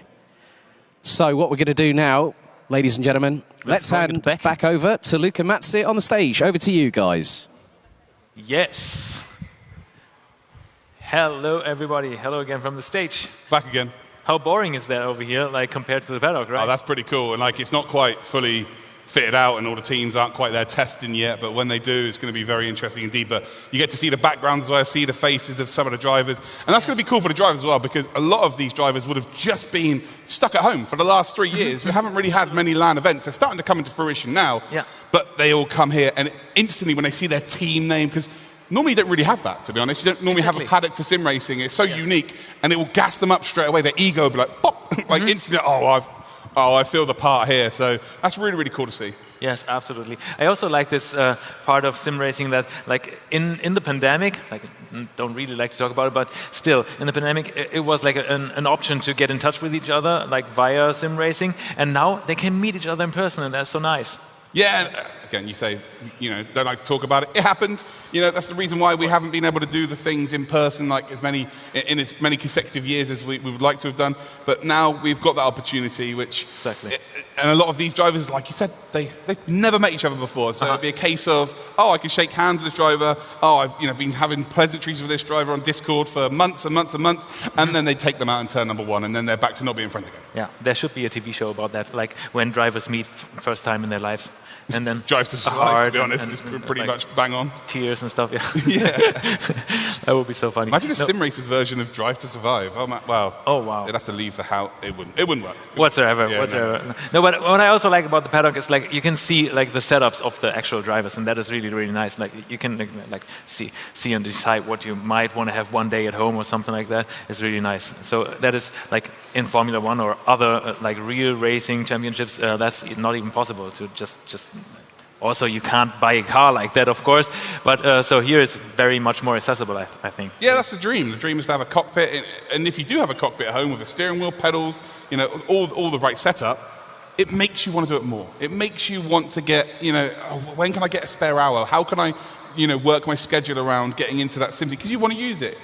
Obviously, you can't, sugarcoat the pill, so to speak. It's expensive to have that massive setup. What we've seen from Absolutely. there, it's going to cost a fair few quid. But if you have it, you want to utilize it, you want to use it, and ultimately it's going to make you do it more. Yes, absolutely. So, yeah, you guys can really look forward to visit the fair in between the next 3 days, like tomorrow, day after tomorrow, and Sunday. It's going to be... Well, people can watch from, like, behind the drivers as well, I would imagine. Yes, I'm not sure if the paddock's going to be closed off, so don't take that as gospel, but the way it's set up now, although it's the technical area, maybe that's not the case, I don't know, but there are... At least in the race room, happening there as well. You will have a chance to actually look behind some really professional drivers, and then if I'm having to go, not so professional drivers. But you may learn something as well by being here. Absolutely, and you can ask everybody. Like all people on stage already said, like, we are really accessible and we really like to talk to everybody. Like, just approach us and ask us questions, and we will happily answer them. Right? Oh, 100%, and that goes to the same for every single exhibitor here as well. Don't be afraid to ask questions. That's literally why they're here. They want to be able to make it easy to understand and accessible to everybody. And don't be afraid to try things. A few of the exhibits are going to look pretty intimidating. I'm not going to like, some of the motion rigs, like, it just looks so expensive. You're like, oh, I don't want to get involved. Get involved. Just if it can support this frame, it can support pretty much any frame. Yeah, I think that is pretty much the truth. But yes, do that. Don't hesitate. Just go towards everybody. Just ask. Try out, and have the most fun you can have all over the place over here. So, and I think there's 15,000 square meters of fun, so to say, right? Oh, it's massive. There is just so much stuff here, and again, there's a few that haven't quite been put up yet as well. So there's a few that we're not going to be able to, you're not going to be able to mention yet because you haven't seen them. But yeah, there's just so much here. I'm genuinely looking forward to seeing drivers racing next to each other. I love the fact that we can try new equipment and whatnot, but to see these drivers face to face, side by side, is going to be so cool. And actually, if you look, obviously I'm pointing somebody that you can't see on camera right now, but in Hall 9 over there, there's a little, like, a 4 space. You've got Next Level over there, you've got G2 over there, you've got Veloce, and you've got Fordzilla, and they've got like 3 of their drivers, massive, face up there. Of course, as a sim racer, they have to have their arms crossed like as well. Yeah, it adds like 10 extra brake horsepower. That's just a fact in sim racing. It's -1 second. The E-Sport pose, as they would say. And but lots of teams have done that as well. They've kind of, instead of just having their logo there, they've showcased the talent on show, which is really, really cool. And if I was in the driver's position right now, I'd be like, my face is there. Like, I think it gives me an extra edge to perform as well. Yes, absolutely. I just checked your hair, by the way, and it's still super nice. So let me please once again... It's got to be on point, to be fair. Yeah, mention our sponsor or premium partner, Got to Be by Schwarzkopf. They have this visitor races talking about like how much fun you are going to have in between the next few days. There are going to be 2 visitor races every day, so you can just join, have fun, and get out with a really nice hairdo, I promise, right? Yeah, 100%. And again, if you want to find that, it will be literally next door to the stage. So if you go to hall number... Are we in hall 8 or hall 9? Hall 8. Yeah, we're hall 8. And you'll see to the left-hand side as you walk in, there is a loads of rigs there with the race room set up. And everybody understood that, right? Like, yeah, sure. Absolutely, I'm sure. Hopefully. Like, or ask us. We are also around, so you're very welcome to just... Although we've been attached to this stage pretty much all day, so I'm not sure we're the best people to ask. Let's see. Ask anybody. They will help you out whatsoever. Talking about asking, I think I'm going to ask a few people a few questions soon.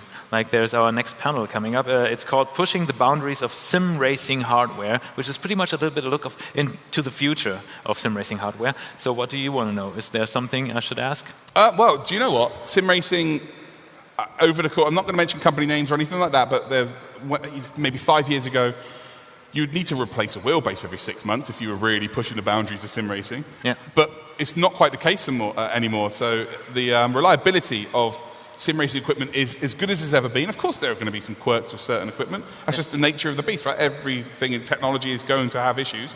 But yeah, it's so much better than it's ever been.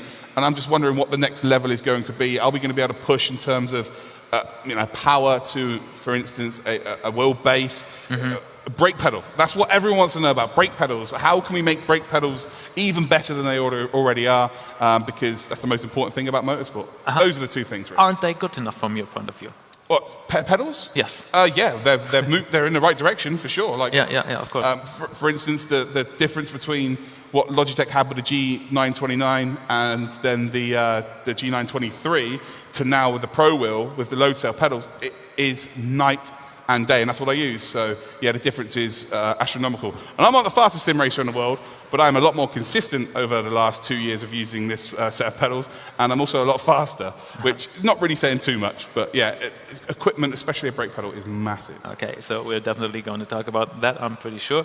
Not sure if our guests are all set up right now, so perhaps our control can give me a hint, because if not, I will ask you. We could just talk rubbish. That's fine. I'm literally being paid to talk rubbish, so I can stand here as long as you want. Yeah, it's no problem to me. I prepared a Christmas poem. No, but we can talk about your shirt. So it is the very most beautiful Christmas shirt I've ever seen. It's amazing. It's December the 1st. I had to wear a Christmas shirt. It is Christmas, and on that note, I'm off. Yes. Have fun. Bye bye. Have time. And have a good time with your shirt.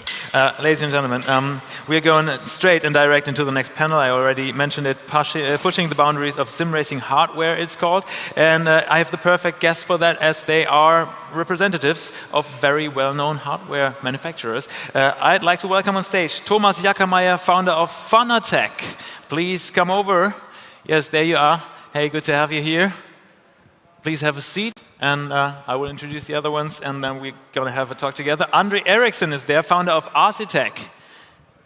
So good to have you here. Hello. Welcome on stage. Have a seat, please. Matt Sten is there, founder of Track Racer, of course. Yes, there you are. We already talked to each other. Good to see you again. Have a seat. And Martin Ascher, founder of Ascher Racing. I've already seen you. Yes, good to have you here. Please have a seat over here. The first one is yours, or second, actually. I'll take the first one. That's good. Guys, first of all, good to have you here. How are you doing? Perhaps like just tell me, how do you like Nuremberg?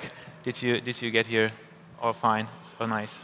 Thanks for having us. I'm from Munich actually, so pretty close by. Yes. What is nicer, Munich or Nuremberg? Hard to say. I'm diplomatic, both. Okay, that is nice. Have you visited the Christmas market yet?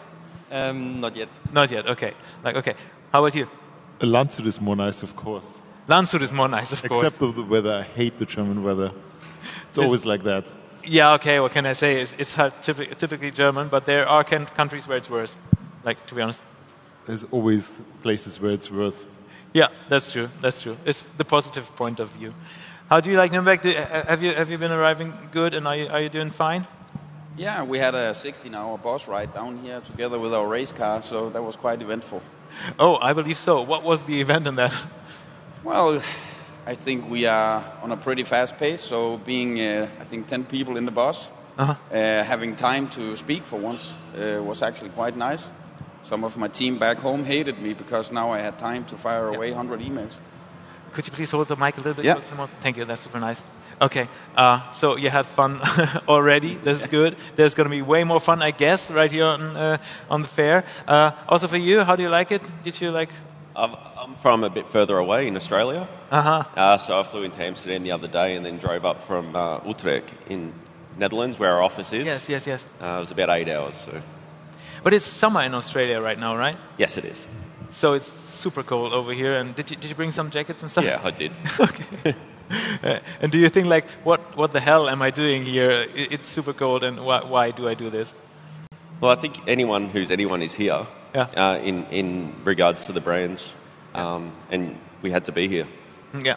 So we brought over our team from Europe, one guy from Australia, and we've gone pretty large this year. Cool. Yeah. Why don't we make the expo in Australia? Yes. Damn it! Just didn't think of it.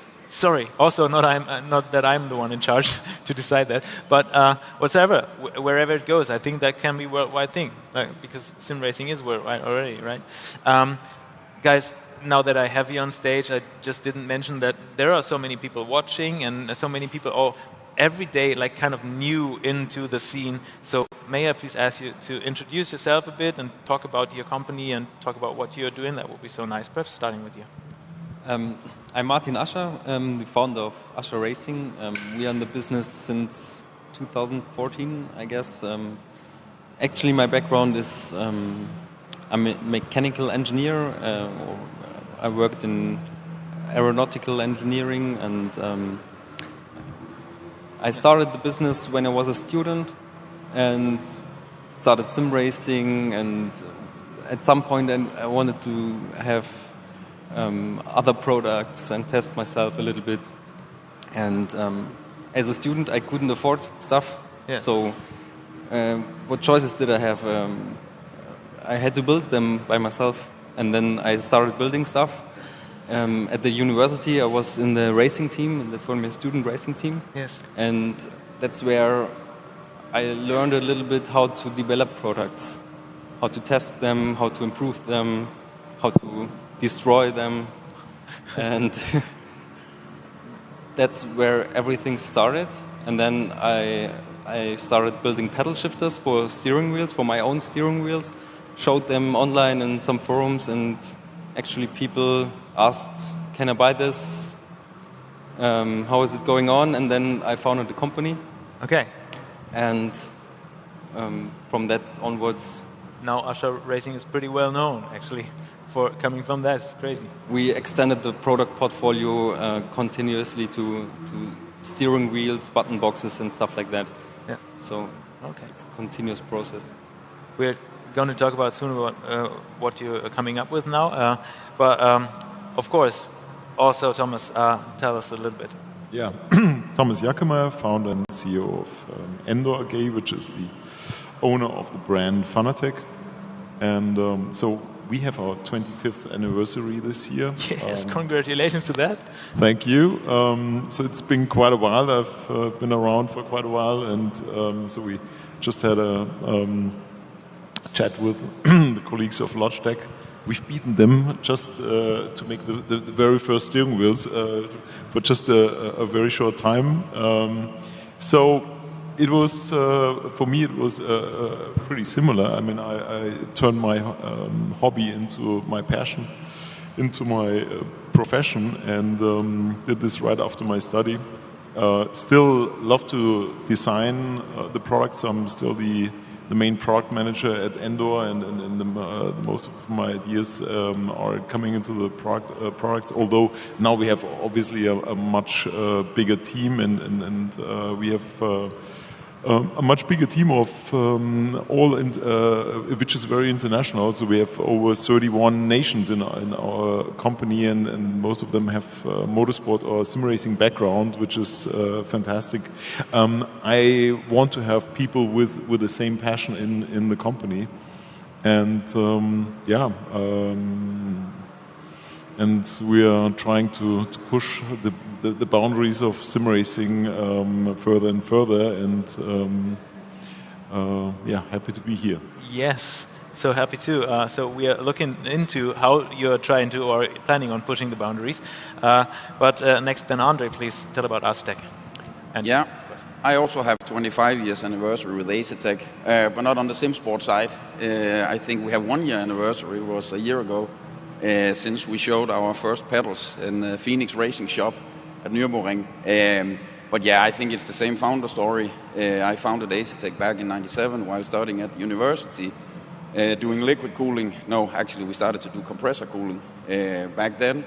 I have a background as a toolmaker and an engineer, and then a lot of other pronunciations I don't remember. Founded the company. Our main business, or our core business, is actually liquid cooling. So we are selling to all the big gaming brands that you already know. So we come from the PC side and the gaming side of things, and at least for now, that's where we also make our money. And I've been racing since I was a kid. Everything from motocross to go-karts to cars. Now I'm spending all my money on my son and his racing, supporting Thomas in a Fanatec-sponsored series. And then, yeah, we're actually moving to LMP3 next year. Okay. You're not there, are you? Actually, I will join GT2 racing next year. Ah, okay. So yeah, we come from the racing side and the PC side, and as a company, it's been difficult to figure out where to move because we don't want to compete with our customers, and I don't think we can make a better keyboard or a better mouse that's not invented yet. So yeah, I know simulators from the racing world where we use them. Not so much for participating sim racing, but more to prepare for real races. So that's our angle into it, and yeah, I guess we are the newest one here. Probably yes. Well, not hard if you're so young, but still. Thank you. Nice. Good to have you here. Welcome on stage. Thank you. Matt of Track Racer, please introduce yourself. Tell a bit. Yeah, so I started Track Racer in 2008. So we had our 14-year anniversary this year.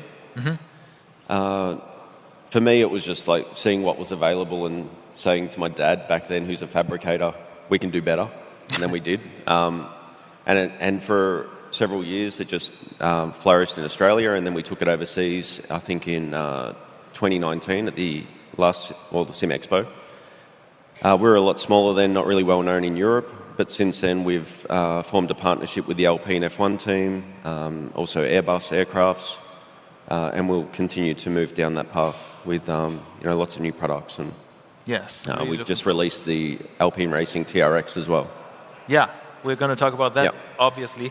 But before we do that, just a little hint to the audience. On stream, you're very welcome to ask questions on Twitter under the hashtag AskSRE, like Sim Racing Expo, AskSRE with a hashtag, of course, so that we can see it, and we will probably put the questions on screen, or I will ask them. So if you have any, please feel free to just do that.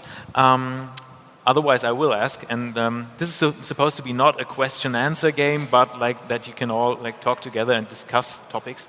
And first topic from my point of view would be the work with the car manufacturers, because back in the days, December 2020, the podium steering wheel BMW M4 GT3 was revealed or presented to the public, and that was kind of somehow a quantum leap you did there, because that was the first actual thing that you could use in a real race car, then take it out, put it or connect it to your sim racing rig and race in the virtual world. And I think everybody was like, oh damn, now it's getting serious. So nowadays, seeing that a lot of other teams do that, corporations like, for example, Asher with McLaren, we're going to talk about that, and also Track Racer with TRX rig with the Alpine team. These connections are growing, and where is it going? Or do you think other car manufacturers are going to make moves like this, for example? Well, actually, the BMW was the first real-world steering wheel we released, but it was not the first one we were working on, because that was the Bentley. The Bentley, which was used in the Pikes Peak Rally, and which is about to be released, and the same now with the Ford, the M Sport. A steering wheel, which we are also showing. So we already have 3 different real-world steering wheels, and I'm not surprised that other companies are doing it as well, because it simply makes sense to have this combination. And actually, we got fantastic feedback with it, because I mean, for the car manufacturer, it makes sense for because it's actually we have a quite high technology, and also the pricing is very attractive for them, because they are not making just a few units, but we are making several hundreds or thousand units. So this was a logical move, because money in motorsport is always tight. And for the sim racer it makes sense, because I mean, sim racing is also about immersion and having the most realistic experience out there. And I mean, it can't be more realistic than having the original steering wheel on it. Sometimes we need to add a little bit more.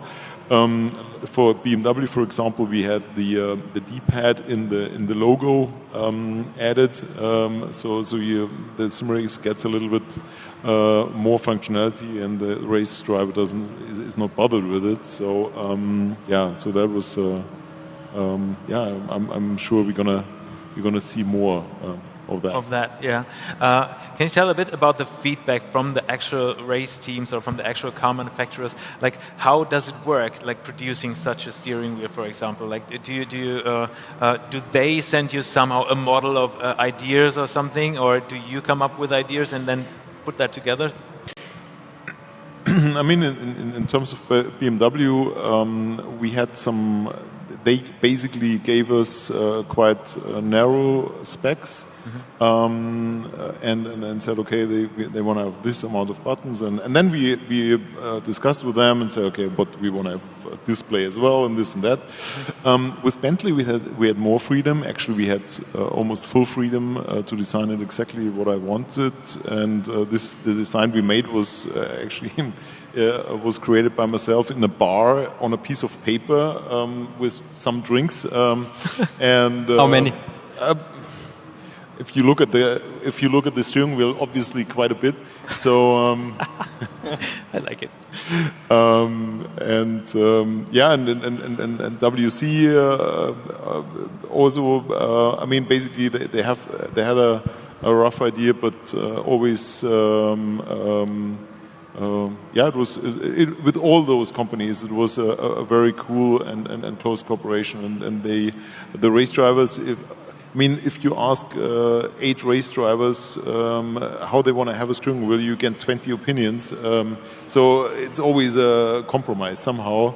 But it's good and valuable information you get, and I mean it's the real thing. So this is quite good, and I was especially proud of the comment from BMW when they said that the BMW the steering wheel we made for them was, aside from the Formula One steering wheels, the most sophisticated steering wheel they ever made had in a car, and I think that coming from a toy company like us, I think that's quite cool. Yeah, definitely, obviously. We're going to talk about pedals and the TRX as well soon, but I'm still going to stay at the wheel topic, because we have another wheel manufacturer over here, and you manufacture the wheel with McLaren. So could you please tell a little bit of that? I can agree with Thomas on a lot of things regarding the manufacturing of real racing steering wheels and how it makes sense for the customer, for the manufacturer, and actually for everybody in the end. Most things that Thomas mentioned went pretty similar with us, and others completely different. So bring it up. The biggest difference was you said you had to add a button for the sim racers in the BMW logo. For us it was I developed the Esports series, and then the connection to McLaren was during middle of the development, and for the real car I had to remove stuff because the real car doesn't want to have the joystick, the 7-way joysticks, for example, and I had to remove some buttons. It was too many buttons on the sim wheel because you don't need so many in the GT4. Yeah. But on the other hand, it makes completely sense because you can benefit on the real car regarding cost. We use the same molds, and the economy of scale works for the real car, and that's pretty interesting point that's convincing the companies. And on the other hand, I would say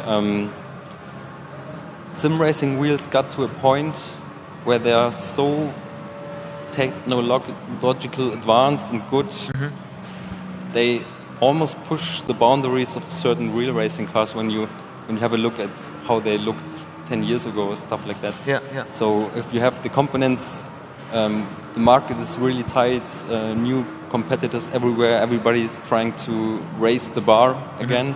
So sim racing is in kind of a golden era right now. Everything's getting better, and the real wheels benefits from this point as well, I would say. And would you say like you reach kind of a roof or a ceiling, and there's nothing to improve anymore, or is there always something, and you just like whomever you ask, as you said, like the feedback will be different, and there will be new ideas all the time? There is never a bar, so it would be a bold statement to say now everything is invented. Let's go home. I guess the car manufacturers 100 years ago thought that this is the pinnacle of course what they can do. Next year we're going to come up with other crazy ideas. I will ask you that, definitely. Wait for it. Then from steering wheels to perhaps the TRX. Next, you work together with the Alpine F1 team, and also you have the Formula One car there, which is also nice. Like, whenever you visit the fair, please make sure you go there. But tell us about the work. Well, for us, it was pretty ambitious. We've been fabricating for 14 years. Well, at that point, it was 12. It's taken 2 years to get into production. We had around 1,200 pre-orders of the simulator, which are now shipping to all of our 7 warehouses. What we hadn't done is to design and produce a seat, and we've made a hybrid seat with the help of the F1 engineers at Alpine. They wanted realism in regards to like the seating position, but also how it feels in the car. With different body sizes in mind, we've created an amazing seat, which will be sold as a standalone. But the rig in itself is, I think it's a feat where you can change it between the different driving modes, Formula and GT, in minutes. So for us, it's massive. Have there been any, let's say, surprises in store for you during the development process? So we were meant to ship the pre-orders in June, and earlier in the year, Alpine said, no, we're not happy with it. We want to change this and this and this. So we had to push it back to the Q4 of this year. So what the consumer gets is a much, much better product. It's a much more refined product with lots of mounting points, lots more adjustment, etc. But I think we were a little bit optimistic to say June. So. Okay, yeah, of course. But in the end, this is also kind of always a process, right? Like you have to wait until the project's done. But there are so many things that can happen during these processes. So my question would be, what has the feedback of professional drivers, both from esports and also from motorsports, been like, and what did they tell you? Like actually, can you tell stories of like one day there was like an email of, I don't know, and said? Well, this, for the new Alpine TRX, last June we had it at in Enstone, the Alpine factory. Esteban Ocon jumped in it. He gave his feedback. We also had like Victor Martins and a few other the academy drivers jump in. So the feedback that they gave us played a big part in the final product. Wow. Okay. Yeah. But what did they say actually? Well, it was more about seating position, angle, where the wheel sat. Flex is something that we do not have in our rigs. So that played a massive part in the construction of it. Like where do we put thicker materials than other areas to make the product really strong, but also keep the weight down, because we ship our products and the TRX weighs almost 100 kilos. Yeah, and that is a lot. Yeah. As you can see, I'm trying to push you into telling like what Mr. Ocon just said when he was sitting inside the seat or something like that. But you wouldn't tell a story like that. A lot happened, and it was over a year and a half ago. But the best feedback came from Elizabeth, she's the composite designer for the seat that goes into the F1 rig. And then Ian Goddard, he's pretty high up in Alpine. So the feedback that came from those guys was more valuable than the drivers. Yeah. Okay. Yeah, for the finished product anyway. Okay. So thanks so much for that so far. Andre, you're, as you already said, like relative newcomers in the sim racing industry. With all the sim racing hardware available today, how challenging was it to make your mark with your own unique equipment while taking the next steps of sim racing hardware in general? Well, let's talk in 5 years and see if we succeeded or not. But I would say with our Invicta pedals, we were able to do so because it was so different from anything else that was out there. And it was not a genius move on our side. It was the product we were able to crank out first. So therefore we started with the pedals. But seen in hindsight, I think it has been a pretty good idea. It's of course been important to us to show that we are more than a one-trick pony. So therefore we have been pushing hard on the other products as well. But the pedals have been a real success story for sure. I think so too, of course. You're offering high-end pedals.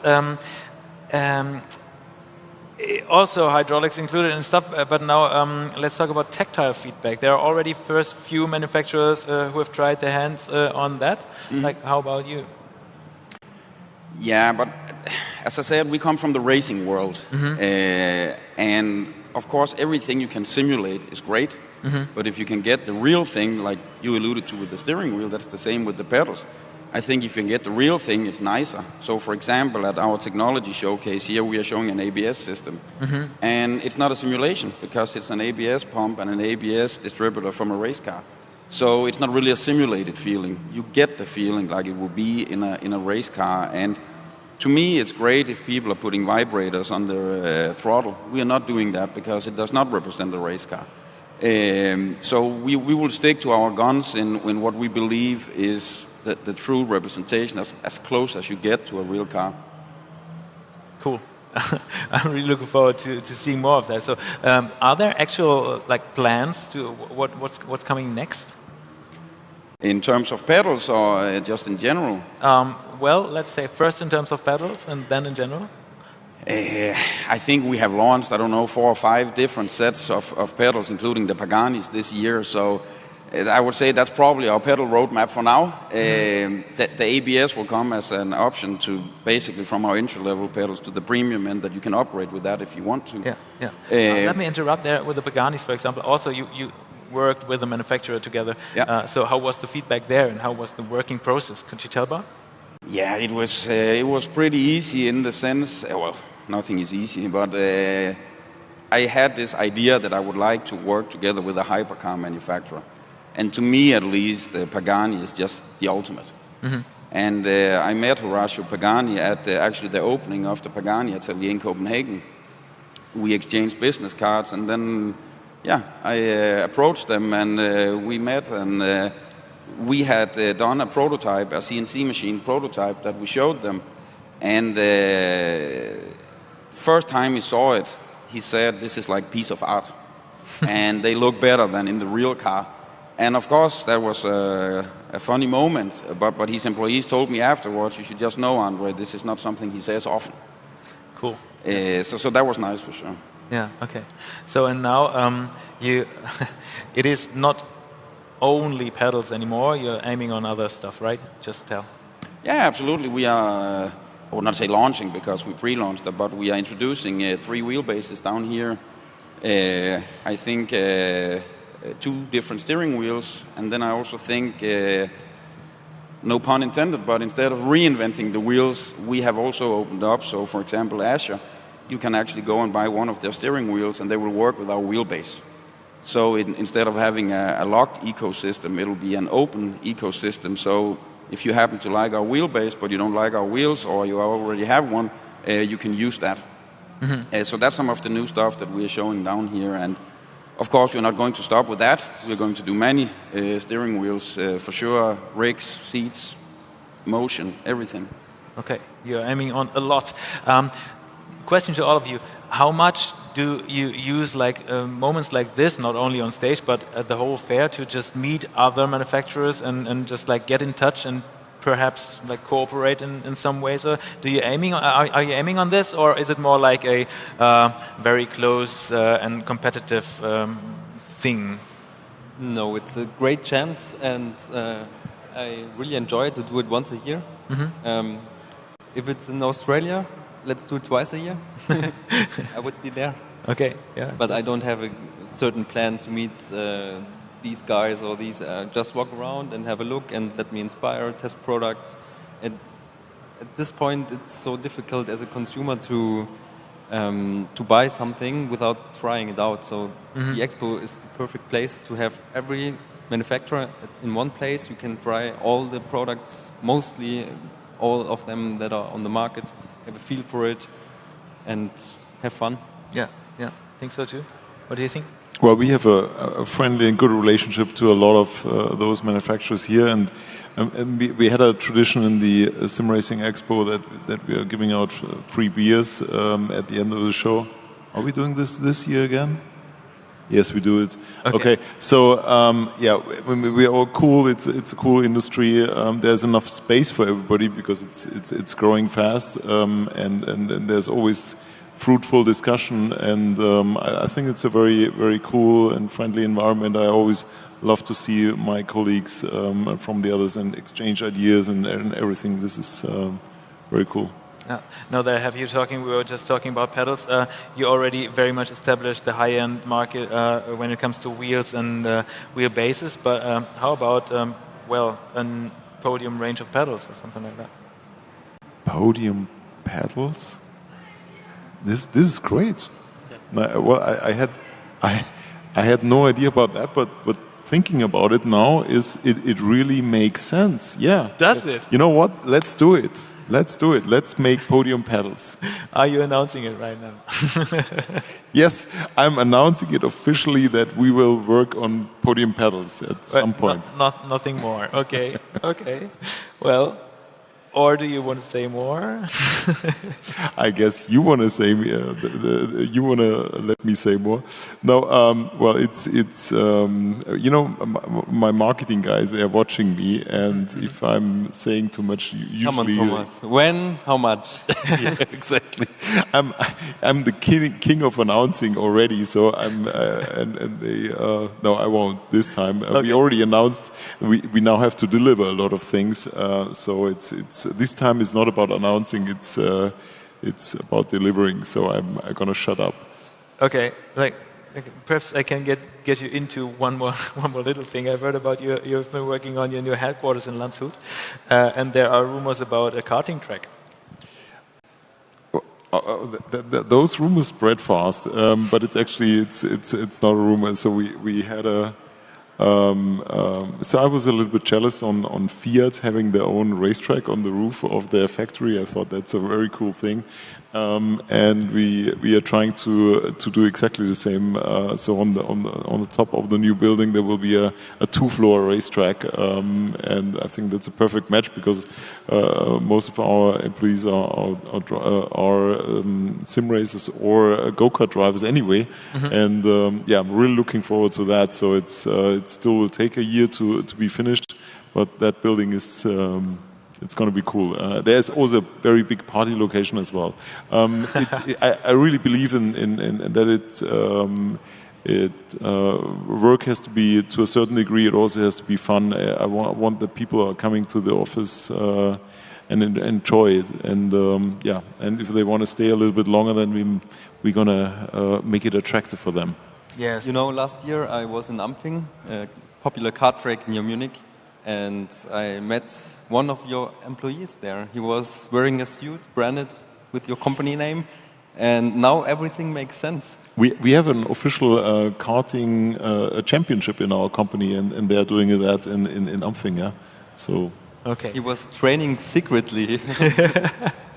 Super fun, but it's so nice to see to get those insights from companies, because like I think the humanity is so important, or like the feeling to work for a company and like to just have like basically have fun, and from this fun spread out and just produce nice stuff. That will be. I mean, come on, it's a combination of video games and motorsport. How can that not be fun? Yeah. Well, I could tell you several ways, but somehow you're absolutely right. Talking to you guys, please. Coming back to the question, how do you use this opportunity to meet everybody? Like, did you get in touch with some people already, or are you aiming on, or is it just like a tough and conquering spot to be? Well, I think the industry is still learning what to do. And, I met Thomas yesterday. We are wanting to develop co-brand wheels for a few different manufacturers. So I've met with one brand. So I'll keep exploring that. But, I think everyone seems to keep their cards close. But, I'm starting to meet everyone and proving that theory wrong. But yeah. I think so too. That's a good idea. How about you?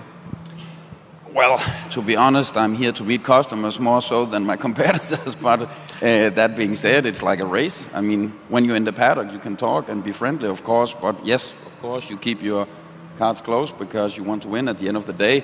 But perhaps the difference here to motorsport is that in order to win, the others don't have to lose. So I think that's important too. And therefore, we're also talking to many different manufacturers because there's no reason to do everything yourself. But the primary reason to be here is, of course, to sell. Mm-hmm. Good thing, though. Show it to the audience who will show up tomorrow and day after tomorrow and day after that. Yeah. So this is going to be hopefully a really nice sim racing party for everybody. Talking to Matt again and getting a bit into the topic. Talking about TRX, what benefits the challenges? Do you see a potentially adding motion systems, for example, to your simulators? We have just formed a partnership with one motion company. I'm not sure if it's still embargo or not. Okay. But that'll be announced most likely tomorrow. Mm-hmm. But if you go to our booth, it's pretty obvious. So now, then you can tell it. No, but I don't want to talk you into it. But motion's on the cards. So we've developed our own software interface with the compatibility to add in motion in the future. So, hopefully that's something that will come next year, along with our own direct drive and peripherals that we've got on display. Yeah, cool. So we're not a one-trick pony.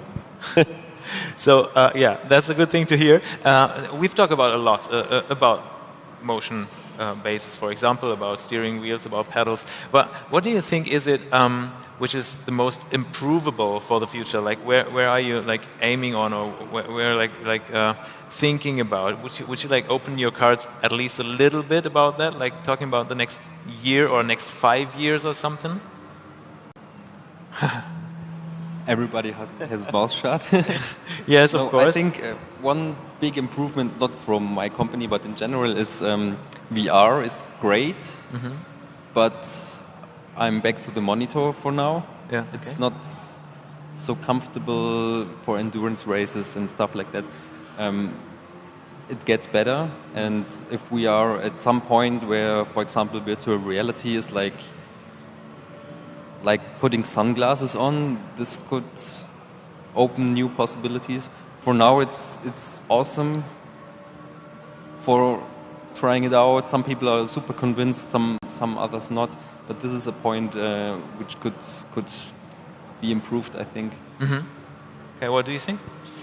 I mean, from a race driver's perspective, I think the biggest difference between sim racing and real world racing is probably the G-forces. At some point, this is also the reason why it's much easier for a sim racer to jump into a real car than for a race driver to go into a sim, which is actually quite hard to learn. Because a lot of the real-world race drivers, they get most of their feelings, how the car behaves through the body from the G-forces. And this is, I mean, even if you look at the Formula One simulators, which cost millions, even they were not able to reproduce it so far. So I think this is still the biggest challenge somehow to really make it much more realistic than that. Yeah. You know what? On one of those nights that you already had, with a couple of drinks, like planning the steering wheel, I was coming up with the idea of a tactile feedback jello where drivers can like sit in and like getting moved in a tank or something like that. How do you think about that idea? You're like, what?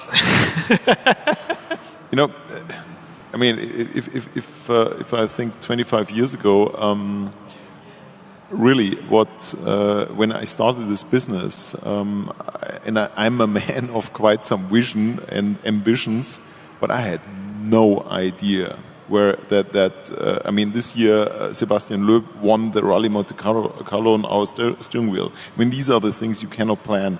So I have no idea where this will lead us, and things like that, or maybe directly plug it in. I have no idea.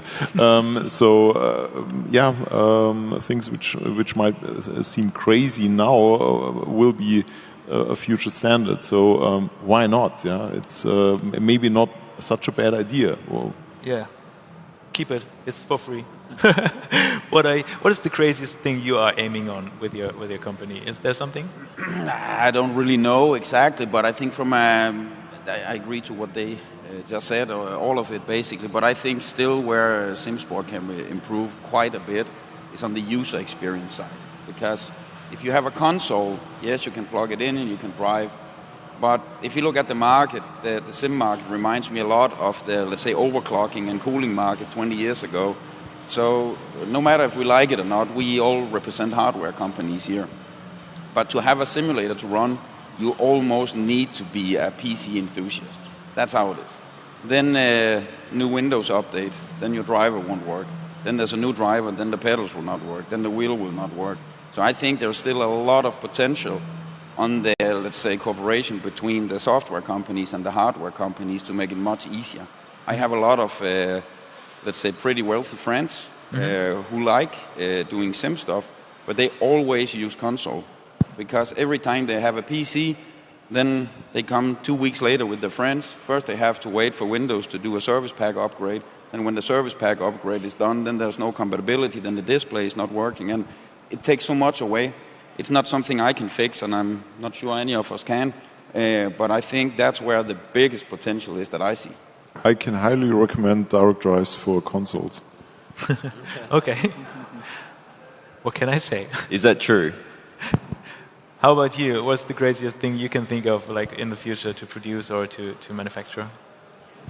Well, we've already developed the prototypes and the software for what we thought we would never do. We're getting out of we're staying in the fabrication game, but we're adding on. It's just a natural progression of offering that one-stop shop. So yeah, to have finished the software that actually works and have that vision of everything that goes into it, base shakers and direct drives and motion. It's exciting. Okay. Cool, yeah, I'm really looking forward to it. So perhaps coming to an end and having just one more question. In the beginning I said like we want to have a brief look into the future. I think we did that already, but again, looking at 2023 perhaps or 2024, what are going to be the biggest challenges and the biggest chances for these next 2, 3 to 5 years or something? What do you think? I think I can speak for everybody when I say get components. Get electronic parts. We want chips. Yeah. So in my case, or maybe for others as well, we wasted a lot of time redeveloping finished developments just to be compatible with other chips or components, and then this became unavailable, or suppliers changed their plan and stuff like that. First, we need to solve this issue, and then we can think about other stuff. Okay, pass the question on. Yeah, this year was really weird. I mean, it was the best year in the history of our company. The first time we crossed the 100 million turnover barrier, and at the same time it was really strange as well, because we had in the second half we did not have any products, any wheelbases available, and because of missing chips. So. And that's going to be solved, and we finally going to be available with products by beginning of next year. So this is the most thing what we are looking for, and and then just and finally switching our R&D, just like what Martin said, switching our R&D back to developing new products and not making replacement electronics, which is kind of boring. Yeah. I believe so. How about you? What do you think?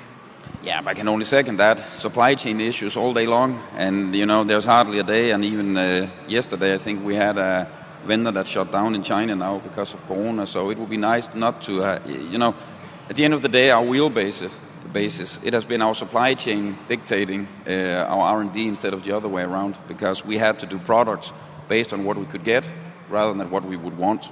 So for sure, that would be nice, not to having to deal with that again.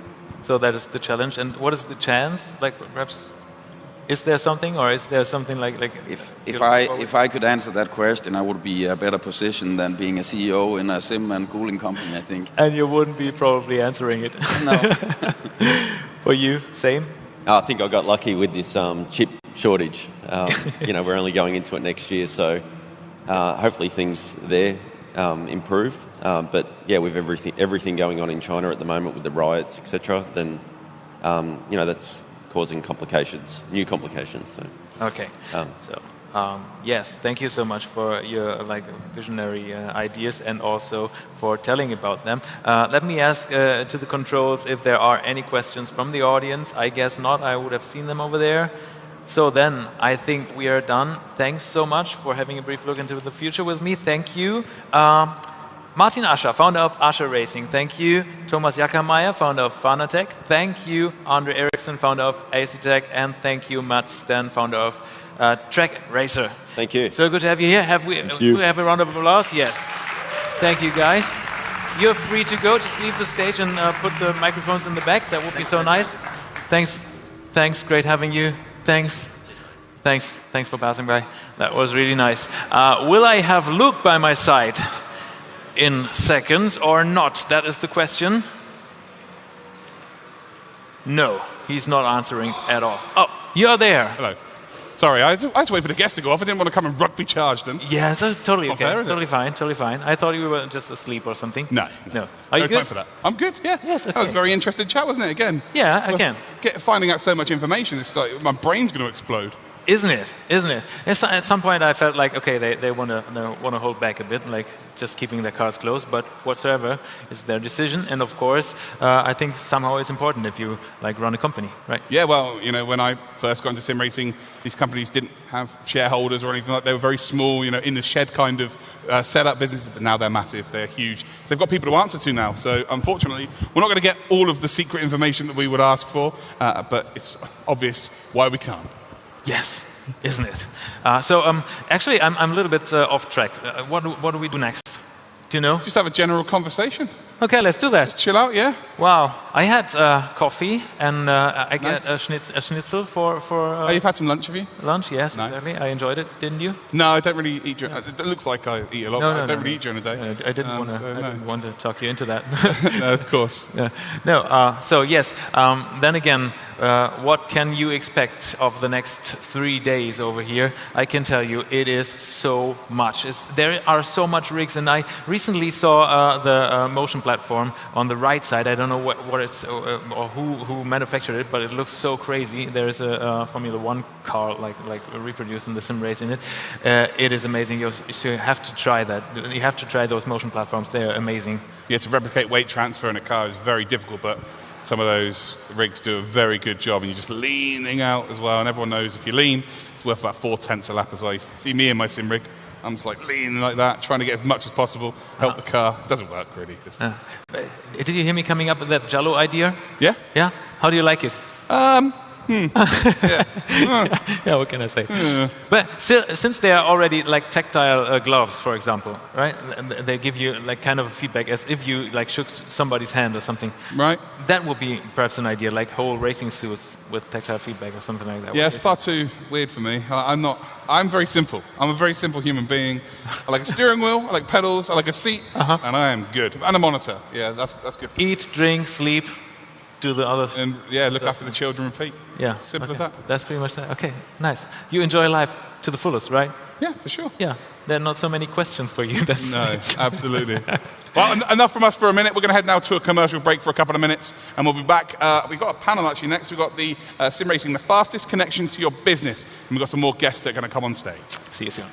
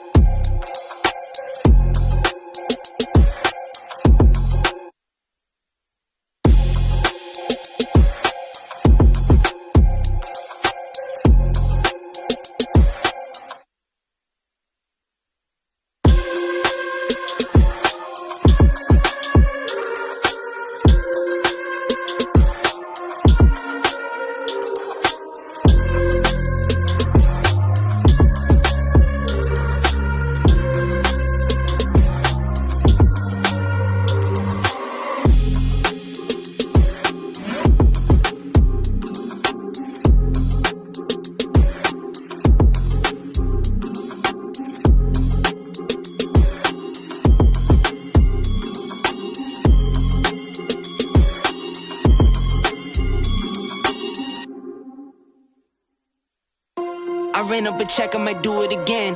Enemies close, had me thinking they're friends. 10 toes down, I'll be free until the end. Crib outside the city, I don't feel safe in my hands.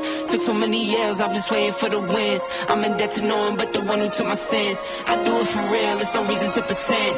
If I do it once, I'll do it again. Add it up, bankroll, euro, peso, add it up. I'm just doing me, everything is on me, oh you matter what. Add it up, bankroll, euro, peso, add it up. I'm just doing me, everything is on me, oh you matter what. Add it up. Told her if it's all me, everything is on me, gon' back it up. Matter what. Told you I'ma do me, why you hating on me, it's not adding up. Do roll like a Mack truck, country heart, I might cop a farm and go act up. Lot of scars, I was cold-hearted, now I'm back up. Keep it real, I do this once a month, I don't rap much. I just take the money and go stack up. Only buying car till you tatted up. All that other bull, it don't matter much. You only climb me, I put the ladders up. No fault, I done doubled up on the workload. I think I fell in love with the bankroll. Pray up, get money, then we lay low. Add it up, bankroll, euro, peso, add it up. I'm just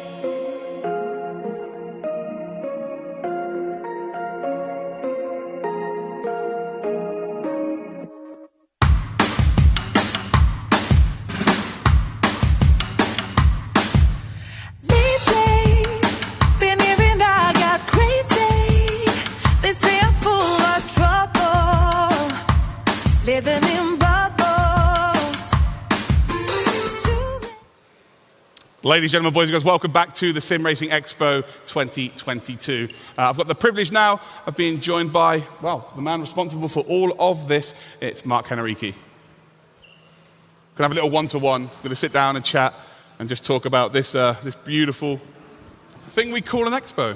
Let's take a seat here. Perfect. Well, first of all, an absolute pleasure to meet you. Hopefully you're well. Thank you. Same as me.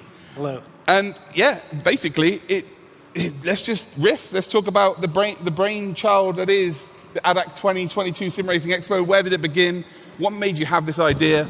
And how proud of you to see it be this big in 2022? Yeah, it's unbelievable to sit here and to see that Covana did such a great job to develop the whole brand. And when I remember when it started in 2014, I can say it was a real adventure. At the time, you know, we had only a few exhibitors, and one community came up only with a couch in the booth.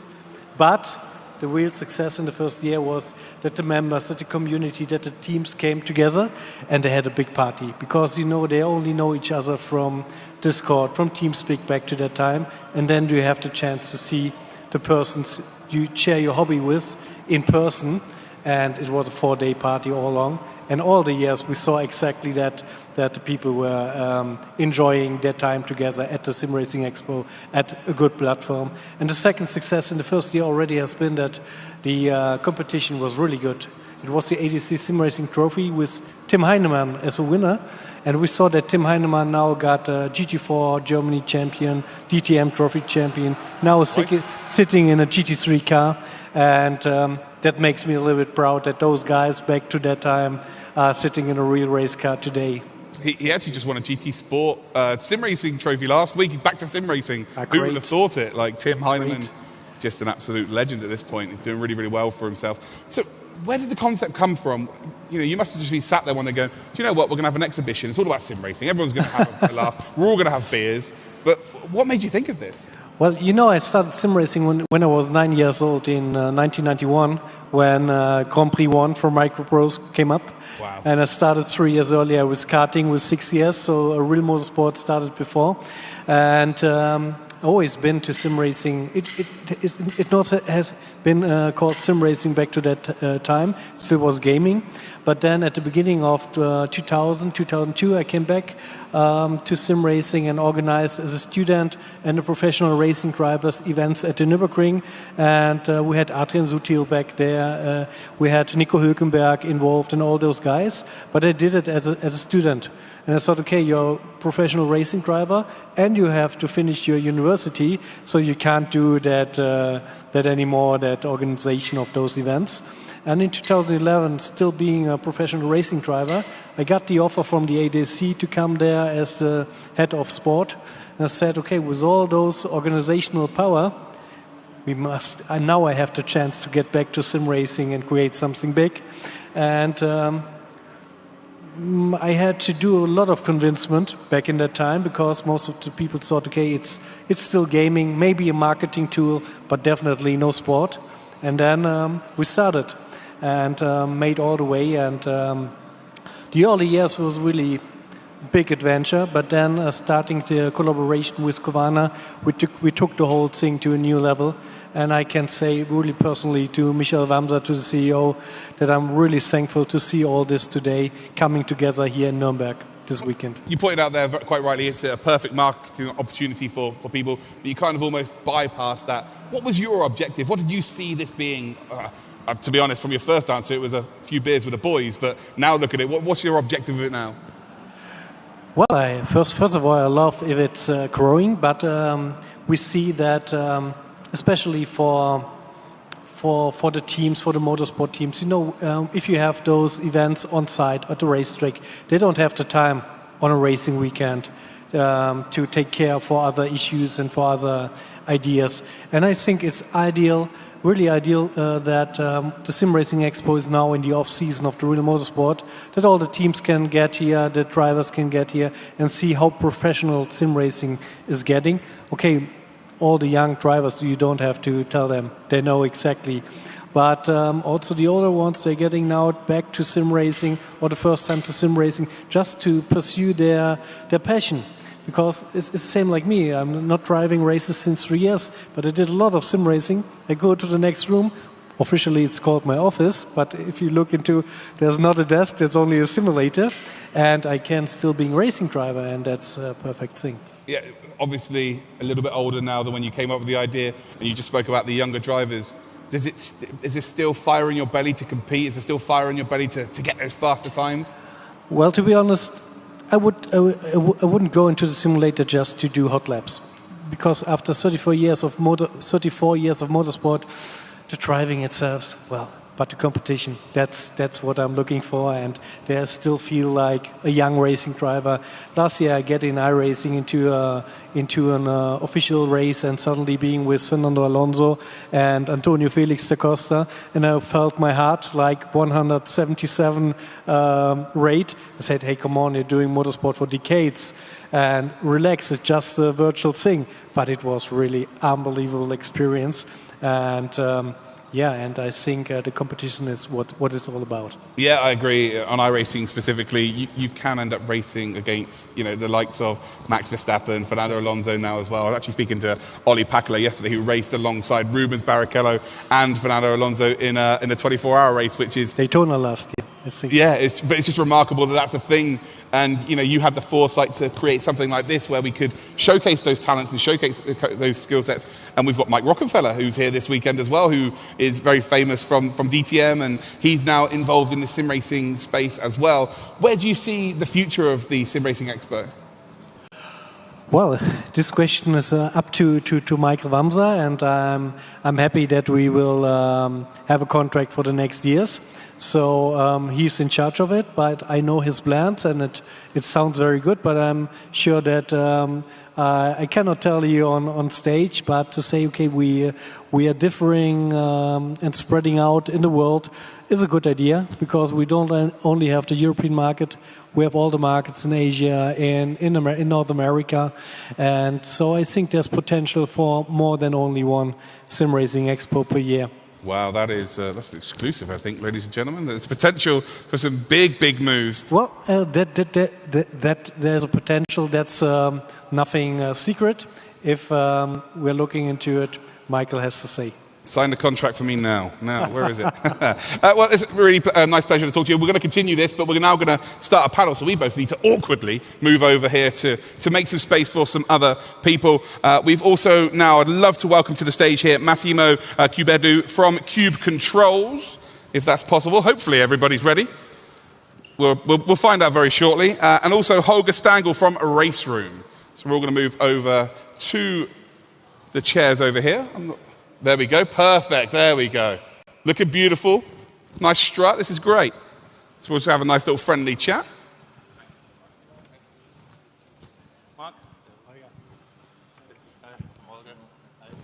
Where do you want us to sit? You can sit wherever you like, apart from on the floor. Lovely. Hope to find you all well. So, yeah, this panel is all about the fastest connection to your business via sim racing. So kind of want to have a discussion amongst you. I know you're all from various different areas of the space, but I want to try and get everyone talking amongst each other. Have a nice little friendly chat here. No pressure or anything like that. But the rapid growth of sim racing and the added credibility of in real life drivers becoming more and more involved, have you noticed the increase of brand participation that you would not necessarily put alongside sim racing? Has it made it easier to have brand integration?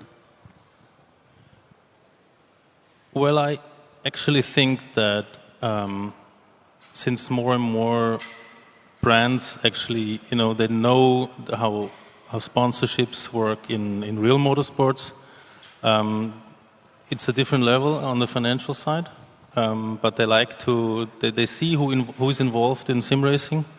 So at least from my perspective, I feel lots of brands actually discover that as really a way to get new access to their target group in a way, because it's motorsports enthusiasts, it's people that love driving. They do it on the computer, but absolutely no difference. The competition, the fascination of motorsports, this performance, all these things that people connect with motorsports is, in my experience, really something that brands discover for themselves to connect, engage, interact with the target group, and it really grows, and it's great. I don't want you to fight, guys, but anyone's fine. It's all good. Well, if we look at the big championships and competitions, and you see the reach, then it's not like 100 millions and the other esports in Asia, but it's still decent. And as Holger said, the money which is required for that awareness is really low compared to everything else in real motorsport. And so we are a service provider for the Nürburgring Endurance Championship. And especially in this championship, we see that in the off-season from mid of November until March, we have the chance by the digital platform just to say, okay, we are there. We are also there in November, in December, and so on. And also the brands. And exactly the same brands and sponsorships for the real Nürburgring Langstreckenserie Endurance Championship are involved in the digital. And they are really successful by acquiring new sponsorships. Always when I look into the numbers, I said, hey, you're doing really well, because, and that's the reason, because they have the success that many real drivers are involved, and not only the sim racers are looking the streams, but also the old motorsport community is involved. Anything you'd like to add on? Yeah, I think that as a hardware manufacturer, I think that also the overlapping between real motorsport and sim racing is gaining traction even in the few past years, and is no more a game, mostly is a valid training tool for most of the drivers or of the sim racer drivers, and also it's not a case that some of the fastest sim racers also are doing well into real motorsport, and the other way around is also true. Most of them are also sim racer, and this is helping both sides because they are validating each other with their concept of experience and product, and is definitely getting more and more interesting to get into this market, I think. Yeah. And a follow-up for you, Massimo. Obviously, you've got lots of massive names in terms of ambassadors for your company, and as a whole, how does that help you, broaden your market? Yeah, it definitely helps because, drivers have their following in their country. Maybe they are hugely successful and they have lots of following. And having some key drivers as product ambassador is helping to expand business in certain areas where maybe you have difficult to reach directly with your marketing team, maybe. So it makes sense, and it is a useful tool, we can call this way, to try to expand your business and also gaining validation from them, because you are being represented by a real driver who knows his stuff.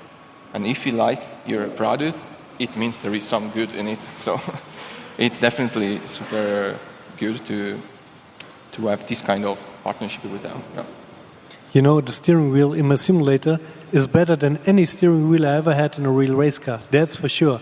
And so it's true. If that fits, it's a good thing. Yeah.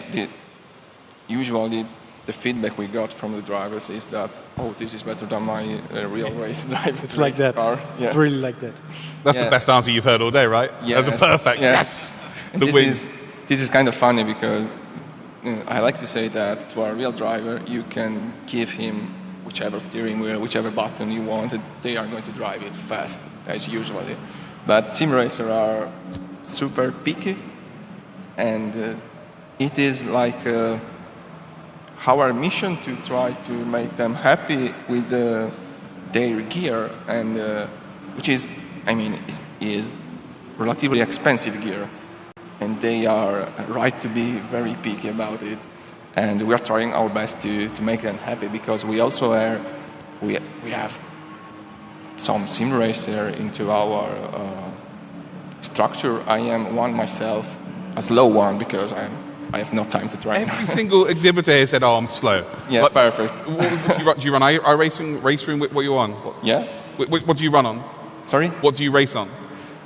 Mostly I race offline usually. Oh, so I can't ask what your iRating is or anything like that? Okay. No, I don't dare to put my hands or foot maybe in iRacing, because I will be wrecked by a sim racer. So anyway, this still helps, because I know some needs of sim racing, being one myself, and I try to use this knowledge into the product and make them like they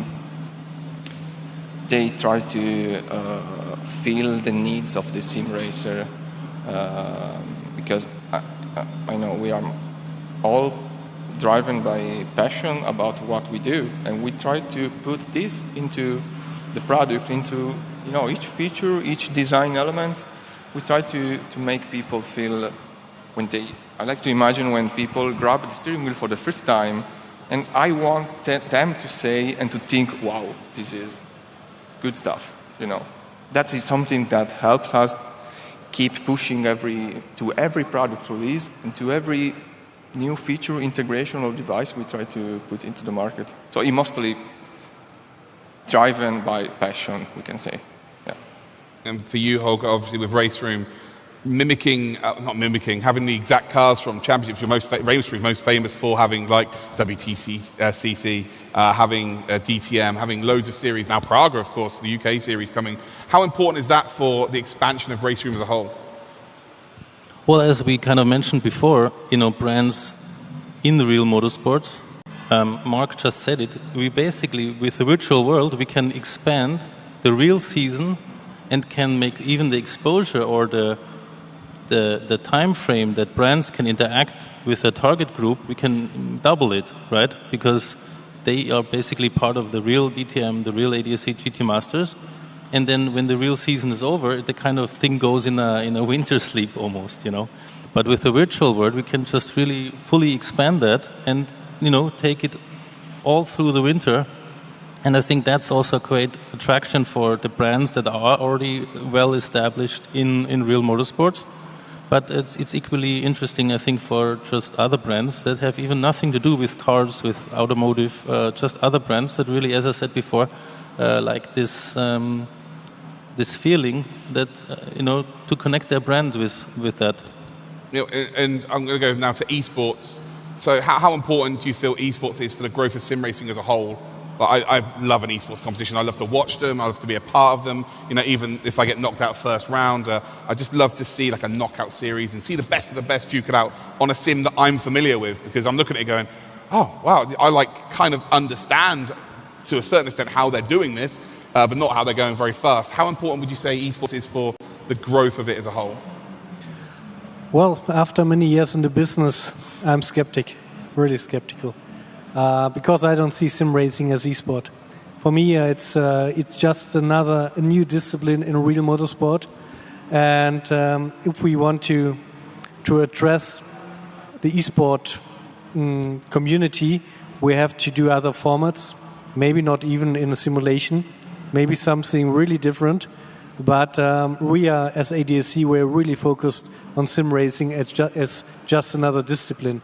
This is exactly the nucleus, the DNA, what sim racing is about. That it's not like just another game, just another simulation, or just another esport discipline. It's where racing drivers are involved, where you can be fast and then switch into the car and being fast. We just talk about Tim Heinemann and others. And if you are the winner of the FIFA Virtual World Championship, you don't necessarily be able to kick a ball for 10 meters. It's just something different. And That's also, for me, it's exciting. You know, I was always lucky in my career. Always find the right persons at the right spot to get a lot of money to continue my motorsport career. But we are, as ADAC, we are an association with 22 million members. And always in my life I thought it's not fair. You know, your father has to be a millionaire if you want to go to Formula One. Your father has to be ideally better a billionaire. And then you have maybe a little chance to continue in motorsport. And so for the first time in the history of motorsport, we have the possibility to share our passion, to share everything we love with many, many, many people. Okay, it's not that cheap. A simulator, high-end simulator, you're up to 8,000, 9,000 euros. But it's once you do it once. And if you sit in a racing car, I just drove the last years my old young-timer BMW E30, and every race it's about 7,000 euros. Every race. And from this perspective, I really like that it's not that everybody can feel the passion about motorsport without being that rich. And that's, for me, even more important than to be a part of this esport trend. And I think I have two different perspectives. One is as an active racing driver and as an active sim racer. It's really a paradise. You can always drive whenever you want against real drivers at any time. So, and it's getting better and better because the technique is getting better. We see it at the SimRacing Expo this year. And the computers are getting better and everything. But on the other hand, all the brands which are getting into sim racing with a lot of expectations on reach and everything, I'm not sure if this is really healthy, because we see that motorsport is a niche and sim racing even more, and the reaches are not that you can go to Coca-Cola or someone else and say, hey, we have millions of reach. That's not the case. It's sport, and we have the possibility to integrate many, many, many people in our sport. That's for me the more important perspective. Even if I kill some of the dreams maybe here. No, I'm fully on board. I think there's a space for sim racing to be the same as a series in real life, but I think it's very much more important to separate the two and have stuff like, this is what I've been saying for years, is sim racing. We can literally do what the hell we like. We can do whatever we want. We can make our own formats. We can make it much easier on the eye. Attention spans are, not as long as they used to be, let's say, with the invention of Reels and TikToks and all that stuff. I sound so old there saying that. But, trying to capture an audience's attention is more difficult than it's ever been. So I completely agree with you there. I think it does need to be separated. But there is space for both. Obviously, the expert really here for the esports side of things. What's your stance on this? Hard question. I think, the difficulty is, generally I would have expected that races that we do in esports would be building up, it would be adding to hero building in a way. I feel that it brings that. If you look at the esports side, the high-level top competition in sim racing, even though the format might be, let's say, of course, if we do ADAC GT Masters esports, there has to be some kind of link and some kind of way that you recognize again and say, there's a parallel.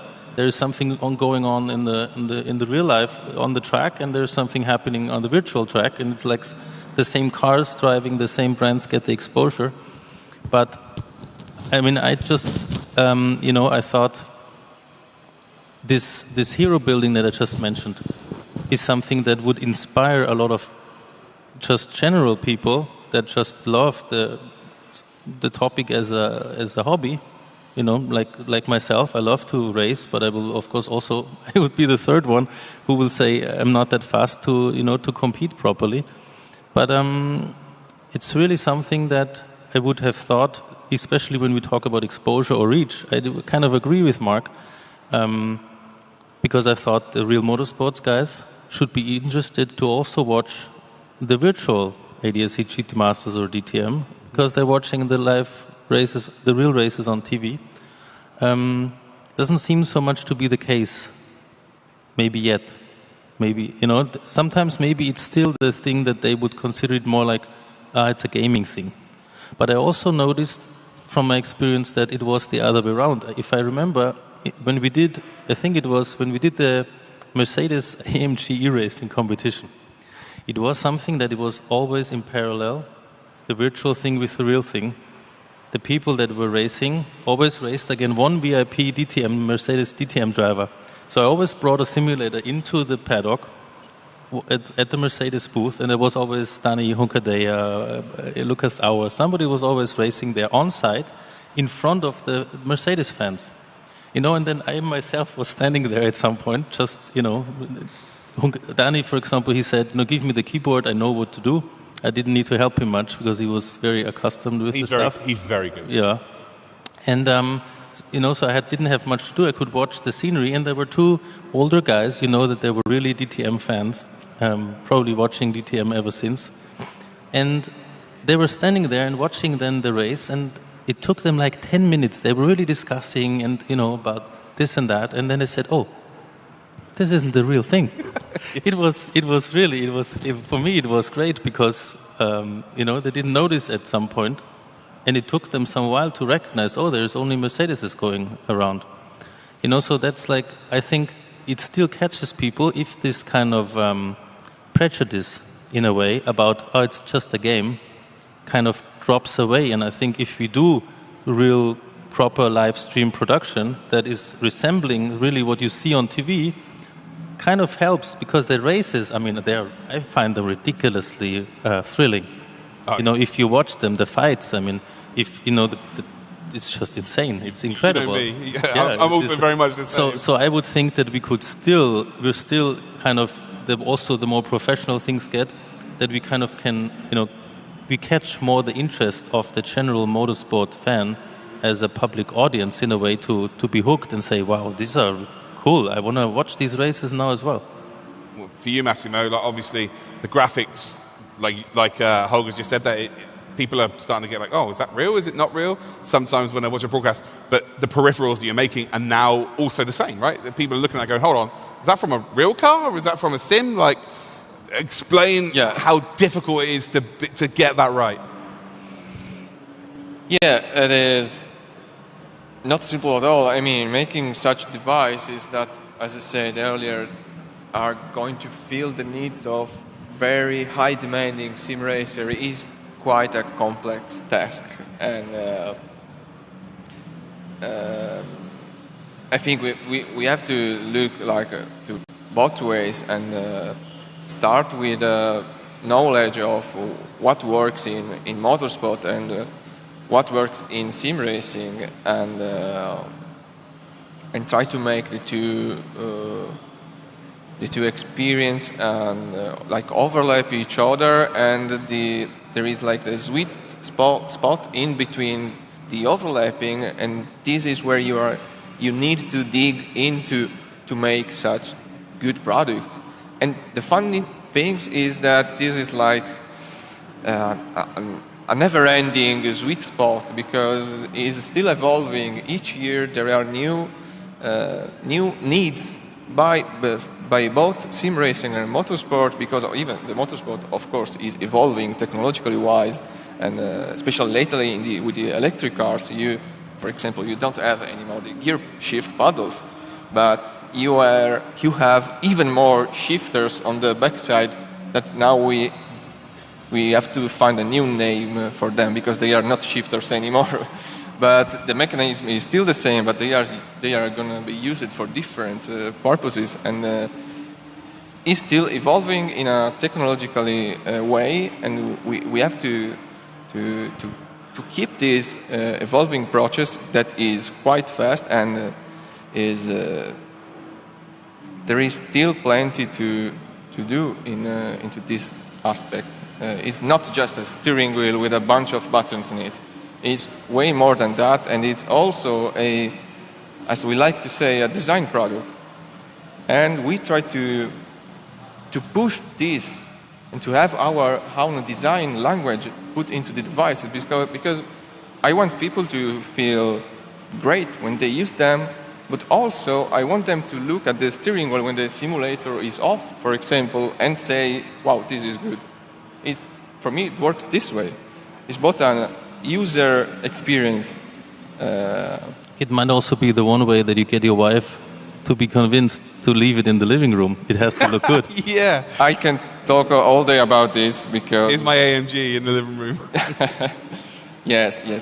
There is lots of work to do into this aspect as well, especially about the sim rig and the complete package, because no one wife wants a huge pile of metal components into the living room.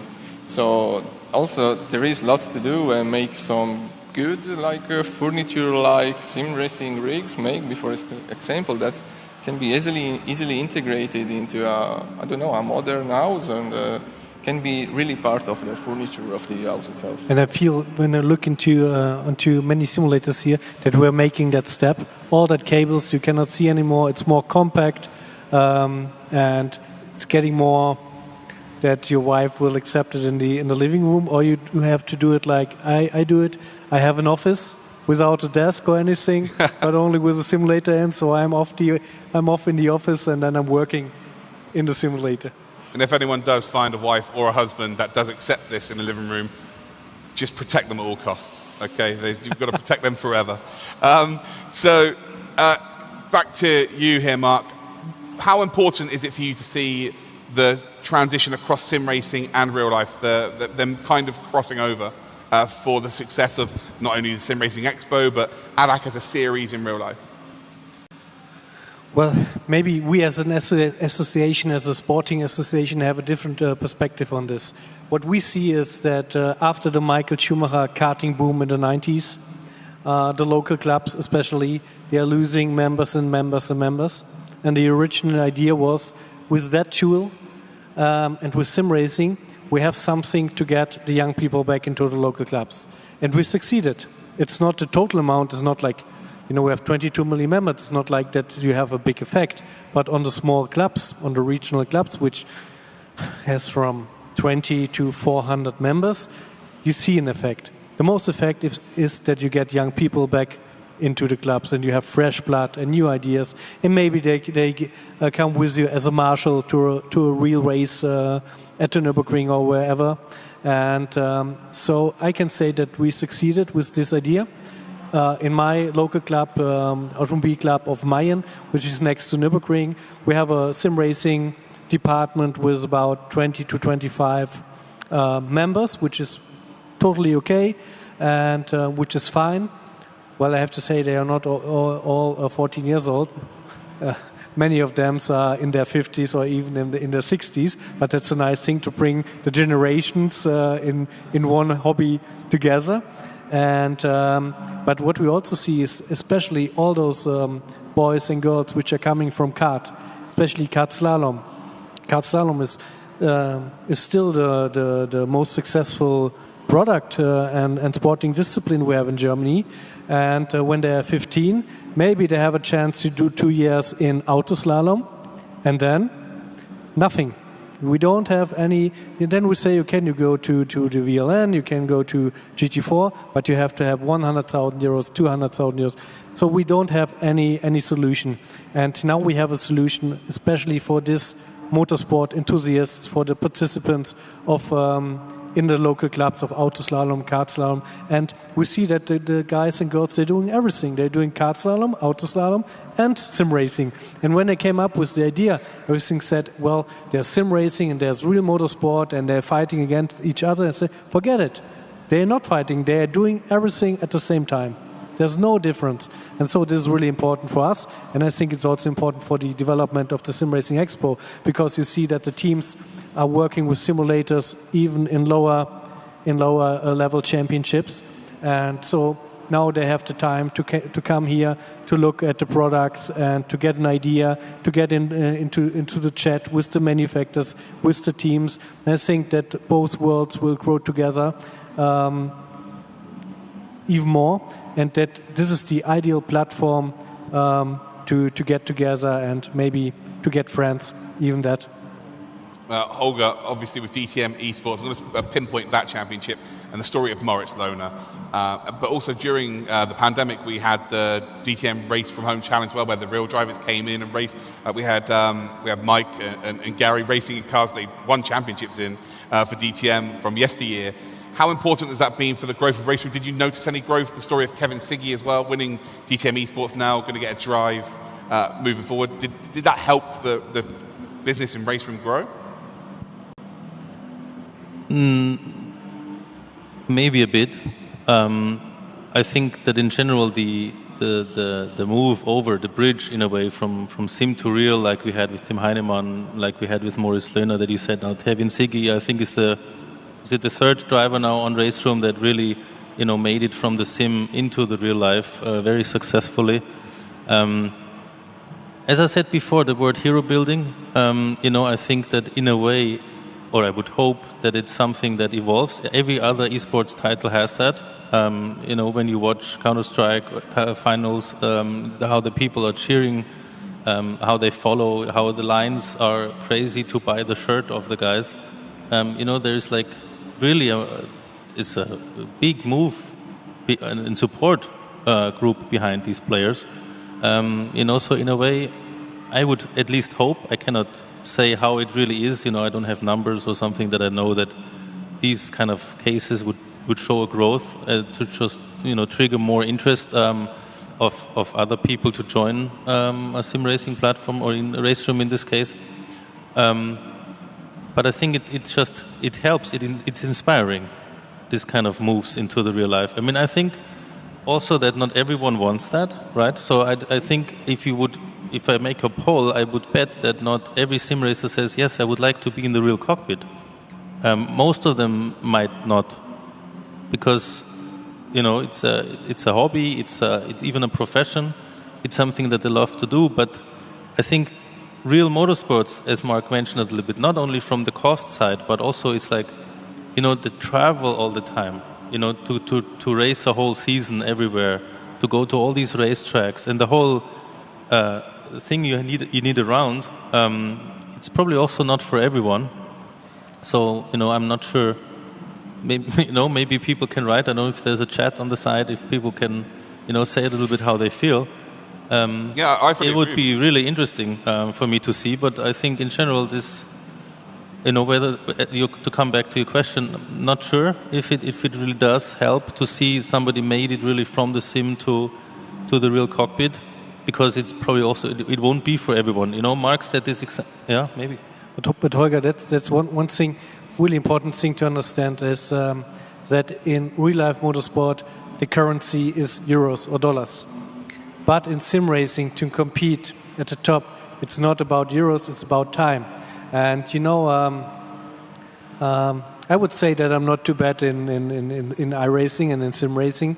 But if I want to compete, I have to spend many hours. So in real life, you have to spend euros.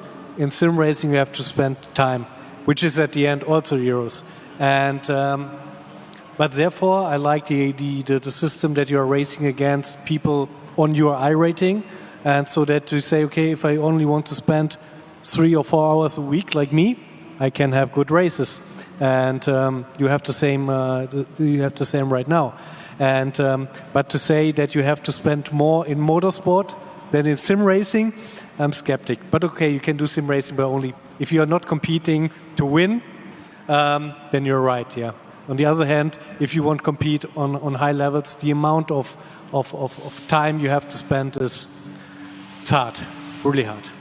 And I saw that, like I always compared it when you do the DTM Esports or the ADAC GT Masters Esports, you're not, as a driver, you get to know the calendar, you know what is the field of cars available, and you can choose. In real life, you're usually part of a team, and the cockpit is fixed. You drive the Porsche, you drive the Mercedes. And the amount of time that these people put in to kind of, see with which car on all the tracks in average, with the way I drive, and my possibilities to, fizzle a little bit with the setup, will give me the most success at the end if they put, did it in hours, it probably I would be not surprised if it's in. You've got the stats of competitions and some drivers doing thousands of hot laps to be on the top of the leaderboard, which you just cannot do in real. And that's the I would say the massive positive for sim racing is you can just do as many laps as you want. You don't have to wait 2 weeks between for track time. Just costs you the electricity, right? Exactly that. Well, that's a struggle at the moment as well. Massimo, back to you then. I'm going to be cheeky here, okay? I'm going to try and get some information out of you. Obviously, you've just teased an announcement regarding your cooperation with Mercedes AMG, which resulted in a steering wheel for AMG GT Track Series. As we know, there is a little bit more to this partnership. What does the future hold, and can I prize any exclusives from you? Not sure about the exclusive. Oh, I tried. But maybe let's see. No, maybe I can sneak something out in my speech. So, anyway, there is more to it, definitely. We are already showcasing some products that are the very first product of this cooperation. We also have the real beautiful truck series with the steering wheel that is the one of the first product of the cooperation is the real steering wheel for the truck series, and then there is also a whole line of product for sim racing, which are closely related to the truck series project because they are they share some design clues, some features, because it makes sense. I mean, as we say today, sim racing is gaining lots of popularity with automotive makers as well, and they are definitely investing into it, and is helping to validate sim racing to the market because manufacturers are investing into it. It means there is something good to it, definitely. And yeah, this is the first lineup of products that we are launching today. We have something in our booth that you can actually even play. There is definitely more to it. Both sim racing and maybe motorsport related into it. So is that not ending with what we have right now at the booth, but there will be something in the next 2 year definitely more to come to make sim racing fans and racing fans too happy about it, because there is a brand that they know, that they actually buy the products that are, we can say, motorsport validated in a way, and people usually love this, and is very motivating for us to be recognized as a valid player into the market as well. Yeah. There's something massive there that you're trying to hold back, and yeah. you've said enough of nothing there, basically. So yeah, be excited, ladies and gentlemen, that's for sure. I've got one specific question for you. Expansion on RaceRoom. Is there anything in the future that we should be getting excited about, potentially? Oh, again, trying to hold it back. No. I mean, there's always this kind of struggle. On the one hand, everyone knows internally and externally, we know what the people would like, what the RaceRoom community would like to have in terms of features and stuff. Sometimes you're tied with your possibilities. Sometimes it's a question of time. Sometimes it's just also personnel. If you don't have the person at hand or on your payroll that can do certain things, you probably wanted to mention driver swap or something. That's exactly what I wanted to mention. I read it here. I've probably messaged you about 100 times about it. But it's simple, because it's something that we all know we want. We also want it. I mean, we would like to do the ADAC GT Masters. If you do the virtual version of the real thing that has driver swaps, you also would like to, naturally be able to do it one-to-one. It also would help a lot with endurance. Of course, it has many good features, prospects almost, to work with it. But it's just, that's something that I'm not sure. It really depends. If someone is there who, you know, a good network programmer, just call me later. Maybe we will be able to integrate certain things. Well, in a way, we all know that RaceRoom is also, you know, has its years on its shoulders. Yes, we keep improving it. You know, things get better. We bring certain features that, you know, you have some kind of matchmaking. You know, that these things will evolve to some degree. Of course, we are working for a few years already, you know, on something new. That got stuck a little bit, you know, from the management side. There were some issues that people probably were about. But it will continue. What it will be called, or if it will be just an evolution of RaceRoom, we will see. But I'm afraid it's never fast enough, right? I always, you got me excited. I always wanted it to happen, like, you know, in 1 or 2 years. It's just a tree doesn't grow overnight. But well, I mean, there is a team behind it. You know, all these are super full-hearted race enthusiasts in our studio, and yeah, I'm looking forward to see. I don't know how long it takes, but you know, at some point we will be ready to just talk more about what's the next step in RaceRoom. Okay, cool. Honestly, I'm not trying to get you all in trouble. I promise you that. Final question then before we wrap up. From each of your own perspective, what do you want to see in the next 12 months from sim racing? Yeah. Should I start? Yeah. Well, I would say I want to see rain next week in iRacing. That would be my personal wish. But ready for Daytona. Ready for Daytona. No. To be honest, I think if we can continue with the positive dynamic which we got due Corona in the whole business, that would be good. And what I see is that we can keep on that. Of course, the growth is not that much like in 2020 and 21, but to keep that level would be great. Yeah, that's from my perspective. That's it. But just one point: you said that you like that in sim racing you can do as much laps as you want and practice. At this point, I have a slightly different opinion, because when I was race driver, my ability was always that I can react on situations. Like I came to 16 24-hour Nürburgring races, and 8 times I didn't know the car. And then go to the track, sit in the car, and then you have to do your job without knowing anything. And this is something, ability which is not required in sim racing due to the fact that you can do as much laps as you want. And this is something I'm missing, really. The ability to react. I don't know, not to improve improvisation is the right word. You're spot on. I actually work for a company called VCO, and we pick a track. That's and true. It's they get 1 hour before the race to do which. So I agree with you. But we can do whatever we like in sim racing, right? We can change the rules, however. That's true, because it's in my opinion that's a really important ability of a racing driver.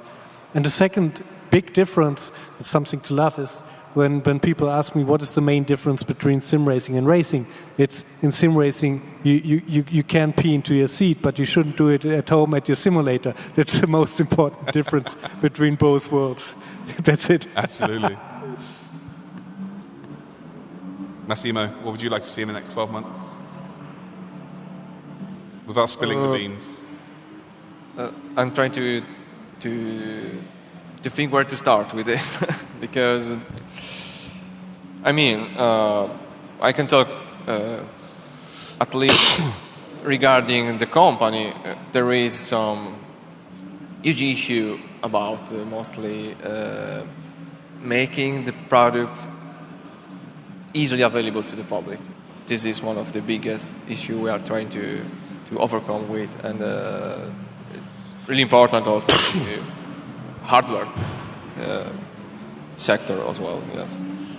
And maybe platform or software-wise, I can't answer that because I'm not really into the sim racing as really racing by myself lately. So that is no idea about this, to be honest. But for sure there is something good coming, and I will appreciate that. Well, it's difficult a little bit, in which direction you meant the question, but my expectation, well, in a way you don't have any. You just, with an exciteful feeling, you're looking into the future and see what's coming and how it continues to evolve. If you've seen all these years, where we started, when we did the first events, when we kind of put this whole topic sim racing on stage, give it wide exposure to people that have never heard or seen it before. But I think, as he said, in a way we do a lot of things to excite people. It's a passion that we share, and we just want to do our best and improve in any way possible, within our capabilities, for just people to have fun. I mean, have fun, go there, find any time you want to race, go to the servers, find other people that are, on an equal skill level, and in a way just have fun and share that kind of passion for driving a race car. Where it leads us, let's see. Perfect. Well, thank you very much for your time. Enjoy the rest of the expo. Enjoy your beers. Thank you. Thank you. So that was another panel there. So many interesting things brought up and so many interesting answers as well. So yeah, that was I think the final one for a bit. And now we're joined by Matt. Absolutely. Another interesting one, eh? Huh? Yes, it was really interesting. I enjoyed it a lot. You know what's upcoming? We're going to have the exhibitors race later. Oh, we are. Just wanted you guys be reminded of, and please join in. And it's going to be real fun. What do you like the best about exhibitors race? I like the fact that they're all going to go into it like smiling with each other and thinking, "Oh, this is just a bit of fun." But absolutely every single one of them want to be the #1 exhibitor. It is as simple as that. Last time I was involved in an exhibitors race, it was at the Autosport show in the UK, and like we had, I don't know, 12 rigs set up, and we had to do like quarterfinals, semi-final. So many people wanted to get involved. So yeah, it may look on the surface of it as a load of fun. Oh boy, it's going to be ridiculous. And later, after that, are there fights? Have there been fights? Hopefully. I'm down. I'm not during the race, but later after the race. Did you like recognize something like from the last times you had exhibitors? Oh no, they're all best of friends afterwards. All off to have a beer again. Once this is finished, everyone has a beer. Everyone just chills out. So the fights are only on the racetrack, hopefully. Hopefully, yeah. Hopefully, and we're gonna have. I'm really looking forward to meet our commentators again, Corby and Alex. Of course, they are amazing, and I see them strolling around here all the time and like trying all the simulators. Have you tried some? No, I've not had time, unfortunately. I've just been on stage. Yeah, been working. Believe it or not, I've been trying to work anyway. And you will not do that tomorrow because tomorrow is going to be packed here. Yeah. Because all of you will come, hopefully. Yeah, for sure, 100%. It's going to be fun. Yes, I like it a lot. So yes, exhibitors race upcoming on 4:30. We also we have a quick look at the booth? No, right? Like we can just tell you it's going to be super, super, super fun to watch everything. Have you counted the cars outside, like in the other hall, like hall 9? No, I can't go count them though. There's a few, is there? There are a few. It's Aston Martin that's just arrived like earlier on with 007 on the side of it, so it's just cars all over the place. Yeah, definitely. I also want to check out the retro classics. So that's as much as there's sim racing, we've got the retro classics as well, which is always fun. Yes, I like them so much. There are Bentleys over there, there are Rolls Royce over there, there are Ferraris over there. What have you seen? Have you seen something? I've not been there yet. No, okay. Yeah, I'm yet to go over there. So okay, yeah, it's amazing. So make sure you also visit that one. But also here, I've seen the AMG. Yep. Super nice, the race car. Also McLaren. What have you seen? And BMW. Yeah, Retro there's BMW as well. We've got the Fordilla Sim over there, the P1. What other cars have we got? There is an F4. There's an F2 F4s. One's with the Nürburgring stand. We've got another F4 that's over there. There's a split-screen camper van randomly as well with Eau Rouge. So yeah, there's plenty of cars to look at. Definitely, and don't forget. Oh, by the way, there's 2 Porsches right in front of us. Yes, and definitely don't forget the Formula 1 race car of Fernando Alonso at the Track Racer booth. It's amazing, honestly. It's really, really crazy car. And an Alpine hatchback as well. Oh yeah, of course, there's plenty. They have that. Super nice. So hopefully we now, before once again reminding you of the exhibitors race, which is taking place at 4:30, can introduce you to another nice panel of 2 guys. Well, I'm going to disappear now. I'm off again. You're out? Yeah, you can have fun. Yeah. 2 minutes more. They need 2 minutes more. They need 2 minutes more of filling. You're not going to be out. Luckily, I'm quite wide and can fill pretty much anything. Yeah, but that is the time where you can tell me about what you like best so far, like which panel, for example. I really also like the panel where we're talking to the influencers. Yeah, Suelio Almeida is one of the most impressive human beings I've ever spoken to. I thought the last panel was very interesting because they're from such different aspects of the world of sim racing and indeed the real world of racing, but yet they have so much in common as well. They all have the same goals. They're all trying to indeed expand the market within one space. So that was interesting as well. But I'm going to be honest with you, I'm looking forward to the racing action. I want to see some races. I want to see these sim racers go at it. I'm very much looking forward to all of the teams being in the booths as well, so I can go around there and wind them up and stuff and give Kevin Siggy a wet willy. So that's going to be fun. Yeah, I think so too. So I think everybody's looking forward to the racing, but still, since we are on stage all day, like we didn't try it out at all, right? No. So everybody's really keen to experience it again. I might go pee in the Team Redline seat while I get a chance. Oh, come sure on. They won't mind. That was the idea of this one guest of yours, right? Like peeing in the people's seats is always fun. They don't know about it. I think you will not do that. No, probably get into some serious trouble. Perhaps last day on Sunday, that would be a good idea. I did hear that we're allowed to race these two at some point. Because there's this pit lane over there. Yeah. I'll have to go in the 911 because I'm too big for that one. Is it? Okay, I just want to drive a 911. I'm going to have the 718. No worries. Okay, sure. There we go. Done deal. Okay. Yeah, brilliant. Nice.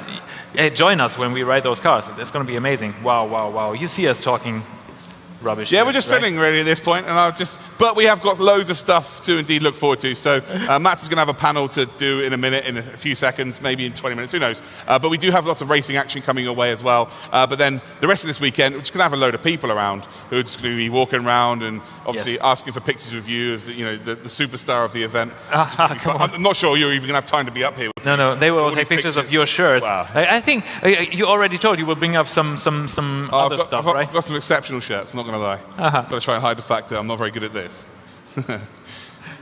Really looking forward to that. Yeah. So I'm going to disappear now. So I'm going to leave you to it. Enjoy your panel. Thanks so much. Have fun. Okay. Guys, as I told you, Exhibitors race 4:30, but now two guys are talking about fighting climate change by sim racing and electrified racing series. Please welcome on stage well-known race driver Mike Rockenfeller and CEO of RCCO Esports and World X, Thomas Vogt.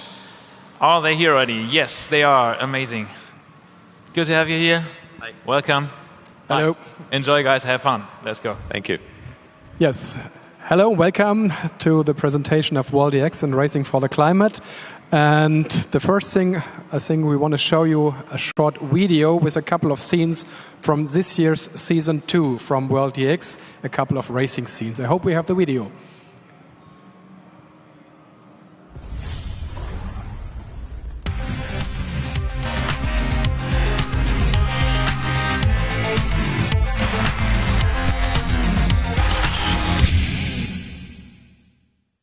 Well, Gordon Much stuck his elbows out, made the car wide, and that has prevented Lasse Sorensen, who's having to work so very hard at this in the early stages. And here we can see Lasse Sorensen. Look, he is absolutely fighting Gordon Much with everything he's got. Lap 1 is in the book. I think Alan Terzic now has built enough, or has he? Because here comes Lasse Sorensen. It's going to be a drag race to the line here. And Lasse Sorensen then trying to break the toe so that Alan Terzic doesn't get any benefit here. Whoa, look at this on board with Devin Browner. Look, they're taking to the grass, not happy with the tarmac. They want to use the glass as well. When you and Thomas Vogt designed this competition, did you ever think that racing would be this good? Absolutely brilliant stuff. Toman is leading Lasse Sorensen. Sorensen is getting a bit wayward now. Who is it going to be that's going to cross the line first? It could go either way at the moment. Jiri Toman has got it. Lasse Sorensen right on his tail. Into the chicane they go. And this is the final opportunity, surely, for Lasse Sorensen. Jiri Toman has done enough. And he takes it. And, whoa, Sorensen all the way around the outside. He's not prepared to give a centimetre. And there's contact between the two of them. But now Alan Terzic knows it's now or never. He has really got to close in on Gordon Much. And he's going to have to be king of the late breakers and have a go going through the bus stop chicane. They both almost shortcut the chicane. I think Gordon Much has done enough as he heads towards the line and the checkered flag. What a phenomenal race win for Gordon Moore. A paint between them. Do you know what? Don't care about that. We like to see that. I think the fight... Made it out the other end. Yep. This has been a brilliant race. Absolutely brilliant. Are you so sorry, I didn't mean to shoulder check him. I'm alive. What the hell? Oi, oi, oi, oi. Oi, oi. Whoa! Oh, man. Oh, no. What the hell was that? A curb. And just as you were extolling the virtues of Bajtskivisa, so Alan Terzic made his way past Devin Browner. Now, strategically, that could have been a mistake, because Devin Browner, is he going to have the last lap, last chance saloon? He's into the Parabolica now. Who is going to be the best of these drivers then? Devin Browner carrying so much speed around the Parabolica, heading towards the checkered flag. Here comes Alan Terzic. A drag race to the timing line then. Who is it going to be? I think it's going to be Terzic. It's unpredictable. Look at it. Look at it. It's unpredictable. I mean, 3 wide, 4 wide. Oh, that was a big one, I think. Ah, he saved it. And I can't watch it.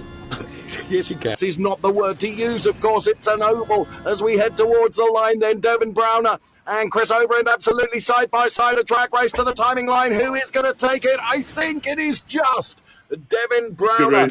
Mike Rockefeller, I owe you an apology. You didn't get a word in. Yeah, it says I'm first, so probably, Yeah. Congratulations, dude.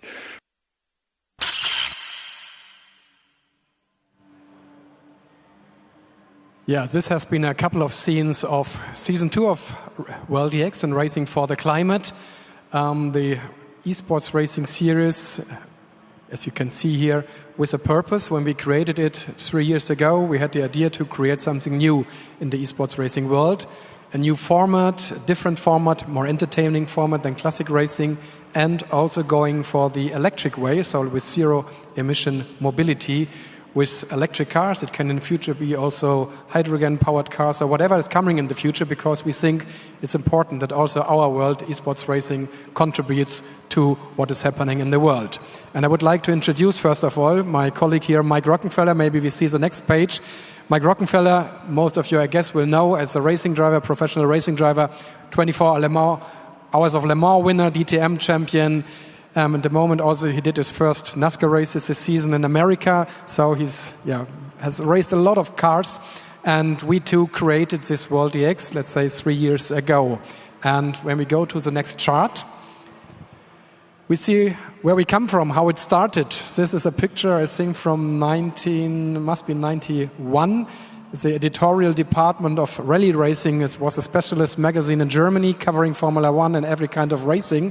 And we started a slot racing series, and that's where our DNA is coming from. When we see the next picture, we did it once a month for over 30 years, and after 31 years, we are in the virtual world that we see here. And coming to the next picture, back again to where our DNA is from, it's slot racing. That's what we did for 30 years, and we did it in a classic way. We did it for networking once a month. We always, because we were coming from the real motorsport, we always put together people working in real motorsport, racing drivers, marketing people, press people. They had really once a month fun with those slots cars. We raced a lot of different cars, from DTM, rally cars, whatever. And we always had a problem that those cars were so different, and we had to put a balance of performance. In a slot racing, you do it with, let's say, weight and wheelbase and things like this, and we were not always happy with that. And then, during the years, we had the idea, let's create our own cars. Let's create our own rules, and that's what you see here already. You see a Lamborghini and a KTM, and we can go to the next picture. Digital, also already there. Even it was it was slot racing. It was already digital. We were the first to have a racing series with a digital slot car racetrack where the cars can drive on one lane, and the digital controller gives you another lane to pass the other cars.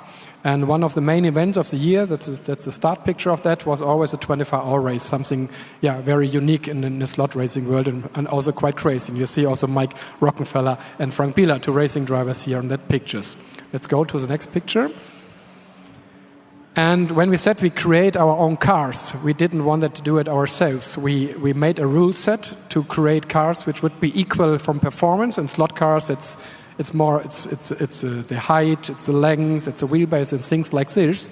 But we wanted to have the cars with the typical look and feel of the car brands. And we got the designers of very, very cool companies, car brands, to design cars for us, like Audi, Volkswagen, Lamborghini, KTM, Abt, and Schaeffler, even an automotive company.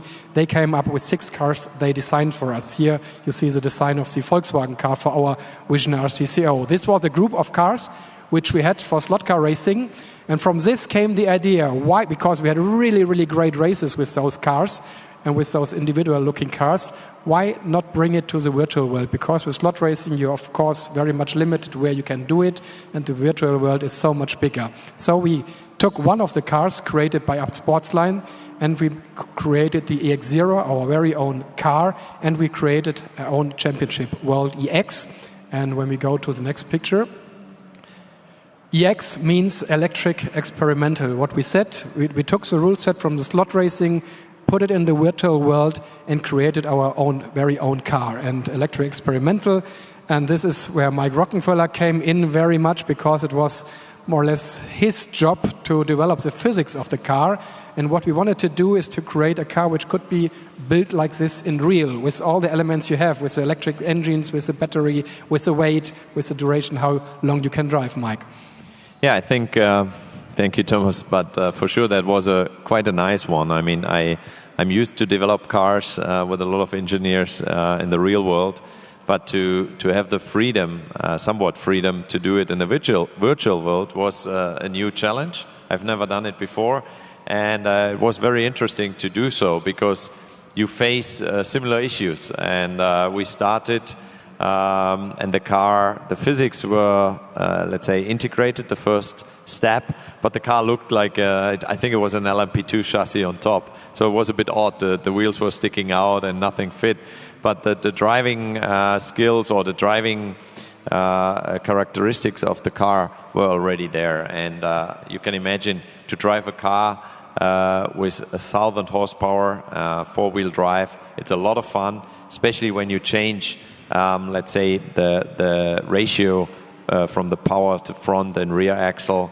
and stuff like that. You have a lot of you know, adjustabilities on the car, and I really liked it, and I got addicted to it. And for sure, the car is a lot of fun, but also it's not finished. It's never finished like a real car. You can always go better.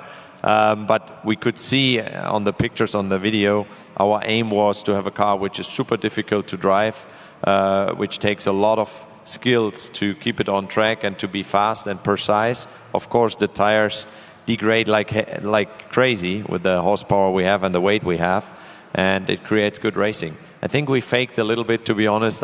It's coming. Okay, sorry. So I'm moving too fast. But for sure, what it needs to, one is the driver needs to have fun, and you need to really be challenged, in my opinion. And I think we managed that goal. And then, of course, in the races, we understood what it takes. We know from real racing, you need DRS or some other tools to be, still next to each other in the dirty air. And the good thing about sim racing is you face the same challenges. It's real.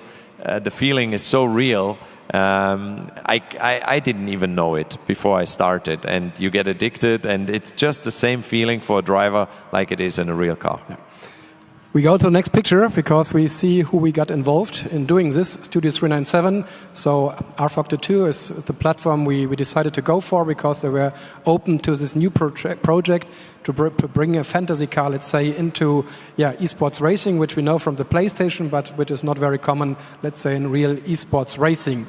They developed the car to make it really, like it is at the moment, the EX0.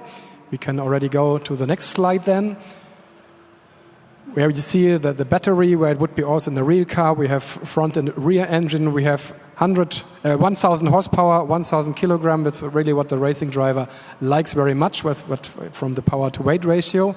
Going to the next picture.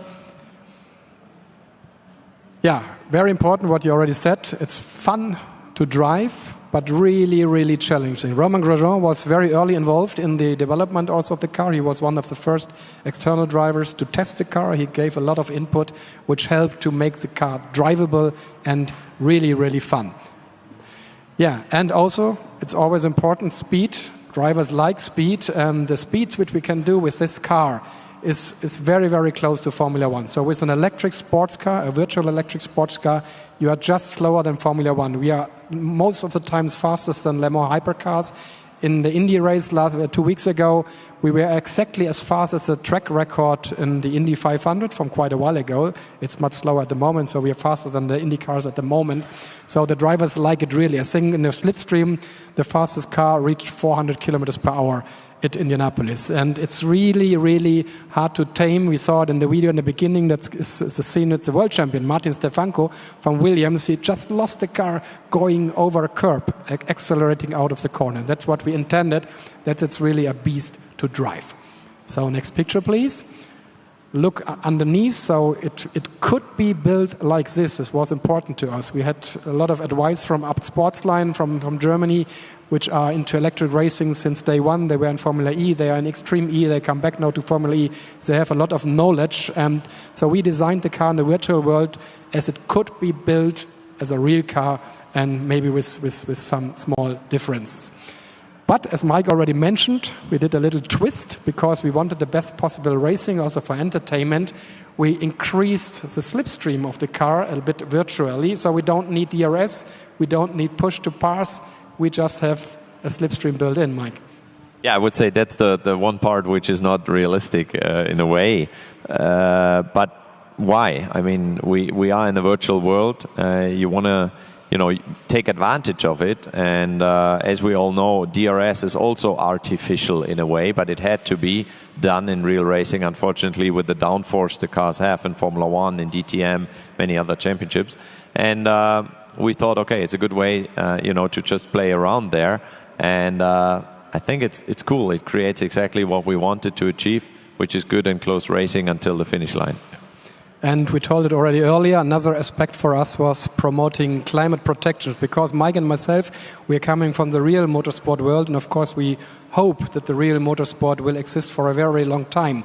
It will change, it will definitely change. We have already Formula E, Extreme E, ETCR, things like this. Even Formula One is going in a more electric way in the future, but we believe, we hope it will coexist. But with esports racing, we want to do something to create awareness for climate protection, for zero emission mobility, for the future of road cars, also sports cars, fun cars. And we got some help from friends like Tom Christensen, who is a team owner of one of our 9 teams in the World DX Championship. So with his team, he won the teams championship in the first season last year because he had a very, very good driver. And when we turn to the next page, we see who is involved as team principals in our 9 teams. For us, it was important to involve a lot of people from the real motorsport world and to mix them with the virtual motorsport world. So those are coming here from the real world. So all the team principals and all the teams are somehow from the real world, but a lot of them are already into esports racing. They promote our series, they promote our message we have. And when we turn to the next page, we see that each of these are the 9 teams, which are, they have the license to compete in World DX. We have 1 license opened, 1 team we can still sign for the future, but it is a closed system in the World Championship like Formula E, like Formula One. Really some very good names. It was important to us to have a mixture from virtual racing teams and real racing teams. And some of them were even created for World DX, like TK9 from Tom Christensen, like Nyangko from Nico Müller, who is now driving for Peugeot in the 24 Hour of Le Mans. They were created for World DX. And I think even Absolute Racing from China, our championship was the first they were doing. And Patrick Long, Esports from America, he came into because Mike asked him, is a good friend of him, could you please come in? And when you go to the next page, we see that each of these teams in this season, in season 2, are connected to a climate protection project. So they are promoting those projects with their participation in World DX, and we are talking about them in social media, in our live stream, in our programs, and the logos are on the cars. So we are speaking about what we can do, what can be done to make a better world in the future. So that's an important part of World DX. Also unique to our championship, we have 2 categories: pro and esports. Pro means real-world drivers like Mike Rockenfeller, like Romain Grosjean, like Frank Bieler and drivers like this. They are driving in one category, in pro, and the other ones are some of the best esports racers in the world are driving in the esports category. And when we go to the next picture, we see we see diversity also, which is important. Chris Overend, he finished second in the last race in Indianapolis. He became the first disabled driver. He's also only racing with his hands, so he was able to reach the final of a World DX race. And on the next picture, we see also we have an increasing number of young women in our championship. Beitske Visser was there from day one. And we have other young drivers, female drivers coming in, which is really, really cool that you mix men, women, disabled drivers, so everybody is welcome in World DX at a very high level. Next picture, please. Also new this year, with our 9 teams we signed, we said to them we want to create this together. We want to create different ideas. And what we did for season 2, for this year, each of the team has an own race. So we have 9 teams and we have 9 events. And each race is partnered by one of the teams. And so we do all the promotion around this race with the team, with the host team. But also the team is allowed to run 2 additional drivers in this race, which can help in slipstreaming and things like this. And also they can do the setup for the car for all the other teams as well. So they have a little, let's say, like a home advantage, which you normally have in soccer, but you never have in the racing world. This was new for this season, and I think most of the teams like it very much. Next picture, please. Also, we create our little own virtual world, our own pit garages, our whip hospitality for the teams. As you see here, a little picture where we do the presentations of the teams during our live streams. We can promote the partners much better than just taking what we have in the game. And going to the next slide. Also, only one at the moment, virtual racetracks. Virtual really mean fantasy. One of the most popular races now in World DX is really a race in the city of Maastricht. And this racetrack is only existing in the virtual world, and this is also something which we are thinking about might be cool to do more even in the future. So more virtual tracks. Let's say Williams is promoting the first race of the season, and there's a racetrack next to their factory, for example, which could be really, really cool. So that's also very interesting. Next slide, please. Our unique rate format, we can go directly to the next slide because there we see already the format. Next slide, please.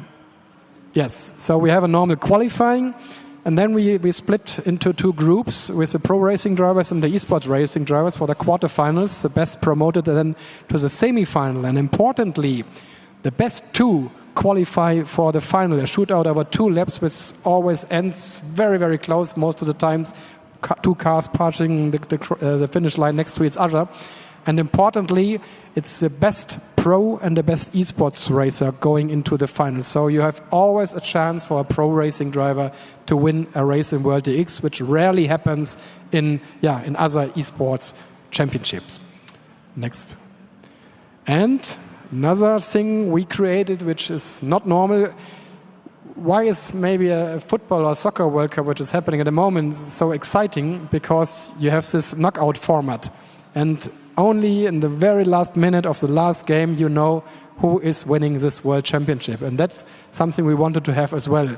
So in our World Championship, all cars finishing in the final of one of the 9 races are qualified for the super final. And that's a 2-lap shootout on the Nordschleife, so let's say the most difficult track in the world. And the winner of this 2-lap shootout in the end is a world champion. So that is something also unique, because just in the last minute, on the last lap, in the last moment, you know who is the champion. And also the champion is not the driver in our championship.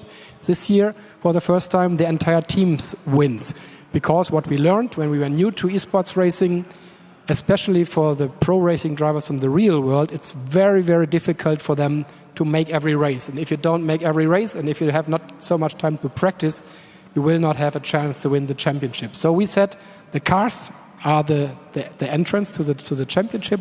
They collect the points, and then they can be driven by different drivers, which work pretty well this season, and every team can decide different one team like WRT, which are the leaders at the moment, they stick with the same 2 drivers for their 2 cars for the whole season. Other teams are changing, let's say, every race the drivers. So it's like a football squad in the end with a different number of people winning the championship. Next page. But we said already before, we have very short races, entertaining. Young people sometimes have difficulties to watch long things, the 24-hour race of Le Mans, which Mike has won. We all love it. But watching it, nowadays you go for shorter things. And we have very short races, a little bit orientated from rallycross, and with the final, with the best 2 really close finishes, as we can see here in Maastricht. Next page.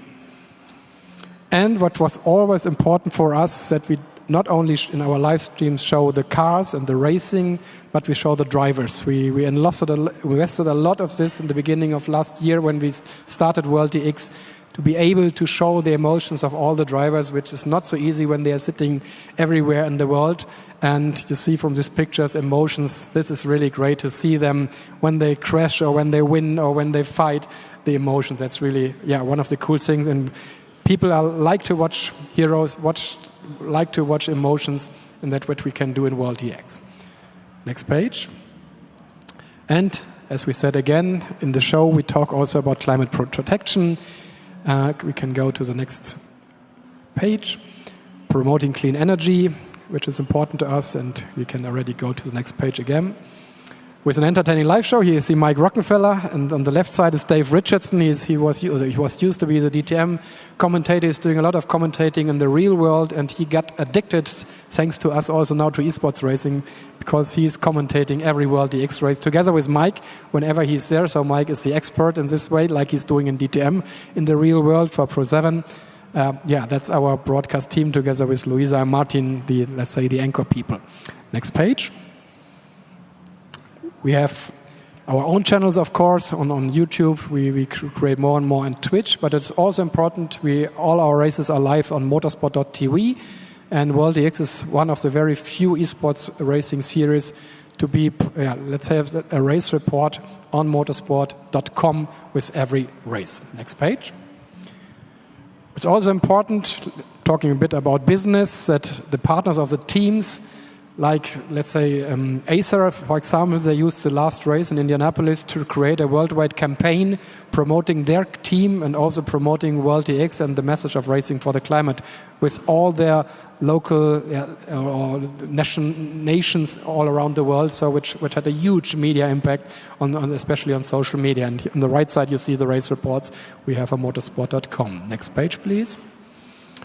In last year, this are the figures where we invested a lot in broadcast production. We tested what is possible when you go to the linear TV, where we reached figures which are quite similar to also what Le Mans Virtual is reaching.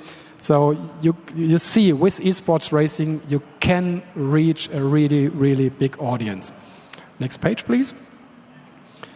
And World DX is more than just a World Championship. We have World DX BIS. It's a series with the same cars, with less power and using ABS for people working in esports and in the real motorsport.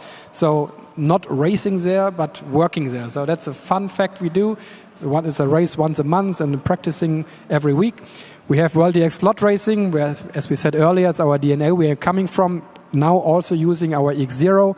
There's been even a 1:5 scale RC car, which has been built by an engineer from Formula E, from the Sportsline team. He built it his own, so really cool things. And our little World EX, as we call it, is growing every time. Next page, please. What's next? Here you see a little bit all the collection of the X0s, which have been built so far in the virtual world with the individual liveries. We have now more than 100 cars, and one of the future things we want to do is, NFTs, or let's say digital collectibles, digital owned content. That's something we are thinking about what to do with the fans.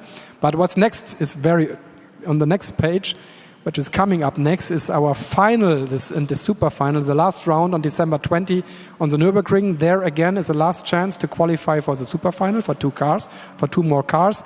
And then we have the very last race, the super final, as mentioned earlier, on the Nordschleife. I think on the next picture we have the promotion for that, exactly. And as you see, the host team this time is the team of Frank Bieler also a 5-time Le Mans winner, has his own esports racing team, was also with us in slot racing for a very, very long time. So, Mike, I've talked very long now. That's our presentation. We are limited in time, of course. Mike, World DX, in a few words, what is it for you? A lot of work for us, for you and me. No, but I'm joking.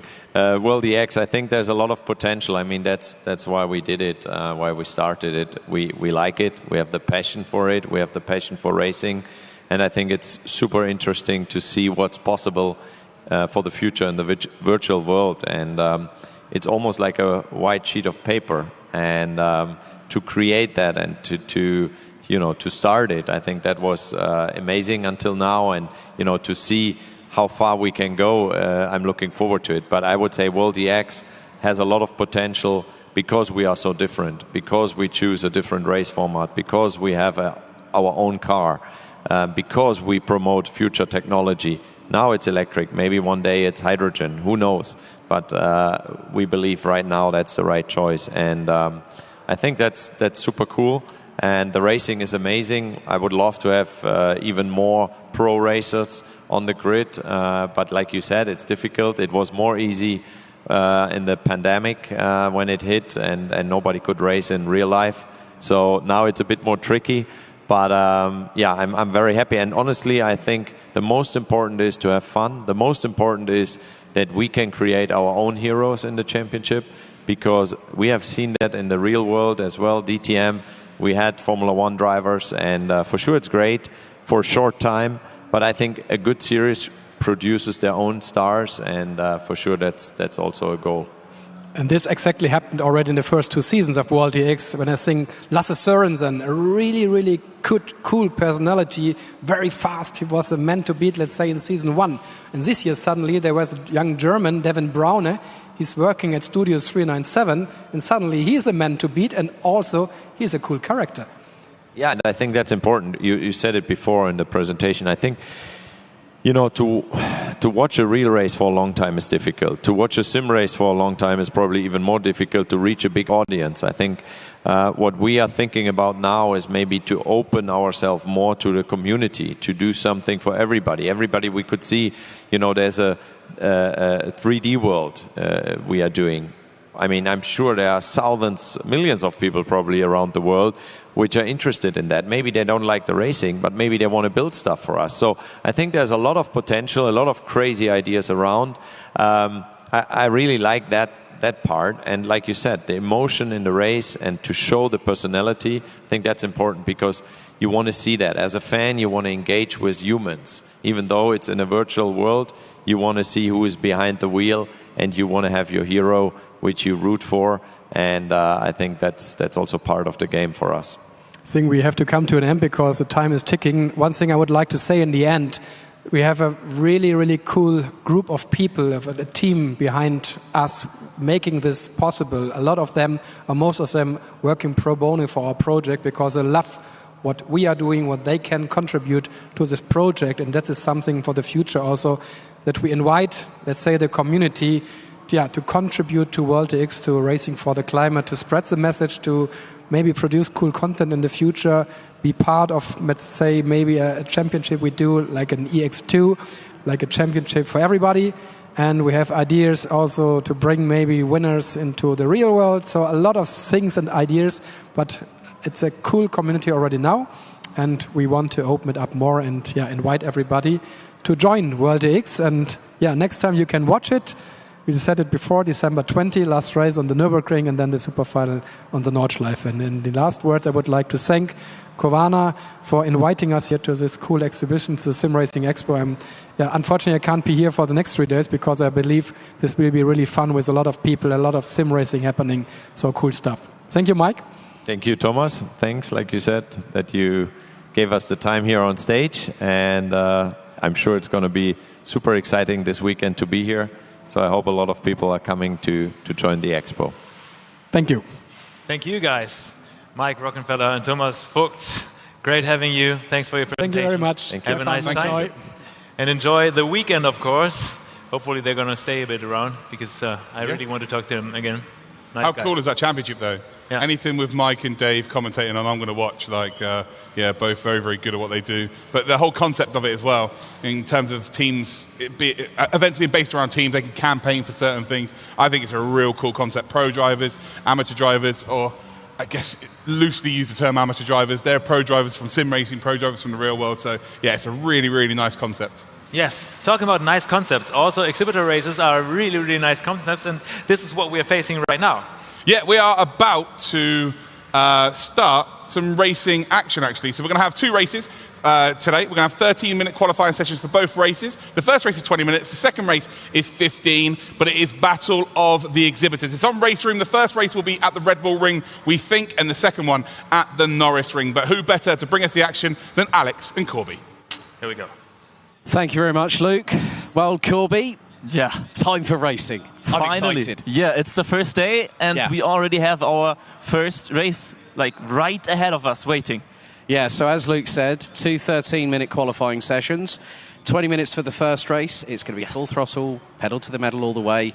And then a shorter race, which is going to be a bit more fast and furious, I think. I think generally the races will be quite fast and furious because no one really has much to lose. There's no super high prize pool, but there's honor, I think, on the line. And I think that might be a quite spicy thing here. Well, apart from honor, the words bragging rights. Yes. Yeah, we're the best this year. Imagine you getting smashed by your competitor on the Expo. Like, imagine what you have to listen to for the next 3 days.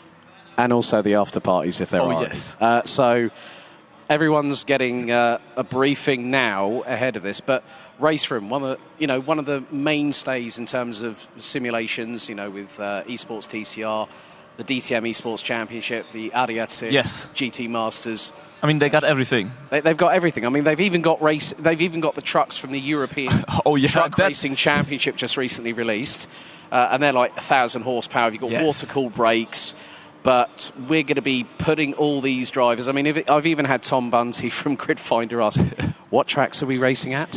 What cars are we racing at? So he's trying to get, I said to him, well, you need to bring your A game. He said, well, what A game have I got? And I just went, well, you're going to be playing A game anyway. Yeah. So this is where the fun really begins for you, me, and also we'll have Paul Glover in with me for the professional trophy on Saturday. I mean, I'm really looking forward to seeing what the teams have to say because there's still work going on in the paddock. I see bins full to bursting point. Actually, it looks more like a skip that's just literally overflowing with containers, wrappers. There's been a lot of logistical work getting all the equipment here to the Nürnberg Messe. I mean, they have one more full day to finish the paddock because tomorrow we are also going to be driving here from the RaceRoom simulators on the Community Trophy final. Yes. And then on Saturday, the teams move to their own boxes or the teams will be driving from their own team booths. And also tomorrow we'll actually be speaking to some of the teams and the drivers from the community, from the professional trophy. I'm hoping to get a word by someone, but I think Holger, the guy in the middle, he's the one from RaceRoom responsible. You might have seen him on some talk panel today, I think.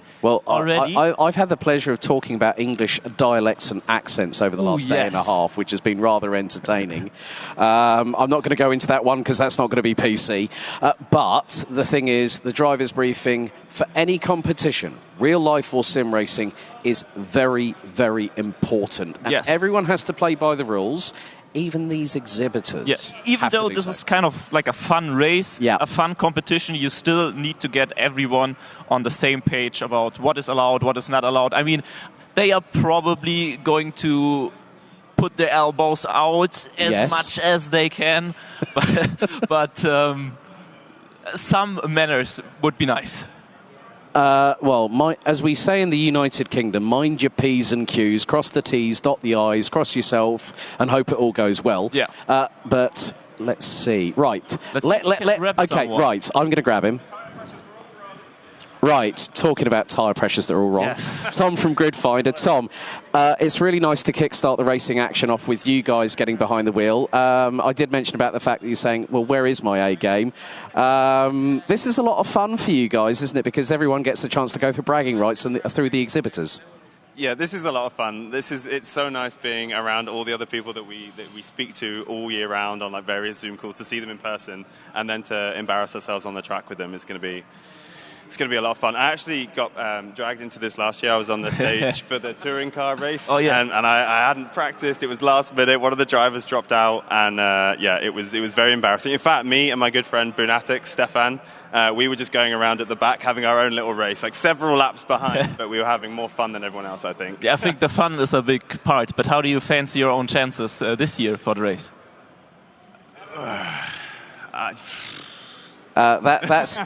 Silence speaks volumes, folks. I guess it depends on whether you will find your A game somewhere in the halls of the ADAC.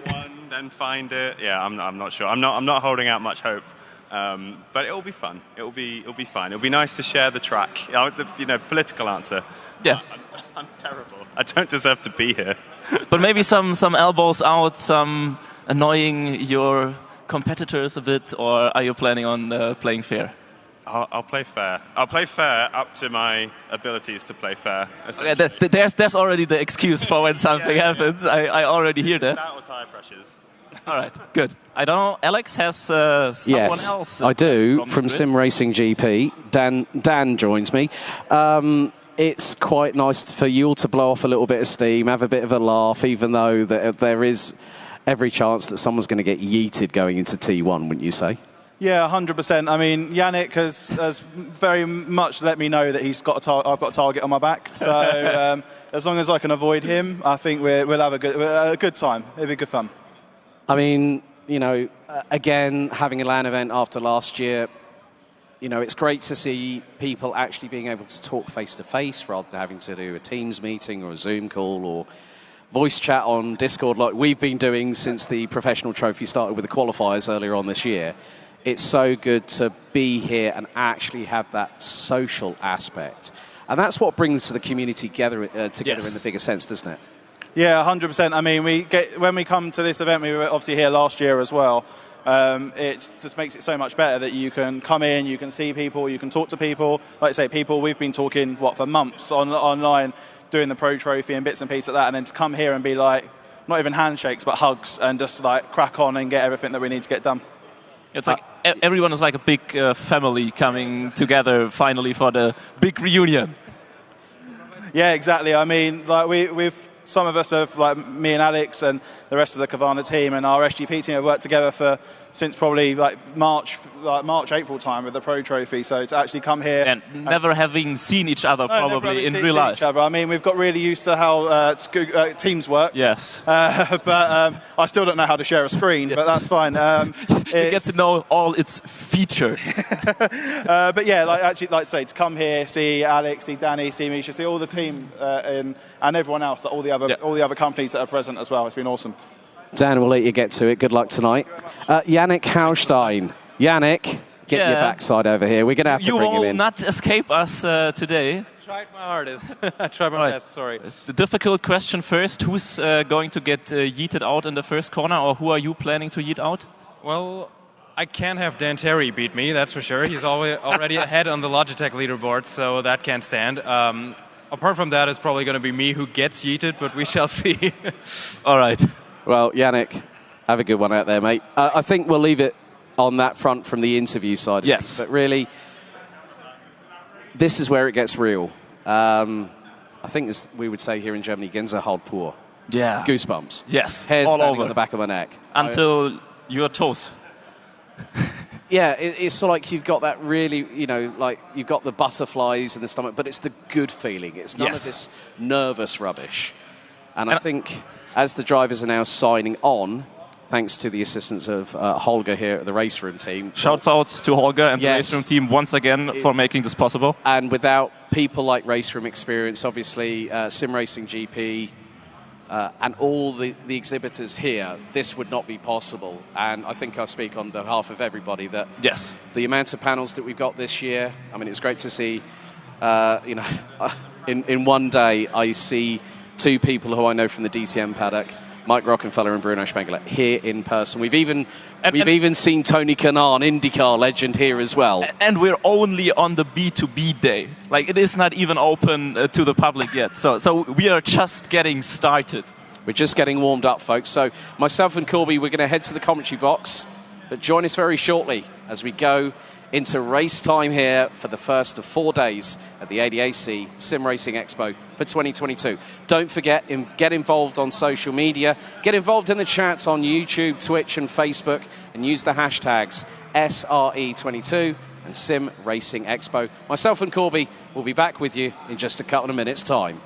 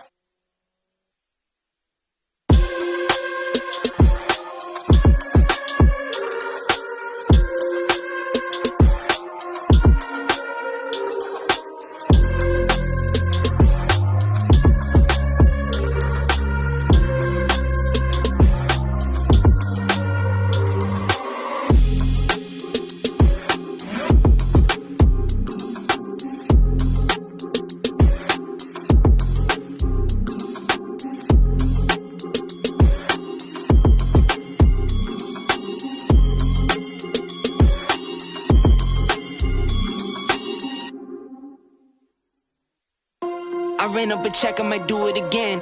Enemies close, had me thinking they're friends. 10 toes down, I'll be free until the end. Crib outside the city, I don't feel safe in my hands. Took so many years, I'm just waiting for the wins. I'm in debt to no one but the one who took my sins. I do it for real, there's no reason to pretend. If I do it once, I do it again. Add it up, bankroll, euro, peso, add it up. I'm just doing me, everything is on me. Oh, you matter what? Add it up, bankroll, euro, peso, add it up. I'm just doing me, everything is on me. Oh, you matter what? Add it up. Told her if it's all me, everything is on me. Gon' back it up. Matter what? Told you I'ma do me. Why you hating on me? It's not adding up. I do roll like a Mack truck. Country heart, I might cop a farm and go act up. Lot of scars, I was cold-hearted, now I'm back up. Keep it real, I do this once a month, I don't rap much. I just take the money and go stack up. Only buying car till you tatted up.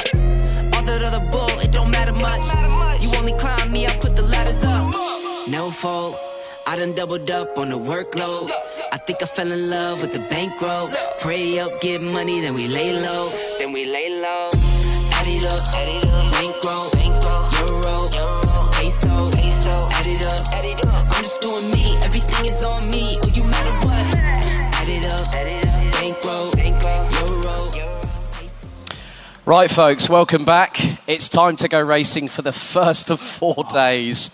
And you know what, Corby? I'm so pumped. Yes. RaceRoom. We've got the Exhibitors race, so it's a 13-minute qualifying session for both races. We're kick-starting things off, though, folks, in Styria at the iconic Red Bull Ring. The only person in Formula One history of that nation to win there, 3-time world champion, and no longer with us, the late, great Niki Lauda, who, funny enough, for those that aren't already aware, that the road at Mercedes-AMG Petronas Formula One has been named Lauda Drive in his honour quite recently, which is a fantastic bit of news. But the Red Bull Ring, Styria, a fantastic circuit filled with changes of elevation. We're going to be running the Formula 4 cars. And single-seaters, a great way to kick off the racing action here at the SimRacing Expo. I think it couldn't be better. I think it will be, in some sense, a mess, because it will be difficult to drive for the exhibitors. Yes. But at least they have the track with them. I think the Red Bull Ring in Styria is one of the classics we have right now, especially seeing the double feature in Formula One at the beginning of, I think, 2020 season when COVID was still there. Yeah. It is such a classic track that always gives good racing. You have 3 long straights. You have overtaking opportunities all over. It is near a perfect racetrack, I think. Yeah, the track formerly known as the Österreich Ring, and then later the A1 Ring. Yes, A1, quite some history. Yeah, A1 at some point was affiliated with the DTM back in the days, I think, if I remember correctly. Well, no, it was D2 Telecom, actually, if I remember correctly. However, Formula 4 has been spanning the globe. British Formula 4 powered by Rocket. I mean, there's been the F4 Esports League that's been happening through Motorsport UK quite recently. Spanish Formula 4, Italian Formula 4, US Formula 4. The amount of Formula 4 championships that have sprung up around the world is just absolutely ridiculous. Quite funnily, Rubens Barrichello's son, Fernando Barrichello, this week has been in Valencia testing F4 Spain. Yeah, and if Fernando isn't the perfect first name for someone named Barrichello, I mean, it's like the perfect mixture between Fernando Alonso and Rubens Barrichello. Like, he has to be a good racer. There is no other way. No, I mean, the thing is, his older brother Eduardo was in action. Well, funnily, you can see the T-shirt. I was at the Rotax Max Challenge Grand Finals in Portimao. Funnily enough, met Rubens and Eduardo. Rubens didn't get, unfortunately, through to the Grand Final, but his son did, and was 5th out of 72 of the best drivers in the globe. And we had 394 drivers, 60 different nationalities. But enough about karting. We've talked about enough of that, and thank goodness you won't see a Rotax bit of garment from me for the rest of the week. Thank goodness. But this circuit, though, the biggest overtaking opportunities, you know, going through that right-hander at turn 1, it's a 90 right. We're seeing some of the drivers now getting, right, I recognise that face. That's Yannick Haustein representing the SimRacing Expo. You can see he's all geared up, ladies and gentlemen. Yeah, and I hope he'll do a good job to represent the Expo here well. Otherwise, I'm going to slap him afterwards. We're not going to repeat what you might do to him, because otherwise we might be taken off air. But great to see, like, we've even got Cube controls, the SimRacing Hub, Grid Finder, SimRacing.gp. And from that, Get Closer Racing, one of the, you know, who's got one of the many exhibitors here at Hall 9. Now, I have been nerding out today, I will be honest with you. But it's been great. That's the point of being here, right? Exactly. The point of being here is living your hobby, living your passion, and that's sim racing, and that's why we are here. Exactly. Now, one of the nicer things about the simulators here on the RaceRoom Experience stand, they are identical. They've got the same screens, they've got the same Asher racing steering wheels, the same pedals, the nice little details. I mean, you guys and girls watching at home, you'll actually see that those seats that they're sitting on has the actual RaceRoom logo stitched in to the front and the rear of the seat. And what's more, on the stands on the televisions, as we just saw on the cameras on the shots that you're watching at home, that it has the RaceRoom logo there. So it is fully branded up, isn't it? Yeah, and you have the nice Logitech speakers in front and in the back to give you the full surround sound experience of the cars. So I think like that's a very interesting aspect. Generally, when we talked about it, like in the paddock walk before, that every team brings its own simulator. This is exactly completely different. The opposite here, we have same simulators. We probably have same setup for everyone. We have like an even playing field. The only thing that is different is the skill of the driver. So this is truly like who is the best. Yeah, I mean, ADAC are also involved in this. I mean, when you've got someone like Kevin Magnussen as your ambassador, I don't think you could have anybody else. But Corby, take us through some other bits of history for the Red Bull Ring? Because we've already touched on a couple, haven't we? So circuit length, amount of corners, some trivial side of things. So circuit length, 4.318 kilometers, rather short generally, only 10 corners, 7 right-handers. So typically your left front wheel is not happy when you drive the course. Let's put it like this. Was founded the Österreich Ring at least in 1969 with an opening 1,000-kilometer race won by Joseph Siffert and Kurt Ahrens. And the most interesting thing about this is Helmut Marko, the one we know as the guy behind Red Bull Racing's development program. Yeah, especially finding all the drivers. He drove this opening race back in 1969 and got to the 8th place. It's like fantastic how history kind of all comes together, and now he's on the team or like that's owned by the same company as the track. Yeah, exactly. Joseph, a legend in Swiss racing circles, sports cars, and also in Formula One. We are hopefully going to be getting underway very, very shortly with timed qualifying. But the Formula 4 cars, they're great. It was a category that was created by the FIA, as well as an entry level. So the ladder basically goes Formula 4, Formula 3, Formula 2, and then Formula 1. There's a whole lot of side categories within Formula 4, so you can do multiple championships. I mean, Ollie Behrman has done that quite recently.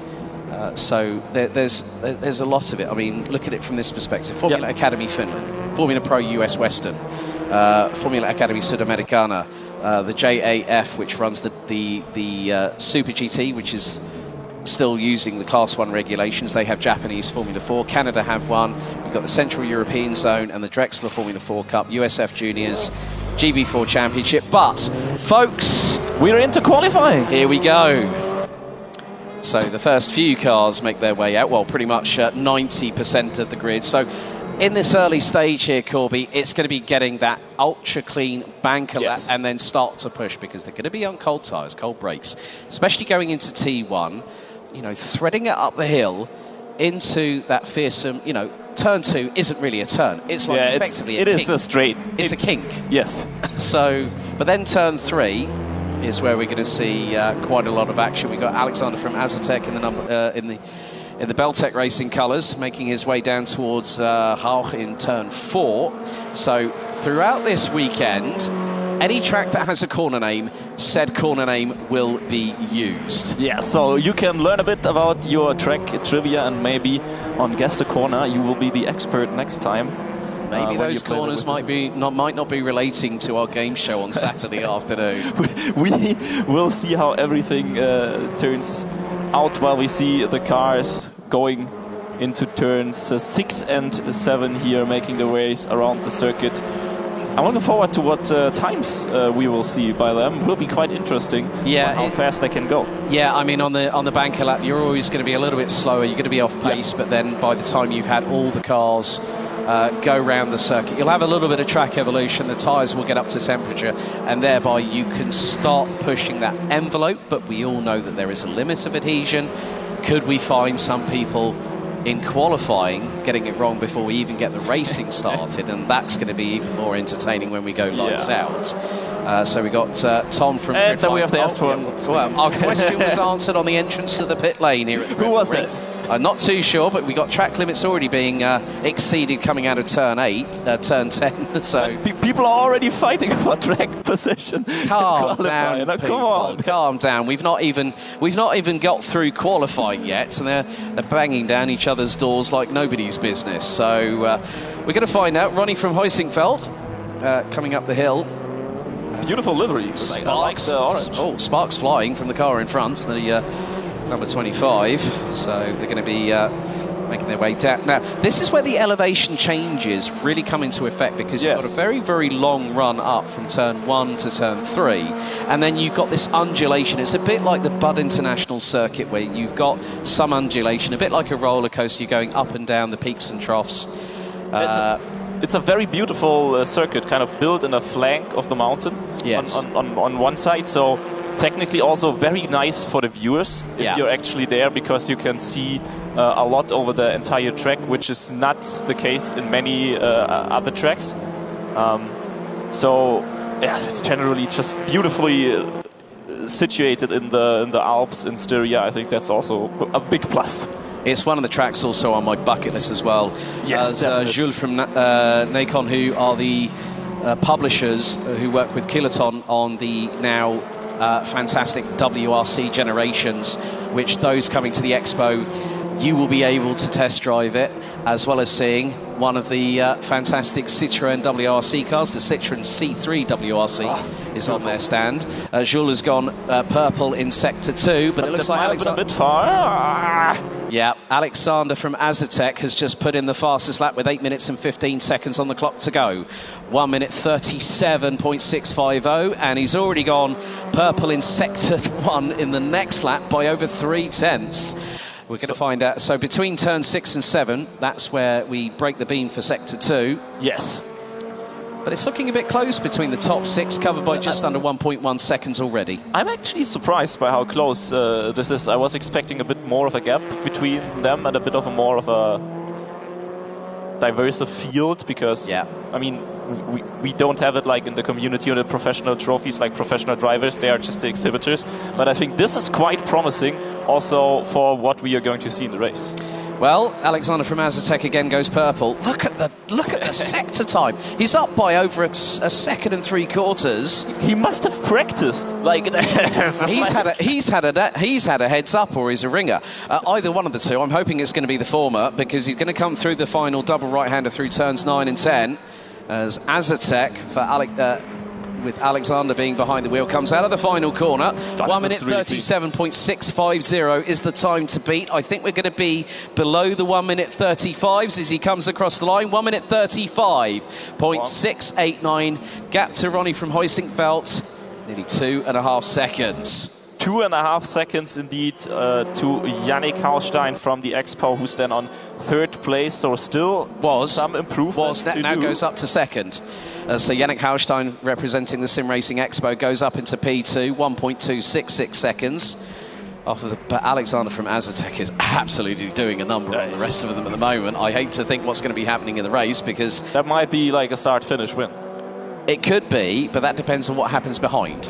And we know, we've already had chats with Dan Terry from SimRacing.gp and Yannick Haustein himself, and it's sort of like saying, yeah, Yannick's got the target on his back, and he's sort of like, Yannick kept a bit there worried. Might be some yeeting going on, there might be a bit of contact. A bit of elbows out, a bit of argy-bargy, and someone's going to get yeeted to the shadow realm, I think, at one point. Yes. We've got Fabrizio from Cube Controls, currently sitting P4, 2.2 seconds off, has just improved in the first sector by just under 4 tenths as we're getting into the final 6 minutes of time qualifying here in the wonderful Styrian countryside here at the Red Bull Ring. Fabrizio makes a bit of an unfortunate mistake there. But as we know, like Bob Ross told us, we don't make mistakes, we just have happy little accidents. That's a good way of putting it there. But Dan from SimRacing.gp, obviously we had his colleague Steve Worrell on one of the fantastic panel talks that we've had. Folks, don't forget to get involved on social media using SGP22 and Sim Racing Expo. And please keep the comments flooding in on the chats on Facebook, YouTube, and Twitch throughout today and the rest of today, because we have the racing action still ahead of us. We're still into qualifying. We do, but we're enjoying it now. Dan from SimRacing GP overcooks it coming out of turn 9. At least manages to catch it back up and not go into the wall. So still some time left, probably with like 1:35 lap times. About 2 to 3 timed laps still possible. Still some room for improvement. Dan could have gotten into underneath the 1 minute 40s there. He was on a very, very good lap. He'd made up a total of 3.5 seconds through the first 2 sectors. As we now return to Yannick Haustein representing the Sim Racing Expo. There you can see the face of concentration from the man based out of Braunschweig. I think Yannick is a real tricky one here, because he really wants to win this. He's incredibly ambitious in those things. My ears are burning right now, Corby, on that. Tom from Gridfinder, well, has made it up to third position.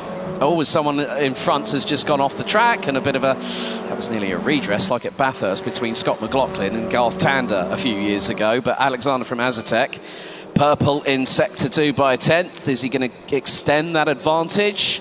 He does. 1 minute 35.433 over 2 tenths quicker. 3 3/4 minutes left in qualifying here at the Red Bull Ring. Fabrizio from Cube Controls looks to be a bit more planted. And 1 minute 37.686 comes out of turn 9, named after the late Jochen Rindt. And a little bit wide coming out of the final corner, but is that going to scupper his lap? Still currently P5, comes across the line. It's going to be close. And that is an improvement, but that might have been an invalidated lap by exceeding track limits coming out of the final corner. And again, Alexander from Azatec SimSports is flying around this circuit. 81 thousandths up in the first sector. On his own time. On his own time, with no slipstream assistance. Yes. We're going to see plenty of that in the race coming up next, folks. We're coming into the last 3 minutes of time qualifying, and Alexander from Azatec has been doing an absolutely sterling job. Yes. And the gap between him and Yannick Haustein, look, up again by nearly a tenth and a half in Sector 2. We could be looking at very close to a very low 1 minute 35. So based on calculations, that's going to put us on a 1 minute 35.2. As he makes his way down into turn 9, nice and neat and tidy, rotating the car through, letting it drift a little bit wide, not going too far off the track. Nice tight turn in, but it's a bit late. It's a bit wide coming out of that final corner, and that has caught out many a driver, including those in Formula One, as he comes across the line. And that lost him all that time, all that hard work. 2 tenths up turned into 7 tenths down. Yeah, and probably also makes your next lap useless because you don't get a good run through the start-finish straight, and then it's already done over for this one. But he might get another chance to extend his lead here. Generally, if you're looking at the grid, more or less we have a quite competitive pack in the middle, roundabout from place 4 up until 10. Where there's only about a second, but less separated. Jules from Nacon has just gone up to P5, 1 minute 37.463. So these drivers will only have, this will be their final flying lap of this qualifying session. So they've got to, they're going to either do one or two things, win it or bin it. Branimir from the Racing Hub goes P11, an improvement there. Still has time to set another lap, puts in a 1 minute 39.644. Puts him in 11th position. And still, you know what, even though the fact that we've got exhibitors kicking off the racing action here at the SimRacing Expo, to see all 12 cars covered by just under 4.9 seconds just shows the fact that they have their own skill set, they have their own skill level, and what that also means is we get to see them evolve over the course of these 2 qualifying sessions and 2 races. As the time now hits 40 seconds to go, Corby. I'm wondering what has Yannick Haustein been sandbagging is the big question I need to ask here. Well, he comes out of the final corner, and it's not good. It doesn't. That won't be an improvement, I think. No, there we go. So, Corby, take us through the results, my friend. We have Alexander Azatec on the pole position with a 1:35.433. By far, actually, the best lap, about 5 tenths ahead of Yannick Haustein, driving for the ADAC SimRacing Expo. Then we have Tom S. for Gridfinder. We have Toby. No, we have Jules on P4. On P4. Spinning around a bit here, or whoever that is, celebrating the good qualifying and getting ready for the racing action. Yes, 20 minutes for the first race, 15 minutes for the second. So what we're doing is we're making it a little bit more fair in terms of, rather than what the community trophy has been over the course of 2022 for this year, what we've decided to do, and it's not just for tonight's racing. Tomorrow's racing is going to be exactly the same, where we're going to have 2 qualifying sessions, 2 20-minute races. There is going to be none of this top 10 reverse grid malarkey like we had in the community trophy right up until this point. But Yeah, you can. I've got chills. I really have. I mean, it's been quite cold here in Nuremberg. I mean, we don't have the chills because it's cold. No. we are just excited, folks, and I know for a fact that you all hopefully are too. And really nice to see so many people watching along for what we are going to experience in just a moment's time. So what they will do is they will curtail the session and grid them up, ready for qualifying. So Formula 4, Red Bull Ring. So, I mean, first of all, this circuit, it never gets old, does it? No. It's such a timeless classic. And I think from my perspective, start it off with single-seaters at the Red Bull Ring. I think, folks, it's a pretty good starter, wouldn't you agree? Yeah, I know definitely. you definitely agree. I fully agree on this. I mean, I'm looking so much forward to the racing action we are going to see now, because it's not only the track, it's also the drivers who are going to send it into those corners, send it into turn 1, send it into turn 3 in the Ramos corner, like crazy, and this will be entertaining, poor. Well, folks, who's your money on? I've got absolutely no idea, but they're gridding up. I've got my money on Yannick Haustein because I think he's going to yeet someone out, but we are going to see as the lights go red, and we are about to go racing for the first time at the ADAC SimRacing Expo 2022. All drivers getting ahead. A quite big start running down into turn 1. We have still from Azotec into turn 1, standing ahead, taking the lead. Yannick Haustein on a solid second place. And back there we have some more racing action. We have some contact between the orange car and the yellow car there. It's going to be one of those it's things. difficult. Yeah, so we've got a great battle here. Jules from Nacon battling away. It was 3 abreast a little bit further down the order as some more contact up the inside tries to go Jules in the 4th place car, running in the Deutsche Post Renn team livery, but it's Alexander from Azotec. It's going to be side by side for 3rd position. And the switchback attempt is tried by Jules from Nacon, who pulls it to the outside. Yannick Haustein from representing the SimRacing Expo. Left rear wheel goes on the dirt, and so I think for Jules from Nacon as well. Yes. But they are coming down the hill for the first time, and that mistake has cost Yannick Haustein early. We're riding on board from Lucas, representing the ADAC, currently sitting in 7th position, and is around about... what is that? That's about 0.6 of a second behind Fabrizio from Cube Controls, who's up the road at the moment. It's so funny, the amount of cars that we've got, the amount of similar liveries, it's going to be difficult for us to pick this out.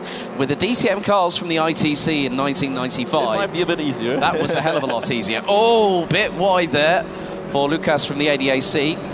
Tobias from Speedy Rugs currently sitting in 6th position, as after the first lap, Alexander from Azotec Corby has nearly a 1.6 second lead ahead of Yannick Haustein. And if this is going to stay that way, I don't see how this is going to change, to be honest, after how he performed. Beautiful move. Jules from Nacon has just gone round the outside, but exceeded track limits in the process, going through turn number 1. He doesn't really care, to be honest. Well, here comes a NASCAR reference, folks. It was high, wide and handsome on that one. Tobias from Speedy Rugs looking to the outside. This is going into turn 3. Difficult to overtake on the outside, but might switch it back on the inside now, going up onto turn 4. Another big straight ahead and maybe some slipstream to get, but also looking to take the outside line on turn 4, and there it's very, very difficult to overtake, especially if you get pushed wide. You might get onto the gravel. Oh, Alexander from Azotec at the moment has had a drama, and that has put him into the clutches of the SimRacing Expo's very own Yannick Haustein. Gap is now half a second. I'm wondering if Alexander accidentally dropped it. He's nearly dropping it again, going through the next corner through turn 7. Now into the right-hand kink, they're going to go for turn 8. And I think that Alexander from Azotec thought, yeah, I'm cool, I'm comfortable. But let's give the viewers a show. Yes, give the... I'm just going to drop it just to see what happens. And he drops it like a good one as we ride on board coming... this is on the front left wing. So you can see here, coming out of turn 10 on the rumble strips. Gap still is about half a second.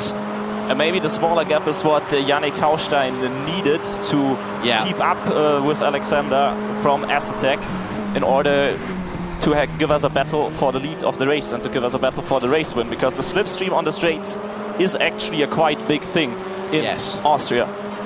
Yeah, I mean, if you can also get the overspeed using the side draft, if you pull alongside, I mean, we all know what happened between Alexander Albon and a certain 7-time Formula 1 world champion a couple of years ago at this very circuit through turn 4. Someone went high, wide and handsome around the outside, and the other one got pinged for a 5-second time penalty. However, this is fun. This is great because you can now see that Jules from Nacon is back down in 4th position.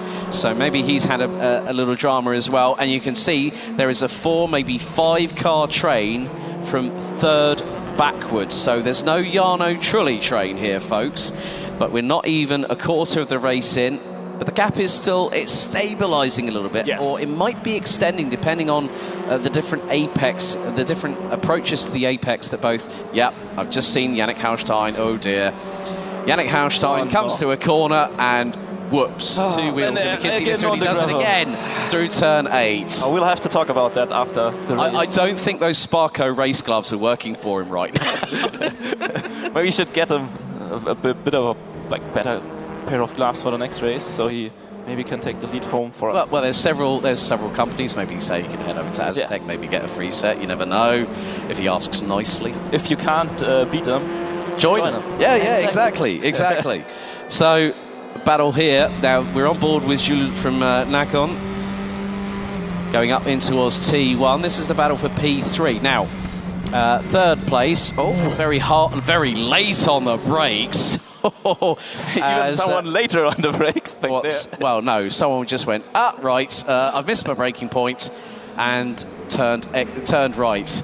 But yeah, you can now see the overspeed really showcasing it going through into turn 2, and that's Fabrizio from Cube Controls. There's a Danny Rick, sends it up the inside, locks up on the braking. It's 3 abreast, and Jules is around. Whoa, hold the phone, folks. It was 3 wide, and then people like Ronnie from Heusingfeld absolutely profit from that one.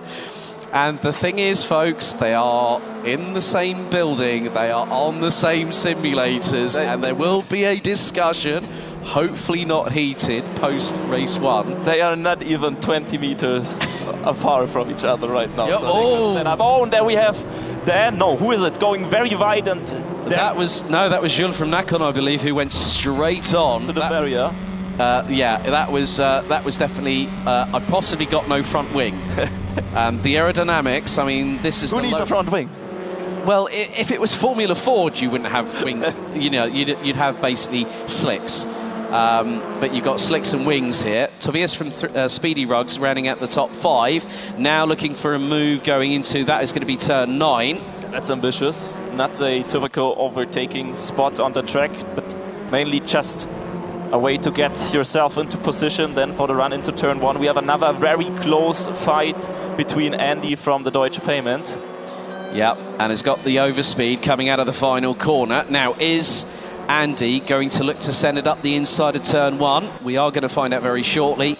Doesn't look to be the case, and just holds back. It's a bit sideways. And that was Dan Terry from SimRacing.gp getting it all crossed up sideways here in Styria. A bit of fun. You know what? This is the great way. You know, this is Tobias. Oh, you can hear him locking up under the brakes as well. And you see how careful the driver ahead of him is, like, oh my God, he's going to send it. No, I am going to go wide. Give him a lot of space. Please no Punterino. Please don't hit me. Please don't hit me. Yeah, so Fabrizio's just lost the position and has dropped down to 8th place. And that was Lucas from the ADAC taking 7th position, who's getting very late on the brakes. So I think he was closing in on, I think that might have been Andy from Deutsche Payment, but you can see now they are line astern. So Fabrizio right up the exhaust pipe. And then I think missed his braking point by a few meters, and then it's already gone. Yeah, that just goes to show the minimal tolerances you have for opening the door and then just opening both barn doors and the other person goes straight through. And that's a perfect textbook example. But in the meantime, at the front of the field, Alexander from ADAC SimSports has cantered away, nearly 3.1 seconds ahead. And there's Yannick Haustein coming into the shot there, 2.96 seconds adrift. Yes.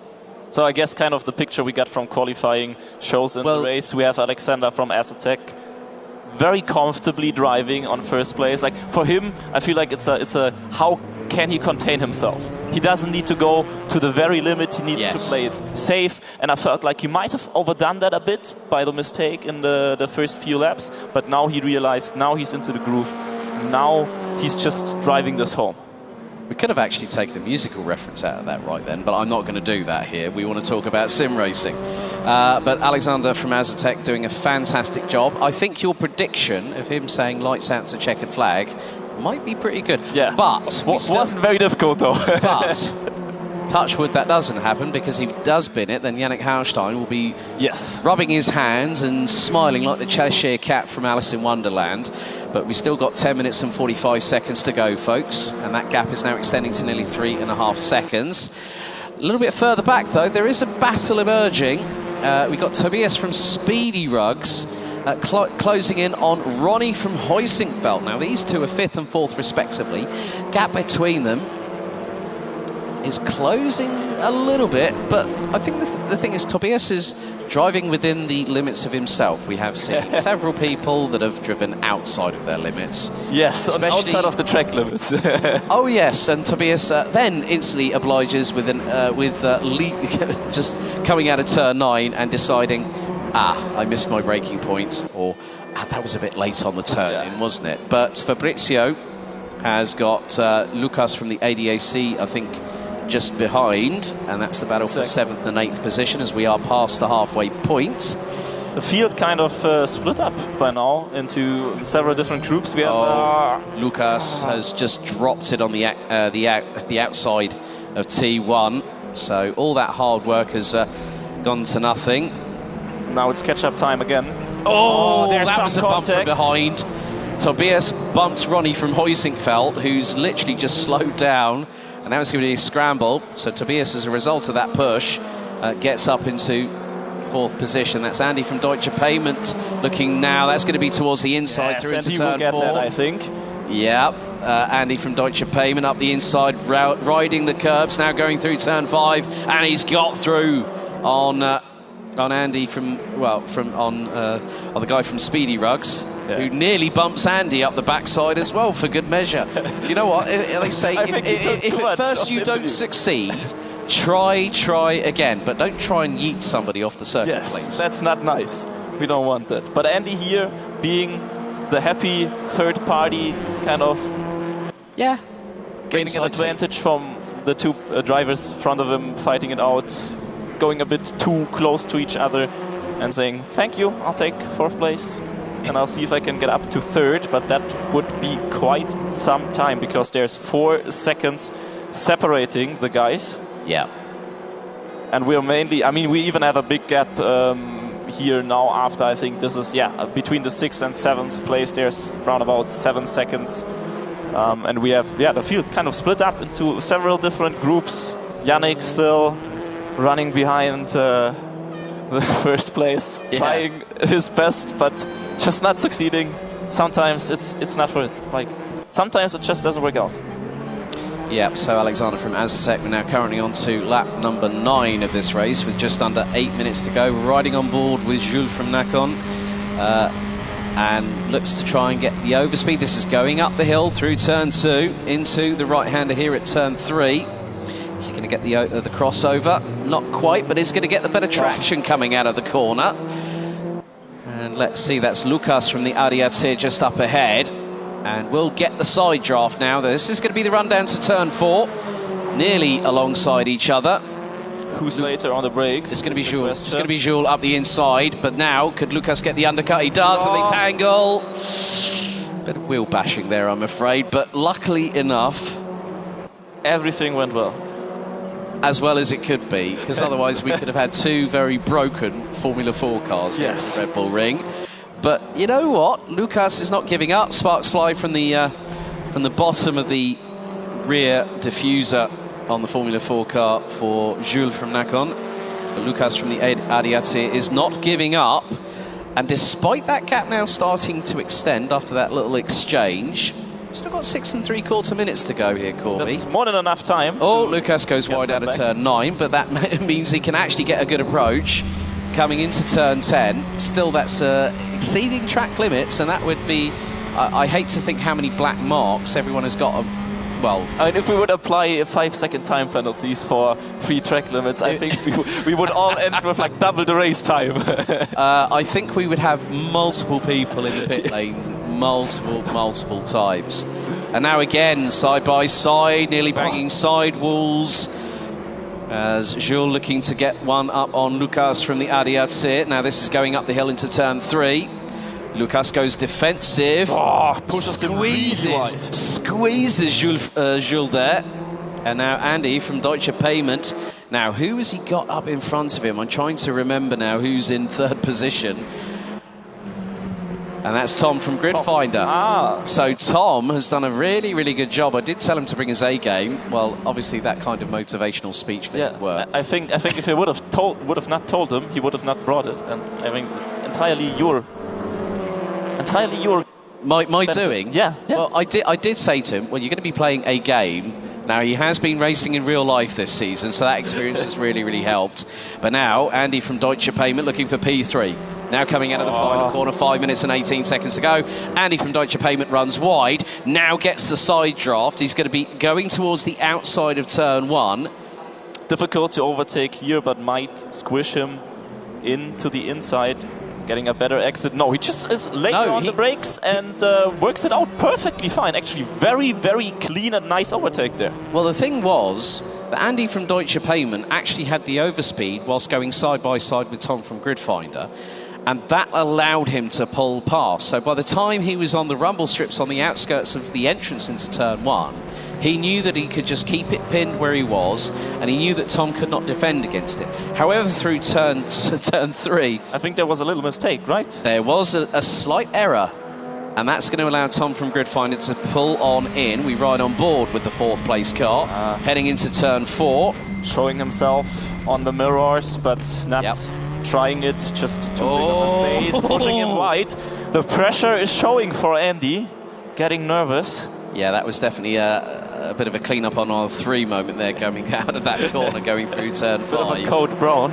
Yes, that's the first time that's probably going to be said this weekend in regards to racing. Hopefully not too often, Corby. But never mind. We carry on. 4 minutes to go, and a great battle for 3rd and 4th position, with Andy from Deutsche Payment and Tom from Gridfinder battling over P3. Alexander from Azatec still has a comfortable lead. It's nigh on double between him and Yannick Hauerstein from the SimRacing Expo. 6.1 seconds is the gap. Tom is looking to try and get that traction out of corners. Now he's in the slipstream. Down across the start-finish line they go onto lap 12. Looks like we've had someone exceeding track limits coming through turn 10 just there. We ride back on board with Tom from Gridfinder. I think he might get a really good chance up the 2nd straight, up the hill into the Ramos corner. Yeah. Oh, going really wide. If there would have actually been those... How are they called? Sorry? Or whatever. Yeah. Don't do that to me. You're not listening to me. I am trying to listen to you, but I'm concentrating on the screen as well at the same time. 3 minutes to go still. But Corby, this is a great battle between the pairs. Yes. I think this is the great battle, this fantastic race deserves. We will see if Tom will try to send it down the inside. No. Inside is getting covered. Around the outside, not far enough. Maybe now a switchback. No chance. Very well defended by Andy. Taking it around the track for another lap, but there will be at least 1 or 2 more laps for Tom to gain back that place, number 3, and to stand on the podium. I mean, if we would have had a podium here, that would have been a big thing. Oh yeah, they'd be cracking open the non-alcoholic champagne. What am I talking about with non-alcoholic? They probably would like... No, I mean, we're in Franconia. We'll be cracking up beer. Yeah, well, in the Middle East, that'd be a completely different story altogether. 2 minutes to go, and we're on to what's going to be the 13th. I'm just wondering whereabouts on the circuit our leader, Alexander from Azatec, is right now, because we still got this battle. Now, he's coming through turn 3, so after this one, it will be We'll have a completion of 14 laps in total of this race. So Alexander from Azatec. So we'll go through the running order. So we've got Alexander from Azatec in first position, 7.4 seconds back. Yannick Hauerstein for SimRacing Expo in P2. Then we've got the battle raging on between Andy from Deutsche Payment and Tom from Gridfinder, third and fourth. So that's your top 4 positions. Yeah, so 14 laps, but it's been an absolutely sterling drive from Alexander from Azatec, hasn't it?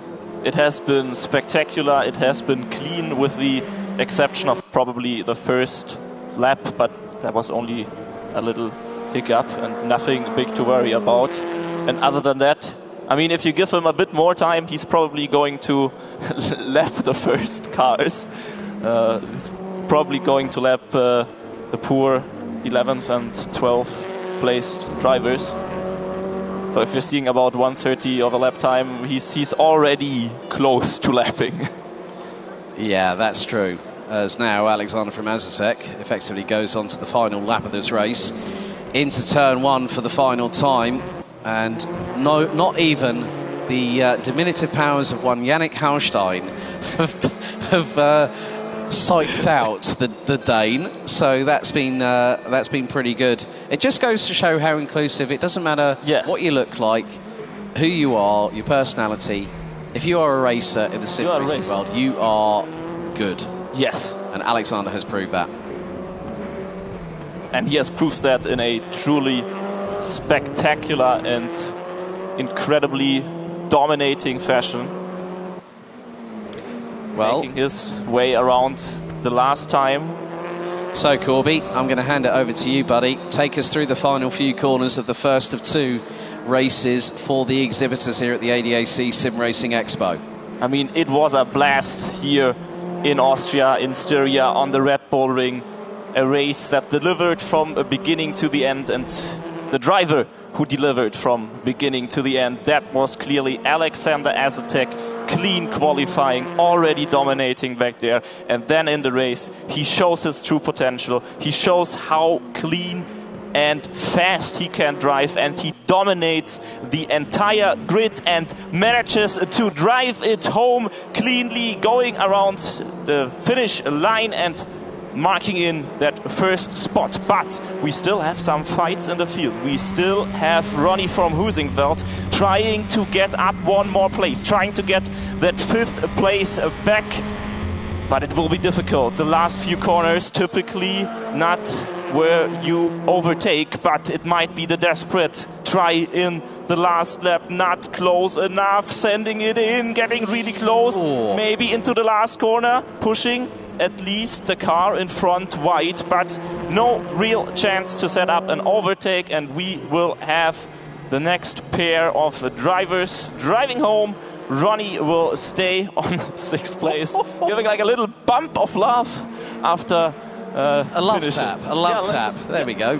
But there we have our results. So Alexander from Azatec, pole position, fastest lap, and also our race 1 winner by I'm not going to embarrass Yannick now. Actually, I'm going to embarrass him. 8.6 seconds. Yeah, that is a lot in racing.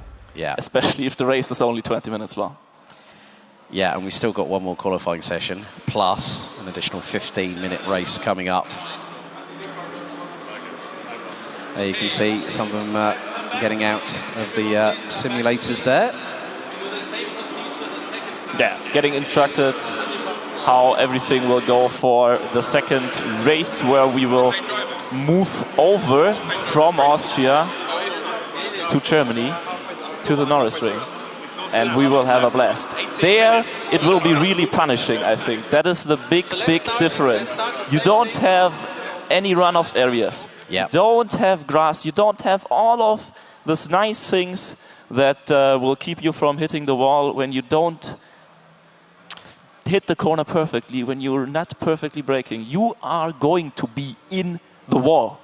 All I'm going to say is Charlotte S's, folks. Oh, yes. 3 wide into there. Oh, yes. Never works. I don't care who you are, what car it is, you will be in the wall. Yes. And that is the ultimate definition of being yeeted. You will be in the barriers, you cannot do anything about it, and you have to just get on with the race itself. So there, we've got other drivers now deciding to get in. And you know what, even though this is, you know, we're getting towards the end of the first day, it's so good to actually be able to have that real visceral atmosphere of people here in person, no airs, no graces, no one can hide. No. And if there's the little laugh tap, yes, you can't hide from yes, getting tapped back in real life. There you go. There you go. Not a bump of love like you said earlier on. A love tap. So you're learning something. I'm learning some English. Learning something. Yeah, some colloquialisms, folks. But again, one of the things that I love about sim racing is the attention to detail, the realism. Yes. A lot of the simulators nowadays, especially when you look at when we had the recent announcement that the new LMDH GTP car, the BMW MV8 Hybrid, is coming to iRacing. And you know when they first started doing that? You remember when the GT4 came, well, what was it? When Turner Motorsport allowed full access to iRacing to scan, if I remember correctly, the BMW M4, and I think it was either the GT3, and that was the first car. That was the first collaboration with BMW. They've done so many other cars since then. Yeah. But, folks, the Norris Ring is only 1.5 kilometers away. We have Norris Ring. We have tin top action. We've got the TCR cars, so we're going to have the Audi RS3 LMS, the Com2U car, Gilles Magnus, one of the many drivers that have been racing with them, Nat Berton, Tom Coronel, amongst others. And, you know, the Audi RS3 LMS, when it was first released in its second gen that we're seeing here now, it's actually partially camouflaged. Because they didn't want to give all the secrets away. So they didn't want all the tricks. Tom Coronel rocked up at the opening round of the World Touring Car Cup with a DHL stroke camo livery. And unfortunately for him, it was black and white. There was no white and yellow because, I mean, the zebra livery. Yes, exactly. Exactly. So, yeah, while we see all the drivers getting ready, maybe like an opportunity to again give a big shout out to the guys at RaceRoom, Holger, who does all the organizational stuff, makes everything run so smoothly that we can experience this fantastic drive. And just to remind you guys again, this is the same, or those are the same setups, the same rigs where we will be driving tomorrow on the Community Trophy final. And there we will not see the exhibitors. There we will see a closed field. There we will see a packed field, intense racing action. Everything those guys worked on will be on the line. I mean, it's the Community Trophy finals. It is not the first race. It is one of the many. Like, there was a series of races leading up to this. They had to qualify for this. And now they're here on a LAN environment, and obviously they will be pumped. Obviously they will be hyped to perform at their highest level. Yeah, and with this particular circuit, which has been around for 74 years in operation, it is brutal, it is fast, it is heavy braking. Now, thing is, TCR cars based on real-life machinery, so none of this NGTC rubbish. Sorry, BTCC. I love the class, don't get me wrong, but TCR has been one of the biggest flourishing categories within the touring car community. You know, you can go in real life. You can go and buy a 3-year-old car for, let's say, 50,000 euros, and you can run it for 2 to 3 years, and it's quite cost effective in terms of the repair costs. So there's a lot of shared componentry, roll cages. Of course, there are times when cars aren't exactly needing to see a doctor, they need to see a surgery team. Yeah. And that's been on many an occasion in the past. But the Norris Ring, you know, that car, I mean, oh, here we go. Lucas has selected, oh, thank goodness, it's got Nathaniel Berton's livery, not Tom Coronel's, but they run the same livery, Com2U Racing. Beautiful yellow. Well, I mean, I mean, if that yellow was radioactive, it would glow in the dark right now. Because they're getting some of the drivers into their aligned simulators. And it looks like Lucas is going to be fighting for pride and honour for the ADAC once again. And this is what I love about this. You know, you can hear, we can hear the laughter, the chat in the background. It's so different to being at the comfort of your own home, isn't it? Yes, exactly. And I mean, that's also the big point. Everyone here is enjoying his time, even though, or his or her time, even though probably, I mean, someone has to finish last, someone has to finish second to last, but they still enjoy the time. They still enjoy the race in the simulators here provided by RaceRoom. And they enjoy, I mean, they enjoy much more than that. They enjoy the company of their fellow competitors. Look at this image. It's Yannick Haustein, you know, the animal, alone on a wild field, looking for prey. Is he like the young upstart wolf in the wolf pack? Yeah. Look at this face. Look at this smile. You know. Yeah, because he knows we're talking about him because everyone can hear us. Right. But, I mean, you know, you look at the amount of cars that have been within the WTCR spectrum, or TCR in general. You look at, like, the Honda Civic Type R, the Lincoln Co. Scion Racing 03, the Alfa Romeo Giulietta, which, funnily enough, was run by Romeo Ferraris. Of course, now we've got ETCR, which is now a globally recognised championship, which has got marks like Alfa Romeo, even though it's Romeo Ferraris. Michele Ceruti, former racing driver, now team boss, is running that crew. Hyundai, you know, the Elantra NTCR and also the i30 NTCR have been part and parcel of the field. I mean, you know, Cupra. I mean, for those that have watched everything on RaceRoom, you know, there's also big part the Cupra SimRacing Series, which is the Cupra Leon Competition.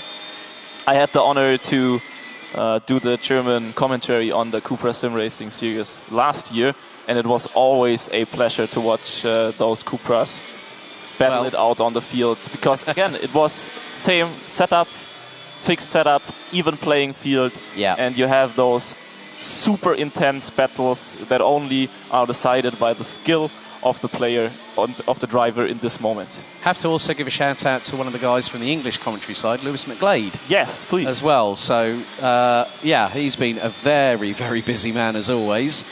So haven't we all? Right, circuit length itself, 2.3 kilometres. That's just a shade over 1.4 miles. Exactly.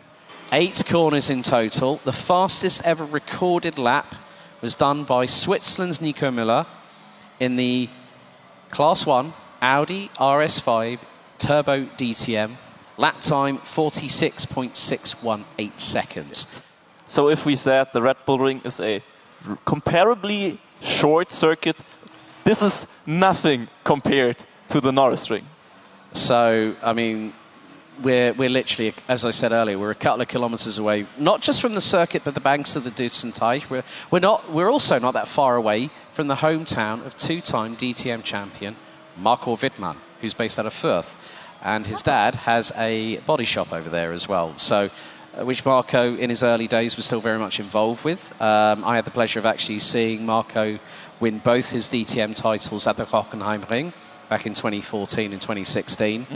And also 2016, there were two particular drivers in the DTM that were running with BMW at that time, said their farewell, Martin Tomczyk and Antonio Felix da Costa. Congratulations to Antonio for becoming part of Jota Sport and winning this year's FIA World Endurance Championship in the LMP2 class. We are hopefully very shortly going to be getting underway with, well, there might be a little bit of practice, I think, because everyone's going to have to worry about the walls. Because 8 corners, I mean, we know where the most sends are going to happen. Grundig, turn 2. Definitely. I mean, that's the same with the turn 2 on the Red Bull Ring. Like, first turn is like, I mean, that's a kink, or it's like a straight line where someone just walked a bit to the right. Yeah. And then we have the real first turn. And that's, as you said, exactly. I mean, 8 turns. The problem is, I mean, these cars might be narrow, but if you try, as I said earlier on, you try and get them 3 wide into turns 4 and 5. That is the Schoeller S's. and I've reported on the DTM many a year. I still remember Jamie Green Jamie Green doing a robust maneuver up the inside, and that was on the... Robust, which is basically elbows out, folks. That was turn 7.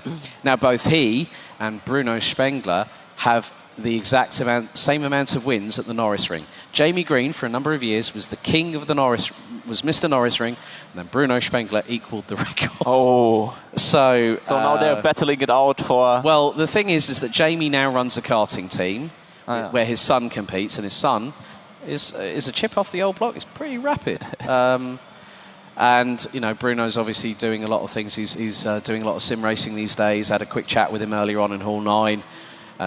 Recently had a baby boy, and he said, I get even more nervous when I'm sim racing, and that's from a professional driver. And that's a really interesting statement. It is, because you don't have the danger of the real life cars. I mean, you might be in an accident, you might hit the wall, there might be something happening. You don't have that in sim racing, and still he feels more nervous. I think very, very interesting statement. Yeah, I mean, obviously Bruno is one of 2 DTM champions. Yeah, I mean, he knows everything. He knows the cars inside out. I still remember when he went over, started racing over in IMSA at the WeatherTech Sports Car Championship, and it was so good to see, the lineups that BMW with Andreas Wolfsnell behind everything at BMW M Motorsport over in Munich.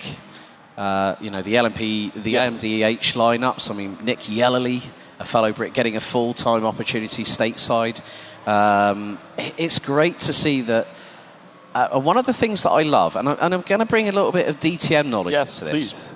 So the new MV8 LMDH hybrid from BMW has the 4-litre V8 engine that was used in the M3 and the M4 DTM, now is turbocharged and is stuck in the LMDH.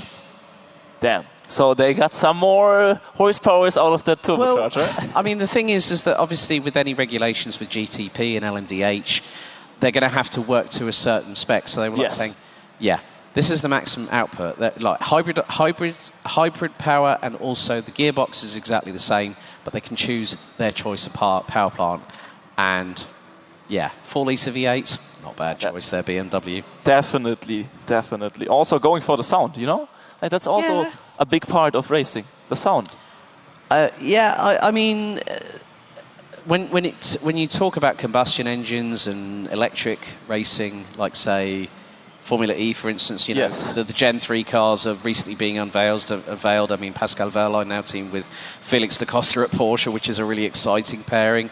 Porsche have just unveiled the 99X Gen 3 car, which has no rear braking systems. I think a lot of this technology now is fly-by-wire, but we're digressing a little bit because we are waiting for time qualifying to start. So it is going to be 13 minutes for quali.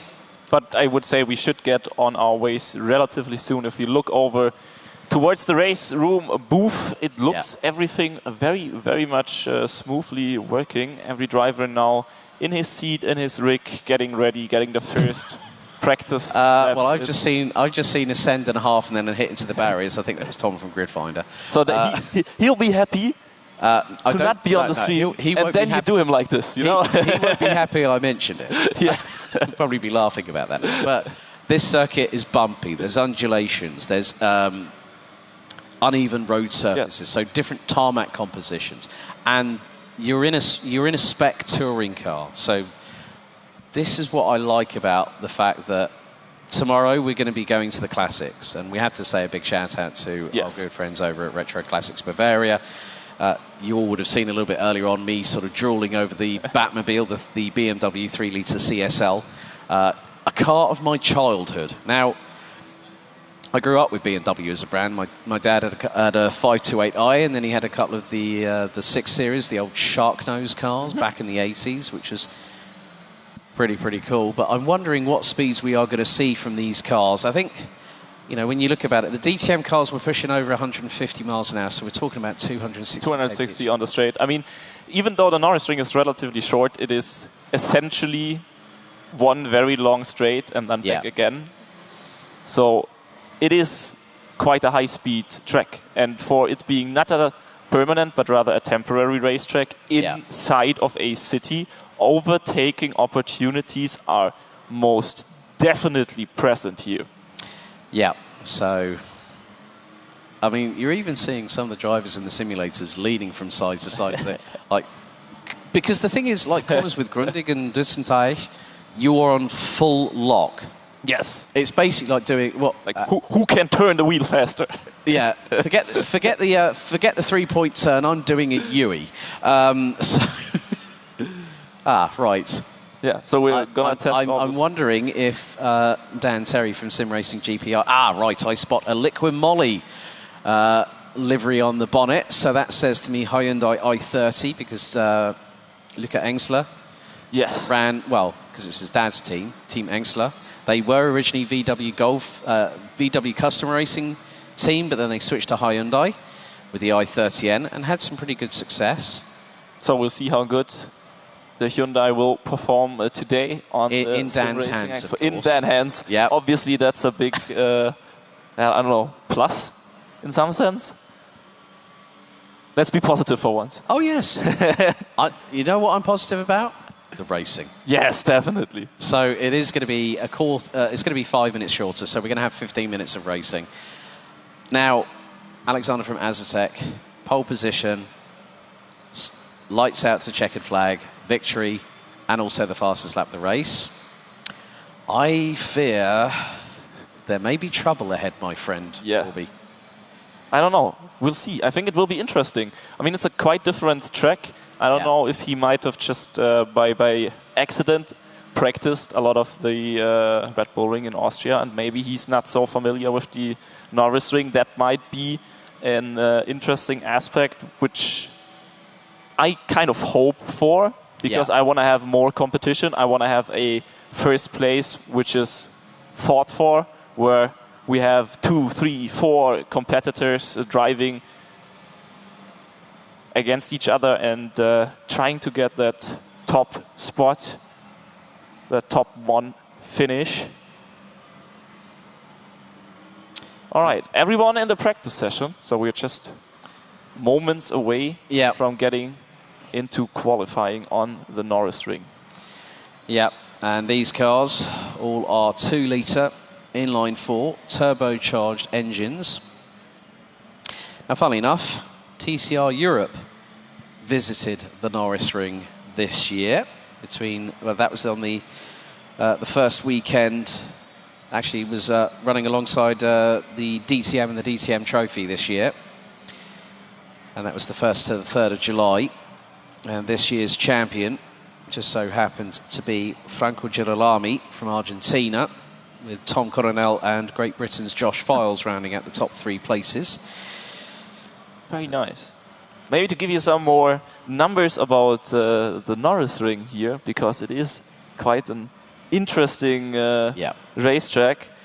It is not a real racetrack. I mean, it is a temporary track, so that means every year, once a year, it is completely transformed. All the area where you could normally walk around, not even think about this being a racetrack, for maybe here and there some fences standing around.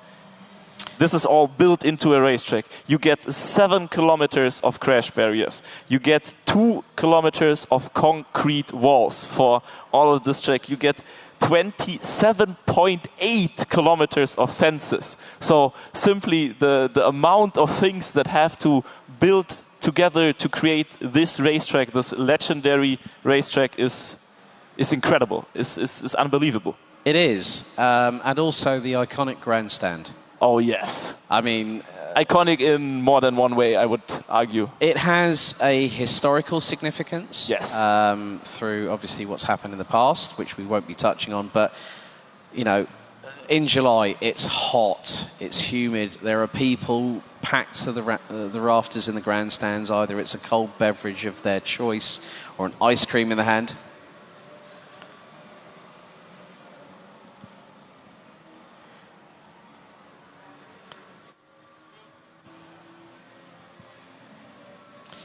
Well,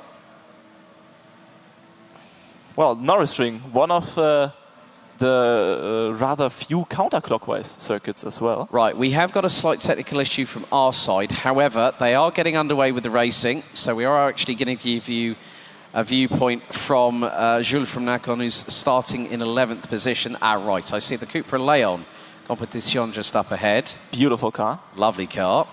Into turn two. Already sending it in. I told you. I said it was going to be chaos, and one of the Audi has just been properly T-boned through turn two. And this is where they're going to build the speed up. So it's going to be into the Scholler S's. Turn 4 and 5. Take it easy through there. Don't try and squeeze anybody, otherwise you're going to be either in the outside wall or the inside wall, depending on the approach of which part of the circuit you're in. Both equally unpleasant. Yeah, 5th gear. And going into the turn 7 corner, that's where the robust move from Jamie Green a few years ago happened. They were pushing around about 180 kilometers an hour in 6th gear. And you can now see we're keeping with Jules from Nacon. Across the start-finish line, 180, 190. It's going to be, 6th gear. And we're going up faster. And then around this slight right kink. And now it's quite difficult to actually hold the car stable because it's not a completely straight braking. Oh, that was the Elantra. Oh, and Jules from Nacon just absolutely mullers the right-hand side of the car into the barriers. Going into the braking zone for turn 2, he was doing 140 miles an hour. That's 220 kph in top gear. Then you're all the way down the gearbox. You're banging through the gears down to first.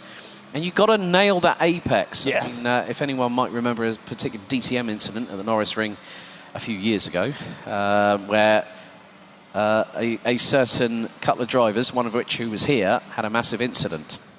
Oh, yeah. And I'm not going to mention who, but... Yeah, we will keep the incidents out. We keep the incidents out, but Jules from Nacon currently sitting in P7. So... Going back around the start, along the start-finish straight, again into turn 1. We see battles evolving up front. Might be a good thing for him, so he can catch up again. Racing quite clean. I mean, you said it's going to be crazy at the start. I felt like it was a rather carnage, right? Carnage is the biggest understatement, to be completely honest with you there, Corby. But great to have Tin Top Racing at the Norris Ring, located 1.5 kilometres from our current location. So we haven't ventured far. It might not be a purpose-built racetrack, but it's as close as we were ever going to get here at the Nürnberg Messe. So Jules currently is about 1.7 seconds behind. That is Tobias. As well, someone's trying. Tobias from Speedy Guys was looking towards the outside of the Audi. Might have gotten through. Not 100% sure on that because we are trying to keep an eye on proceedings, and you can see that they're even using the rear view mirror function on the Asher Racing steering wheel that are all on the RaceRoom Experience simulators that will be used for the community trophy tomorrow evening. We'll be at this very circuit, and what's more, we will also be using the Porsche Carrera Classics. And a bit of a squeeze coming through turn 2. Just goes to show that in a tin top, you are never afraid of sending it up the inside, Corby. And squeezing right through. And I mean, he gains a place. So he'll be happy. He'll be like, all right, I did the perfect move. Not going perfectly through the Scholler S. Bit of a wall contact there on the exit. But no chance to capitalize. Oh, very late on the brakes. That's more than a laugh tap. That was more. That was a proper hit. And he's just got. And there's afters. There's afters as well. And you can't turn around. Okay. Well, he gets a turn around. Scrape the wall there. That was like, one. They do say that one good turn deserves another, but 2 wrongs never make a right. And we got that perfectly personified right there. Gilles from Nacon still holding on in 8th position. Was up to 7th at one point. So the drivers are going to keep on pushing. We've got 10.5 minutes of this 15-minute race still remaining in the second of 2 races between the exhibitors. And it's already been action-filled with elbows out maneuvers from start to finish. Carnage into turn 1 right after the start. Oh, a little bit further ahead. There was a locking up of brakes. And that just goes to show how hard these drivers are pushing. It really is quite entertaining. Yeah. So 10 minutes still to go. 5 minutes completed of this TCR exhibition race here at the virtual setting of the iconic Norris Ring circuit here in Nuremberg. And again, just looking at Jules' approach, just getting very close to the wall, scrapes with the right front. That loses a little bit of time. You know, you've got to really, here at the Norris Ring, you've got to be pretty much perfect on how you approach the corner. And going through the shutter S's like that, that's going to be a trip into the wall. Not quite. But I still remember Gary Paffett's trip into the wall a few years ago when it was still the C-Class, when they had the saloon silhouette as opposed to the coupe that they had in the latter times of the latter years of Mercedes, when Gary Paffett finally, after many years of trying, picked up his second DTM title 11 years later after picking up the first. That's also quite remarkable. Not many drivers manage to keep it up on that level for such a long time. Well, I mean, you know, you look at how long Bruno Spengler had been in that championship. So now we're with Yannick from the ADAC SimRacing Expo. Currently sitting in second, but it looks like it's going to be a clean sweep for Alexander from Azatec. Once again. But also kind of clean from Yannick in some sense. I mean, you just by watching him drive compared to what we've seen before, you know that he's been on the Norris Ring in a sim before. Oh, yes. Oh, yes.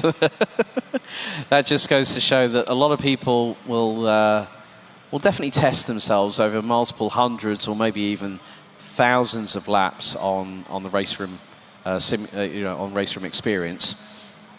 So, and it is a considerable gap. So we should hopefully now I can now see. Yannick decided to go with the Audi from ComTU Racing. Lucas from the ADAC hasn't been a good one for him. He's currently down in 12th. He's in 11th position. As Wolfgang from Get Closer Racing is, they're side by side, heading down into the first corner. There's a touch between the two, a little bit of paint swapping. And Wolfgang looking to get the crossover a little bit further up the road. Tom from Grid Finder getting the elbows out. And we're on the server right through the Scheller S twice, double wide. And now running it down into the last corner of the track. Tom trying to send it down the inside line.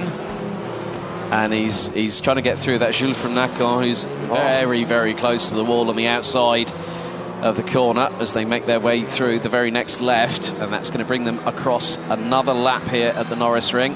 So Alexander from Azatec looking to make the double. Martin from Deutsche Payment. Tags the right front in the Elantra NTCR, the latest generation car from Hyundai. And the Scheller S. Wolfgang from Get Closer Racing looking to get past Lucas from the ADAC. This is going to be heading up through turn one. Did you hear that squeal of brakes? The tyres really don't like him. Stefan from RaceRoom has decided to get in on the ante as well. He's currently running in P6 ahead of, behind Martin from Deutsche Payment. And has gone with the Munich Motorsport livery run by Esteban Gutierrez, amongst others, in years past.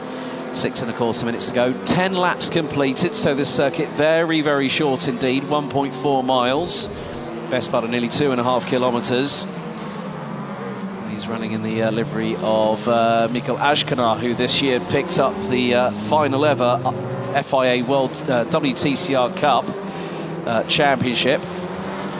And Stefan from RaceRoom is going to give him something to think about as they go into the Scheller S's here at turns 4 and 5. Stefan was looking very, very neat up the inside. Through turn 4 as Martin hits the wall. Martin hits the wall coming out of turn 5. And now it's up the Zeppelinstrasse through into the kink here at turn 6. Will Stefan send it through into the tight corner? He's going to go a bit tighter. I think he clipped the barrier ever so slightly there, robbed the left-hand side of the Honda Civic, but is still keeping things rather honest. Trying to get a better run through the start, finish straight. down into the Grundekehre. You see, again, I'm giving the English variations, unless it's a German one and I know it. But Alexander from Azatec running in the colours of Zengo Motorsports, Rob Huff, who had to withdraw from the final round of this season in the FIA WTCR, running in the Cupra Leon Competition. And I mean, if you look at the lap times and the gap between Alexander and last place, we might get close to a lapping. We might very well get close. I mean, they're running in the Yannick Hauenstein running in the 56.9s, so 56.944 as he comes across the line in the Audi RS3 LMS. Oh, great work from Dan from SimRacing.gp, currently P3 in the Honda Civic in the Liquimoly Team Enxler colours. And also, nice to see a Portuguese name there. I've mentioned one tonight, I'm going to mention another, Tiago Monteiro. Great guy. And a very, very good racer in his own right. So, most definitely. Martin from Deutsche Payment. Bit close there. Now that might have been Ronnie from Heusingfeld, I believe, in 5th position in the Cupra Leon. Exactly. And Ronnie's gone sideways through the Scholler S's. Hangs on to that, and I think and even hits Bavaria on the exit. He needs to check his underwear after that, I think. Yeah. Go like, whoa! Didn't want that happening.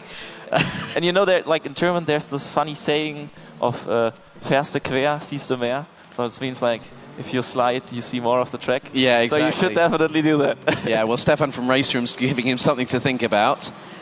And that will be coming out of the final corner, out of turn 8, down the Beutnerstrasse. Tobias from Speedy Rugs rounds out the top 7, followed by... just trying to think who that is behind in the Cupra in the 99. That's the livery of Daniel Nage. Tom from Gridfinder running at the top 8 with 3 minutes on the timer to go. Top 8 separated by around about 25 seconds. And that's going to give us another 4 laps. Yes. The pace that Alexander from Azatec is showcasing. Branimir from the Racing Hub running at the top 10. 35 seconds behind the race leader. As Lucas from the ADAC currently sitting in 11th position, with Wolfgang from Get Closer Racing rounding out the 12-strong grid. And they're really fighting for this. They are 11th place. Even though it's only the 11th place, they're having their own race, they're having their own fun, and they're having Alexander from Azatec right up their backs, who's looking to lap them in a bit. I don't think they will be able to prevent this, other than if they kind of eat him off the track, but they probably won't do that. And we will have Alexander Azatec not only driving home probably his second victory, but also this time lapping the last 2 cars. Indeed, indeed. So 1 minute and 45 seconds still remain. It's going to be double Danish delight for Alexander from Azatec. So we're going to go on to our 16th lap, what will be, I think... the second last lap. Yeah, penultimate lap.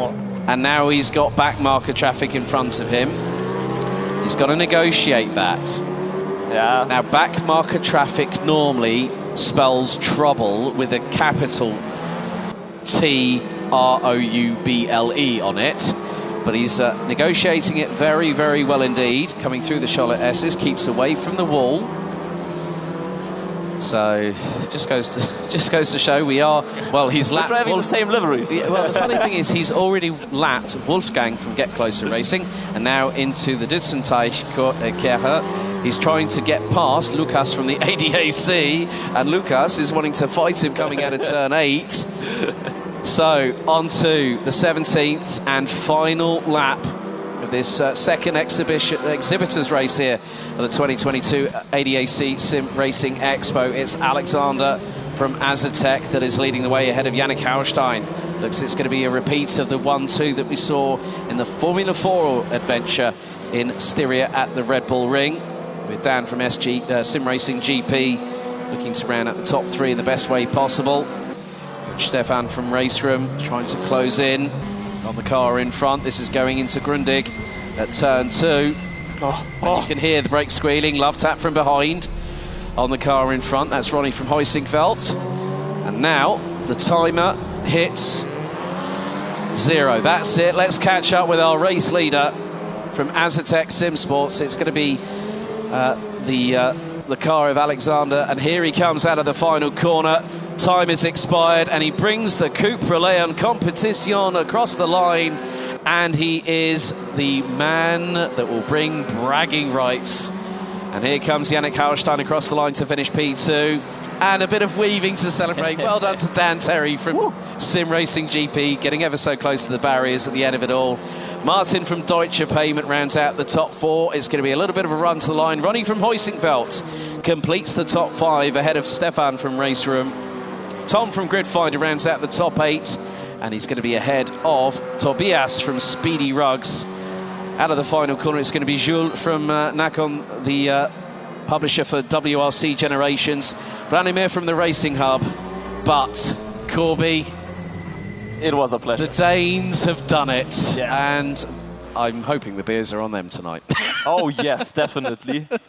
I guess that's the disadvantage of getting the bragging, right? Yeah, you have to buy the beers at the end of the night. But Alexander from ADAC, I think he really deserved this. The class he showed us in the sim was really on another level in some sense. Yeah, I don't really want to say it, but completely destroying Yannick Hauerstein in second place, who I think disappointed us all. Well, he's only got himself to blame. Well, that wraps up the first bit of real racing action here at the ADAC SimRacing Expo for 2022. Corby, it's the first of many. I'm looking forward to what tomorrow, Saturday and Sunday have got. It will be some fantastic racing action. I think what we've seen right now was only the beginning, and there's so much more to come. Well, let's hand it back over to Luca Mazzi on the main stage. Guys, over to you.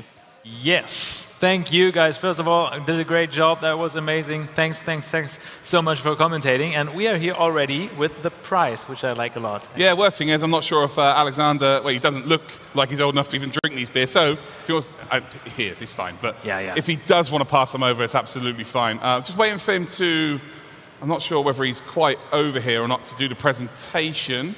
There we go. So I can see him being pushed over now. Okay, that's good. Yeah, he's coming over now. So just a quick recap as to what we had here then. So we had a race 1, which was the Formula 3 at Spielberg. Alexander from ADAC, of course, winning race 1.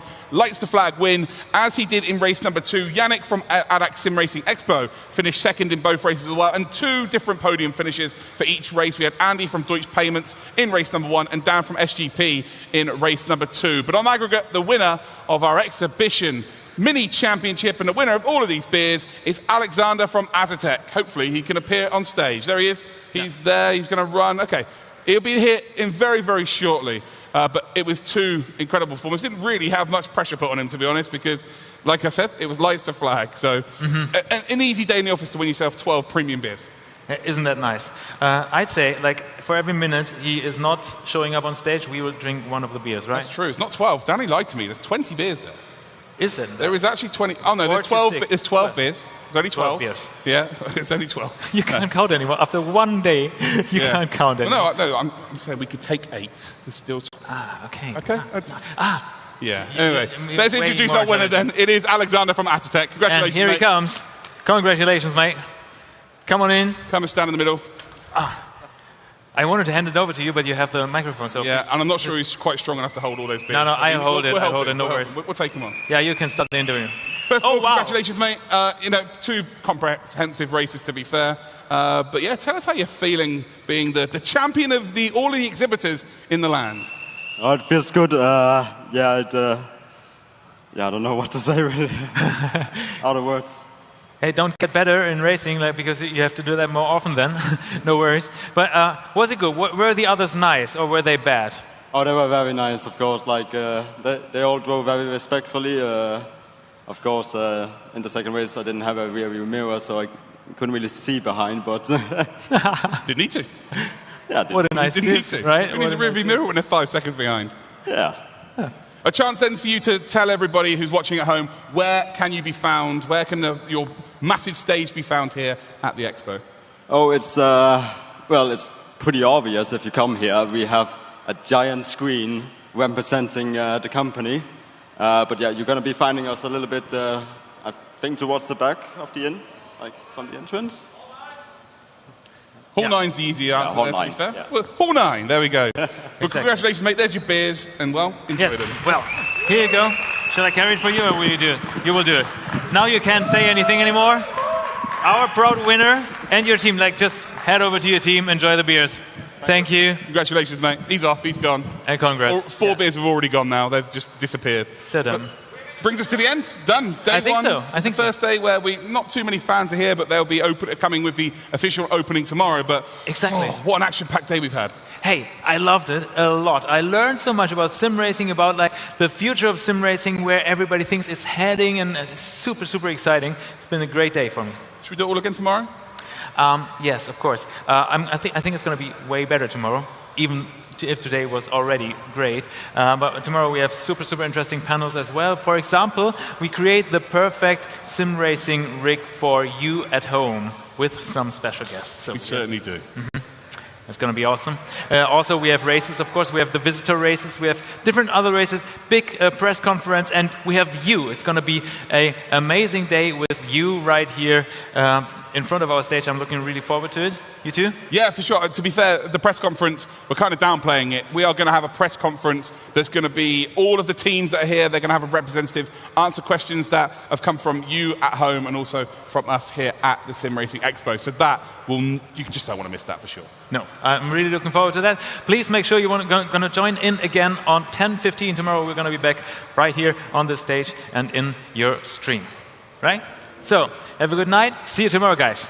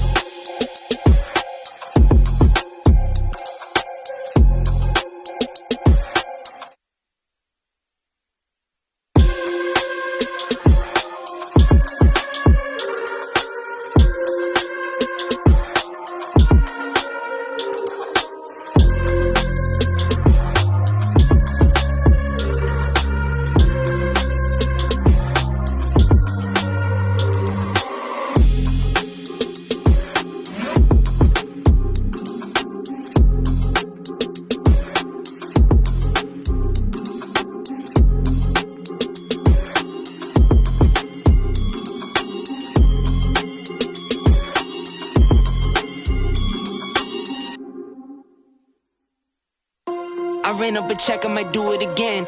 Enemies close, had me thinking they're friends. 10 toes down, I'll be free until the end. Crib outside the city, I don't feel safe in my hands.